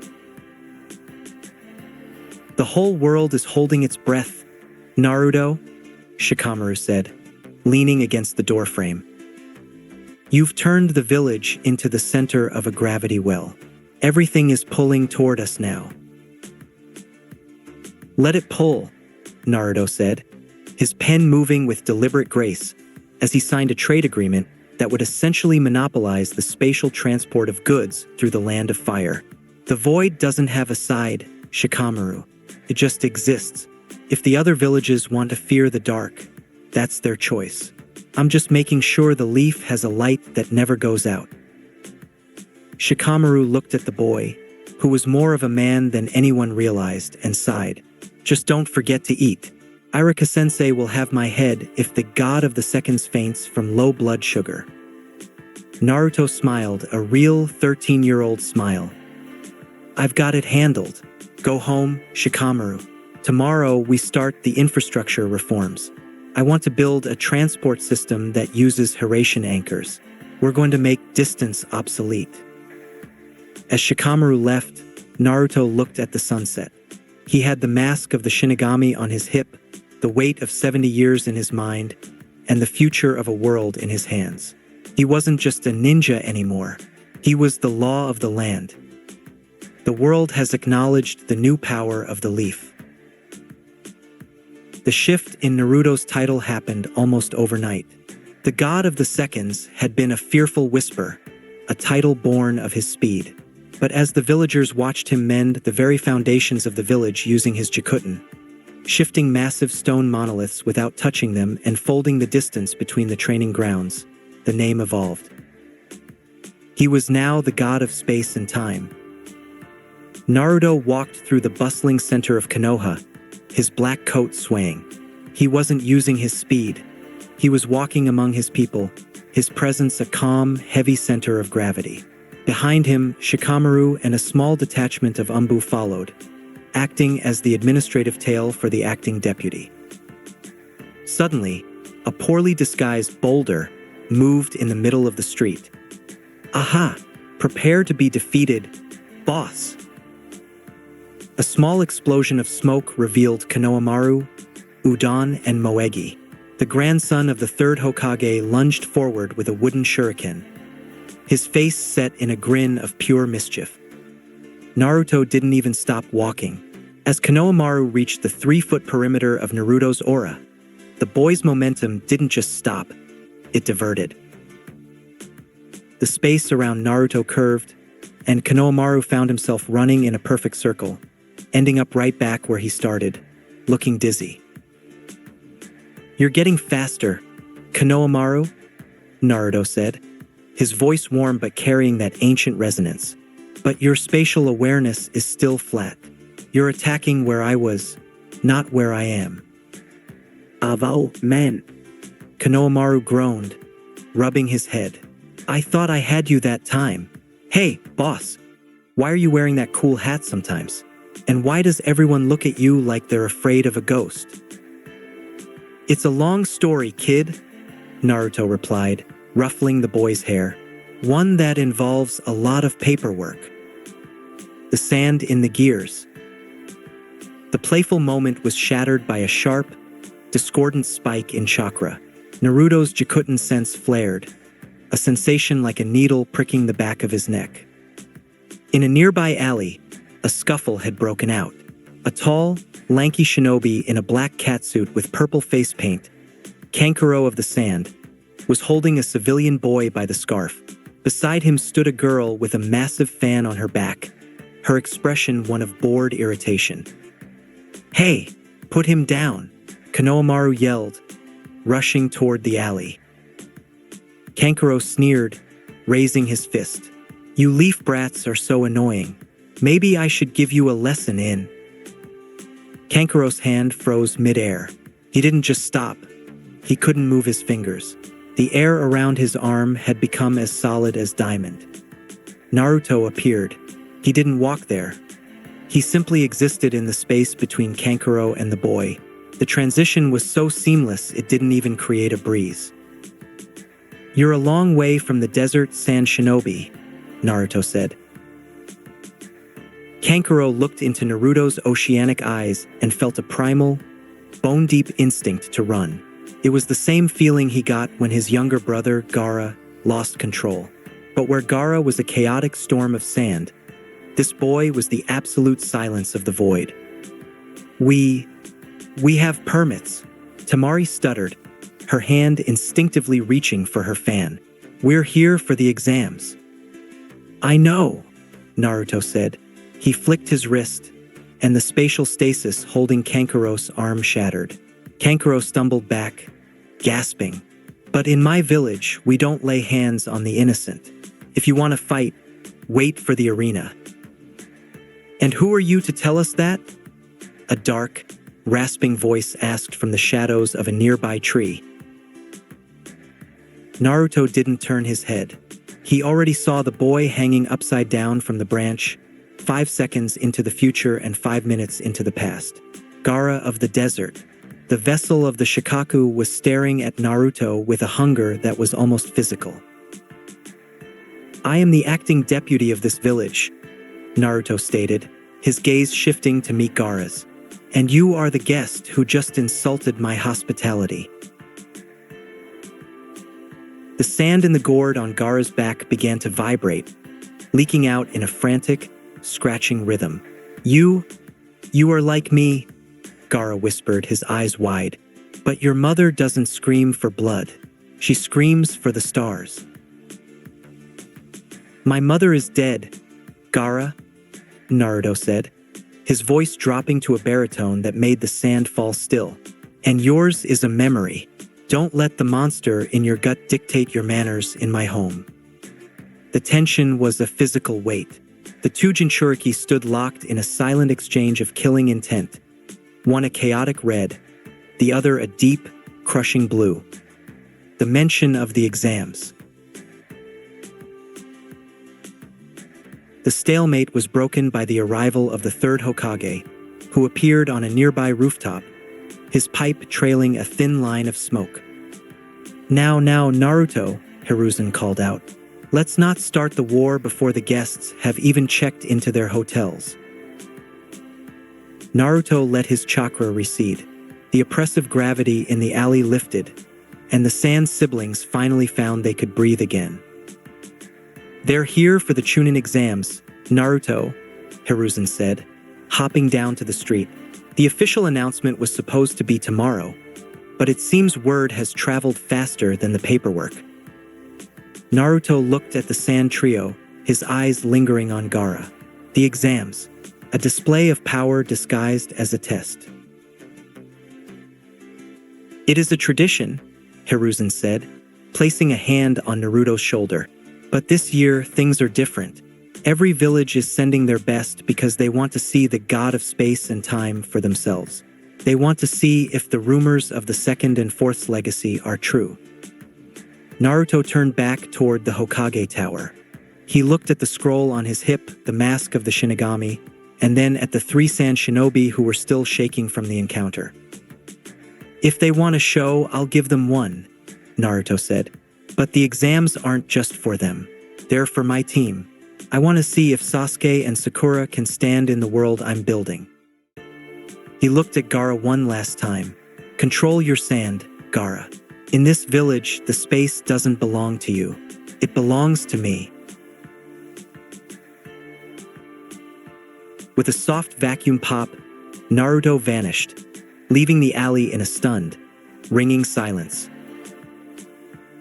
Gaara touched his face, his fingers trembling. Mother, I want his blood. I want to see if the void can bleed. The Chunin exams have been set in motion.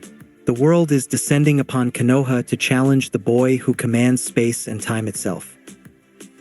The announcement of the Chunin exams had turned the village into a powder keg of anticipation. But for Naruto, the god of space and time, the event was less a challenge and more a logistical puzzle to be managed from the high seat of the acting deputy. The anchor and the shadow. In the Hokage's office, Team 7 stood before the massive mahogany desk. Sasuke and Sakura looked at their teammate, the boy who now wore the weight of the village on his shoulders, with a mixture of pride and a growing sense of distance. I won't be participating in the exams with you, Naruto stated, his voice calm, echoing with the resonance of the 70 years he had lived in the void. To enter would be a mockery of the test.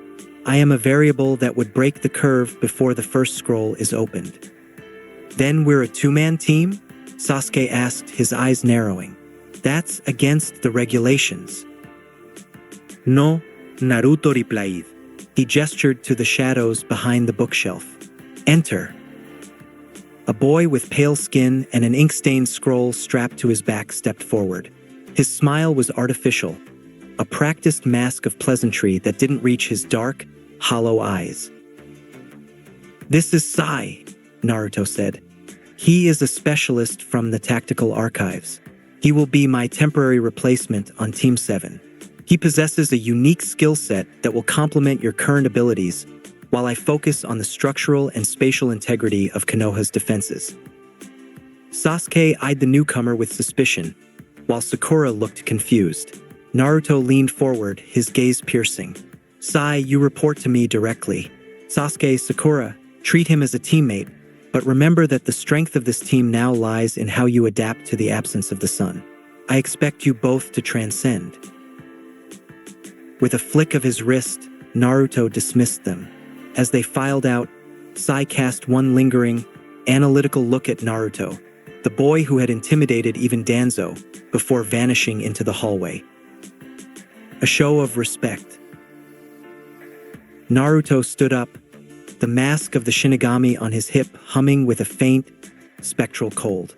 He needed to clear his head, but more importantly, He needed to finish a conversation that had been left hanging in the air like a bared blade. He focused on the coordinates of the Hyuga estate. He didn't simply blink into the courtyard this time. He performed a deliberate, slowed warp step, reappearing precisely 3 inches in front of the great gate of the compound. It was a calculated display of mastery and, more importantly, a profound show of respect. He was no longer a boy falling through a crack in reality. He was a leader knocking on a door. The gate guards, recognizing the ripple in space, bowed deeply. "Lord Deputy, the head of the clan is expecting you." Naruto found Hayashi in the same garden where they had first clashed. The elder Hyuga was standing still, watching the koi in the pond, but his Byakugan was active, tracing the veins of reality that seemed to warp slightly around Naruto's presence. "You didn't fall into my garden today," Hayashi remarked without turning. "I learned that to command space, one must first respect the boundaries within it," Naruto replied, walking to stand beside him. "We spoke of precious people last time," Hayashi said, his voice lower than usual. "You told me I was guarding a museum, that I was turning my daughters to stone. I have spent many nights since then looking at the museum I've built." Naruto looked at the fallen leaves on the water. "And what did you see?" "I saw a lineage that is perfectly preserved, yet utterly stagnant," Hayashi admitted, finally deactivating his Byakugan and turning to face Naruto.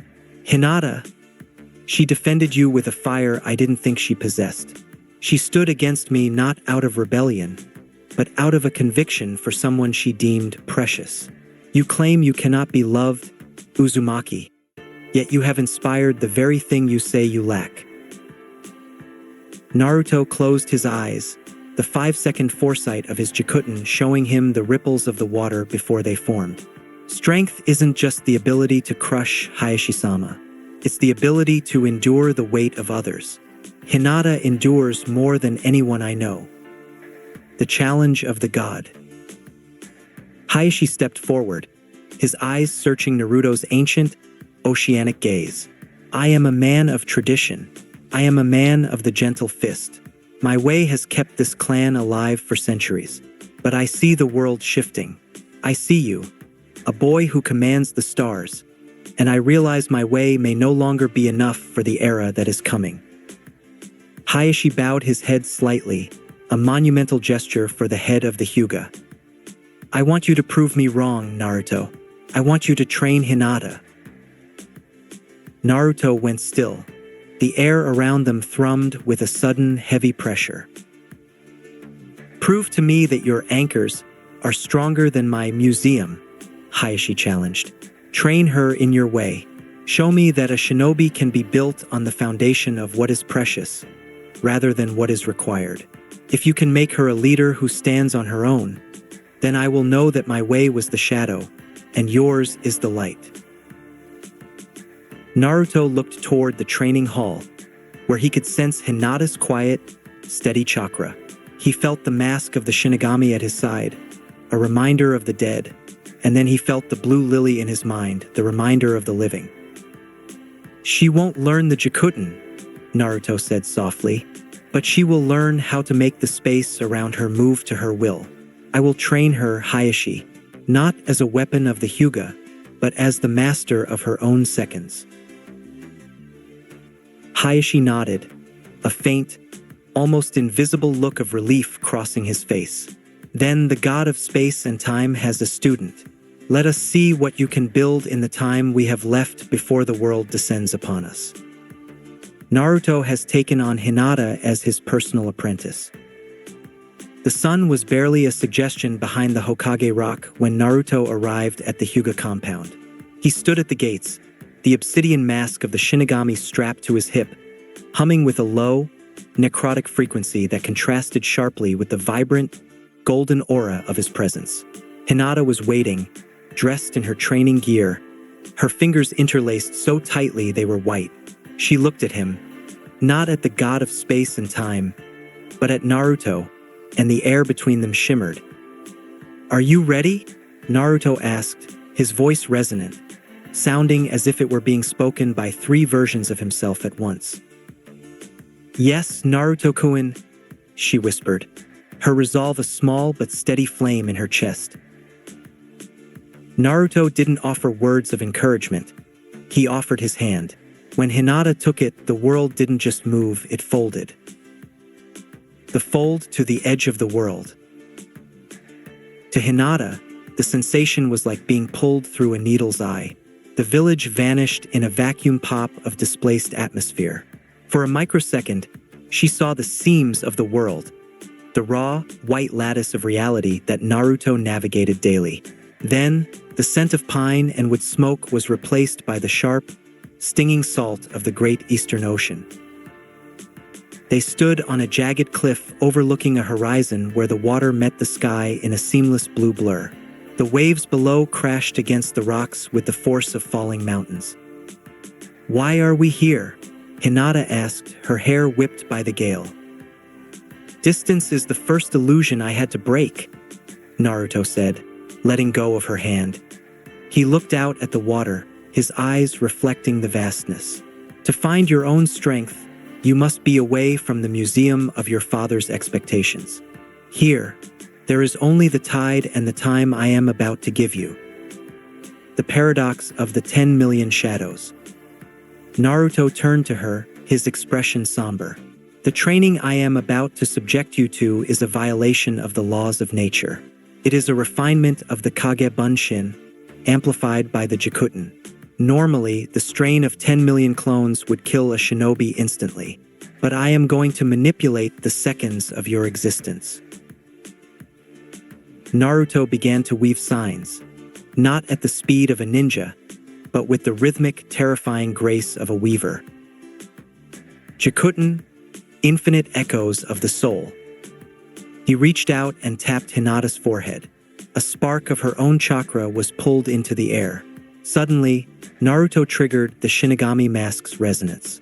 He didn't summon the Reaper, but he tapped into the spectral past of Hinata's own cells. Regression. Refill. The air around Hinata fractured. A clone appeared, then 10, then 100. Each time a clone was created, it drained a portion of Hinata's chakra. But before the exhaustion could set in, Naruto used a localized Jikuton pulse to rewind Hinata's physical state by precisely 3 seconds, back to a point where her chakra reserves were full. He repeated this cycle in a blur of temporal manipulation. Create, rewind, create, rewind. Within minutes, the cliffside, the beach below, and the surface of the ocean for miles were covered in Hinata Hyugas. 10 million iterations of the same girl, all linked by a single shimmering thread of spatial energy. 10 million, Naruto whispered, his breath hitching from the strain of holding the temporal loop open. Every one of them will experience a different facet of the same hour. And when I collapse the technique, you will receive 1/10 of the physical gains of every single one. It is a century of growth condensed into a heartbeat. The dance upon the glass. While the millions of clones below began a coordinated, chaotic sparring match. A sea of lavender and white moving in a terrifyingly efficient hive mind. Naruto stepped onto the surface of a small, calm inlet of the ocean. The clones will handle the physical labor, Naruto told the original Hinata. But the spirit must lead the body. If you cannot find balance in the center of the storm, the power I give you will tear you apart. Walk with me. Hinata stepped onto the water. Under normal circumstances, the turbulent ocean would have made chakra walking nearly impossible for a genin. But Naruto reached out his hand again. Don't just stick to the surface, he commanded. Feel the water as an extension of the space you occupy. Don't fight the wave. Move within the gap it creates. They began to move. It wasn't a spar. It was a dance. Naruto moved with a fluid, terrifying grace, forcing Hinata to match his rhythm. He would warp an inch to the left, and she had to sense the displacement before it happened. He would exert a gravitational pull, and she had to adjust her center of gravity instantly. "Focus, Hinata," Naruto murmured as they spun across the surface of the inlet.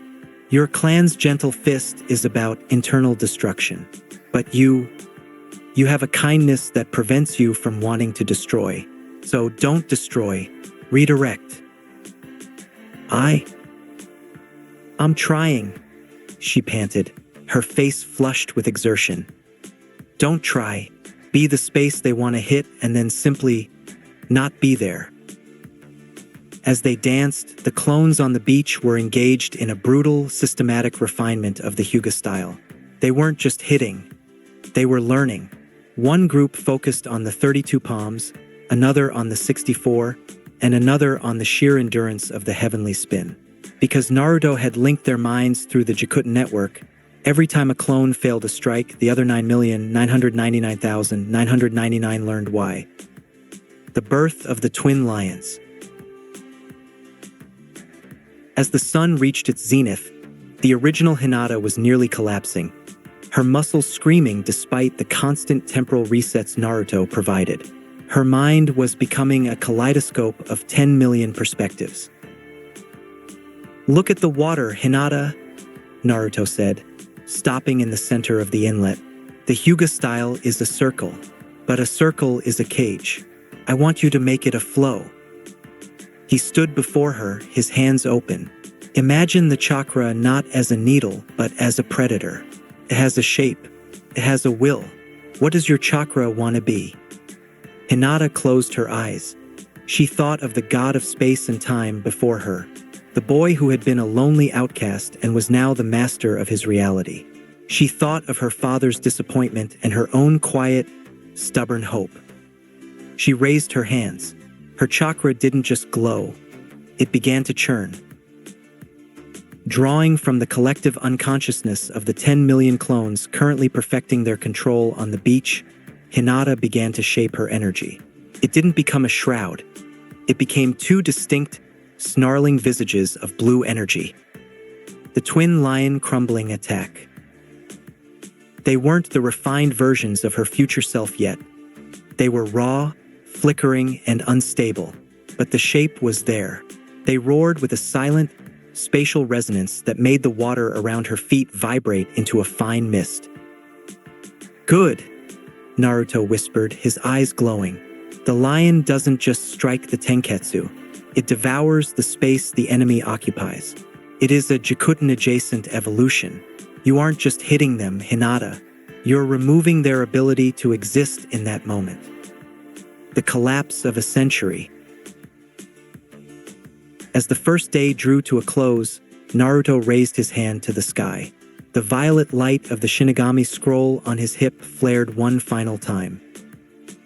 "It is time," he said. "The physical toll will be immense. Hold on to me." Jikuton, grand convergence. In an instant, the 10 million clones vanished. They didn't puff into smoke. They were pulled back into the original Hinata like a massive, inward-facing tidal wave.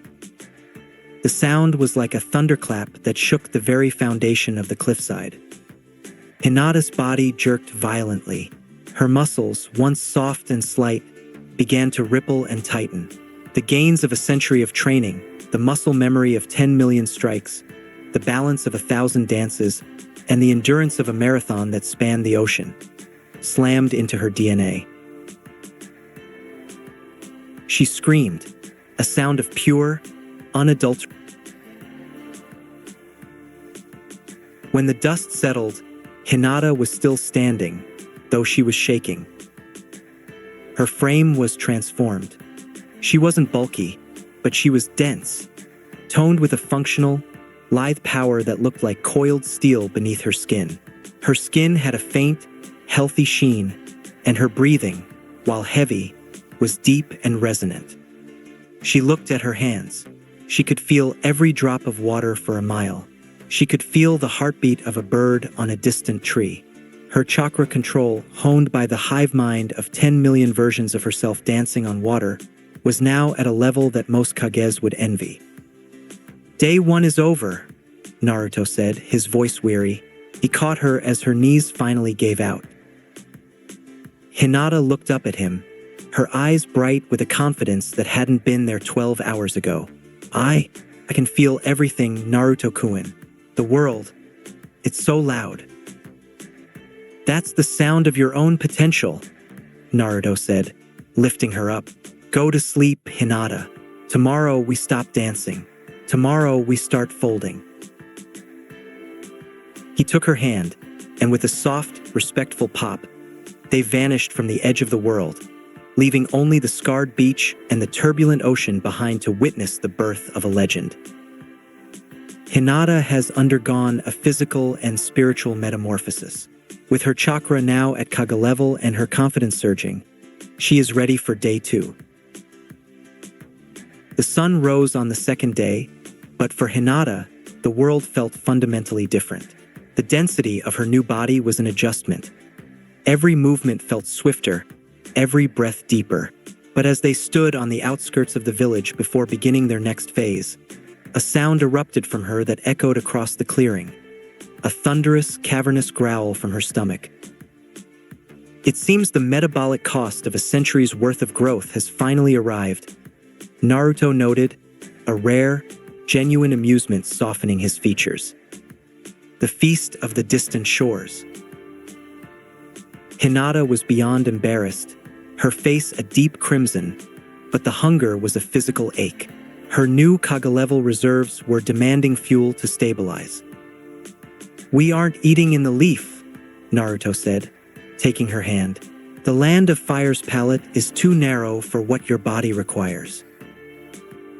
With a warp step, they vanished, reappearing on a tropical coastline in the far southern archipelagos. Naruto didn't wait. He used his Jikuton to pluck exotic, deep-sea fish directly from the ocean, flash-searing them with friction-heated air.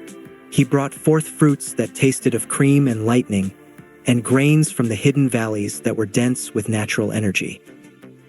Hinata ate with a ferocity that would have horrified her father. She consumed enough for an entire platoon. Dishes of spiced kraken, bowls of nutrient-dense obsidian rice, and nectar-filled fruits that replenished her cellular mitochondria. Your cells are no longer just meat and bone, Hinata, Naruto explained as he watched her. They are capacitors. To hold the power I gave you yesterday, you must build a physical foundation that can withstand the voltage. By the time she finished, the glade was littered with remnants of a feast that shouldn't exist in their geography. Hinata breathed out a sigh of pure contentment, her chakra finally settling into a calm, golden hum. The 3-year sanctuary. Now, Naruto said, his expression becoming solemn. The village thinks we will be gone for a day, but for us, the sun will not set for 3 years. He sat cross-legged and signaled for Hinata to sit opposite him. He placed his hands on her temples. Jikuton, mental plane expansion. The world dissolved. The ocean, the sun, and the wind were replaced by the vast, golden-tinted internal landscape of Naruto's mind. It was a place of endless horizons and floating stone platforms, dominated by the distant, towering silhouette of the Kyuubi's cage. Time here is a suggestion I control, Naruto said. His voice was no longer that of a boy. It was the voice of the 70-year master. We have 3 years. We will not spend them on the physical. We will spend them on the cerebral. Year 1, the weaver of seals. Naruto's passion for Fuinjutsu was infectious. He saw seals not as ink on paper, but as the source code of reality. To his surprise, Hinata didn't just learn. She excelled. Her Byakugan allowed her to see the flow of chakra through the ink in a way even Naruto couldn't. The seal is a gate, Hinata, Naruto taught, his fingers tracing glowing formulas in the air. You don't just draw it. You command the space to obey the script. She took to it like a fish to water. By the end of the first year, she was designing her own high-level containment and elemental seals. She reached level 7 mastery, a rank usually reserved for clan elders. She learned to weave seals into her twin lions, allowing her to seal an opponent's chakra on contact. Year 2, the gentle mend. Naruto admitted his limitations early on. I am not a medic, Hinata. I heal because the fox refuses to let me die. But I know the theory of the second Hokage's anatomical studies. They spent the second year focusing on medical ninjutsu. Using the mental projections of anatomy, Hinata learned to use her gentle fist precision for healing. She mastered the mystical palm technique, reaching a high chunin level of proficiency. She could close wounds and knit bone, her Byakugan giving her an X-ray advantage that traditional medics lacked. Year 3, the mirage of the mind. Genjutsu was the final pillar. Naruto's own mastery was functional but blunt, based on overwhelming the senses with spatial distortion. He taught Hinata how to layer her chakra into the air to create refractions of reality. A genjutsu is just a fold in the victim's perception, Naruto explained. Hinata practiced until she could cast subtle, high chunin level illusions. She learned to hide her presence from the mind as well as the eye, creating blank spots in an enemy's awareness. The return. When the 3 years in the mindscape concluded, Naruto released the technique. To the physical world, only a second had passed. But as Hinata opened her eyes back on the tropical beach, the person sitting across from Naruto was no longer a girl. She carried herself with the terrifying stillness of a master. Her eyes were no longer shy. They were calculating, filled with the knowledge of a level 7 seal master and the precision of a field medic. 3 years, Hinata whispered, her voice steady and deep. I feel old, Naruto-kun. That is the burden of the wise, Naruto said, standing up. He looked at his student. She was toned, powerful, and intellectually formidable. Day 2 is finished. You have the power, the control, and the knowledge. Tomorrow, we test if you have the heart to use them. Hinata has returned from her 3-year mental odyssey. She is now a seal master and a versatile kunoichi. After the intense mental labor of 3 years of study, the dawn of day 3 arrived with a gentler hue. The air was soft, and for the first time since they left the village, the hum of Naruto's Jikuton chakra felt less like a weapon and more like a warm blanket. Yesterday, I brought you into my world, Naruto said as they sat in a quiet clearing on the outskirts of the village. But a shinobi's true sanctuary isn't the one they are invited into. It's the one they build for themselves. Today, you are going to find your own center. The search for the inner sanctum. Naruto guided Hinata through a deep meditative state. He didn't use force this time. He used his voice as an anchor, leading her away from the external world and toward the wellspring of her own chakra. Don't look for a room, Naruto whispered. Look for the feeling of home. Your mind is a space, Hinata. You are the architect, engineer, and the contractor. Fold the noise of the world away until there is only you. For hours, Hinata sat in perfect stillness. Her Byakugan flickered occasionally, not looking outward, but inward. She navigated through the static of her doubts and the echoes of her father's voice. Then, with a sudden soft exhale, her chakra stabilized into a rhythmic, pulsing glow. I see it, she breathed. Naruto-kun, Komein. The comparison of worlds.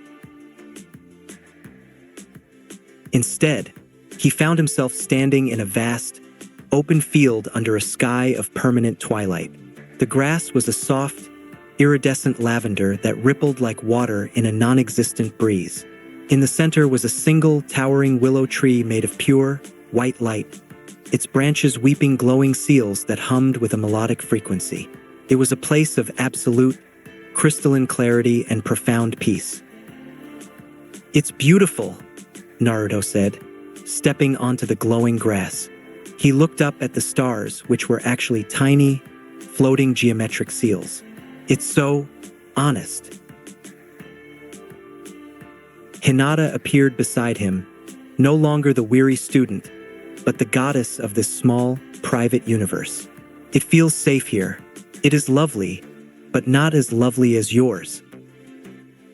Naruto gave a small, lopsided smile, one that carried the weight of his 70 years. My mindscape used to be a sewer, Hinata. She blinked in shock. A sewer? Yeah. Dark, damp, and smelled of rust and rot. Naruto laughed softly, the sound echoing in her peaceful sky. I lived in a basement with a giant cage and a fox that wanted to eat my soul. The water was waist-deep and cold. I think I made it that way because that's how I felt the village saw me. A waste system for their hatred. He gestured to her glowing tree. I've spent a long time cleaning it up. Now it's just a vast, empty horizon of gold. Sufficient, but it's lonely. Yours is much better. It has life. A day of respite. For the rest of the day, they didn't train. They sat under the glowing willow tree and talked. For the first time, Naruto spoke about the mundane things he missed. The smell of the air in the land of whirlpools, the specific way the sun set over the great Naruto bridge, and the quiet joy of a bowl of ramen that didn't taste like mental projection. Hinata, in turn, showed him the different shrine areas of her mind. She had a section of her field dedicated to the memories of her mother, and another where the lavender grass grew taller, a place where she kept her secret hopes for the future. They spent the day decorating the space together. Naruto taught her how to use her level 7 sealing knowledge to create guardian spirits for her mindscape, projections of her twin lions that would pace the borders of her consciousness, protecting her from external intrusion or genjutsu. You've grown so much in 3 days, Naruto said, leaning back against the trunk of the light willow. The village is going to be terrified of you when we go back. Hinata giggled, a sound that felt more like the girl she used to be, yet tempered with the wisdom of the woman she had become. Let them be. I'm not doing this for them anymore. I'm doing it so I can stand beside you. The day ended not with a bang of spatial displacement, but with a slow, gentle fading of the light. Naruto and Hinata shared a final, quiet moment in the twilight of her mind before returning to the physical world. As they stood up in the real clearing, the moon was rising over Konoha. They were refreshed, their bond anchored by the shared knowledge of each other's deepest sanctuaries. That's it for today. Remember to show your support to the creator of this story if you enjoyed it. If you would like more parts of the story to be uploaded, leave a comment and subscribe to get notified when the story continues. Bye-bye for now, and I hope that you all have a wonderful rest of your day.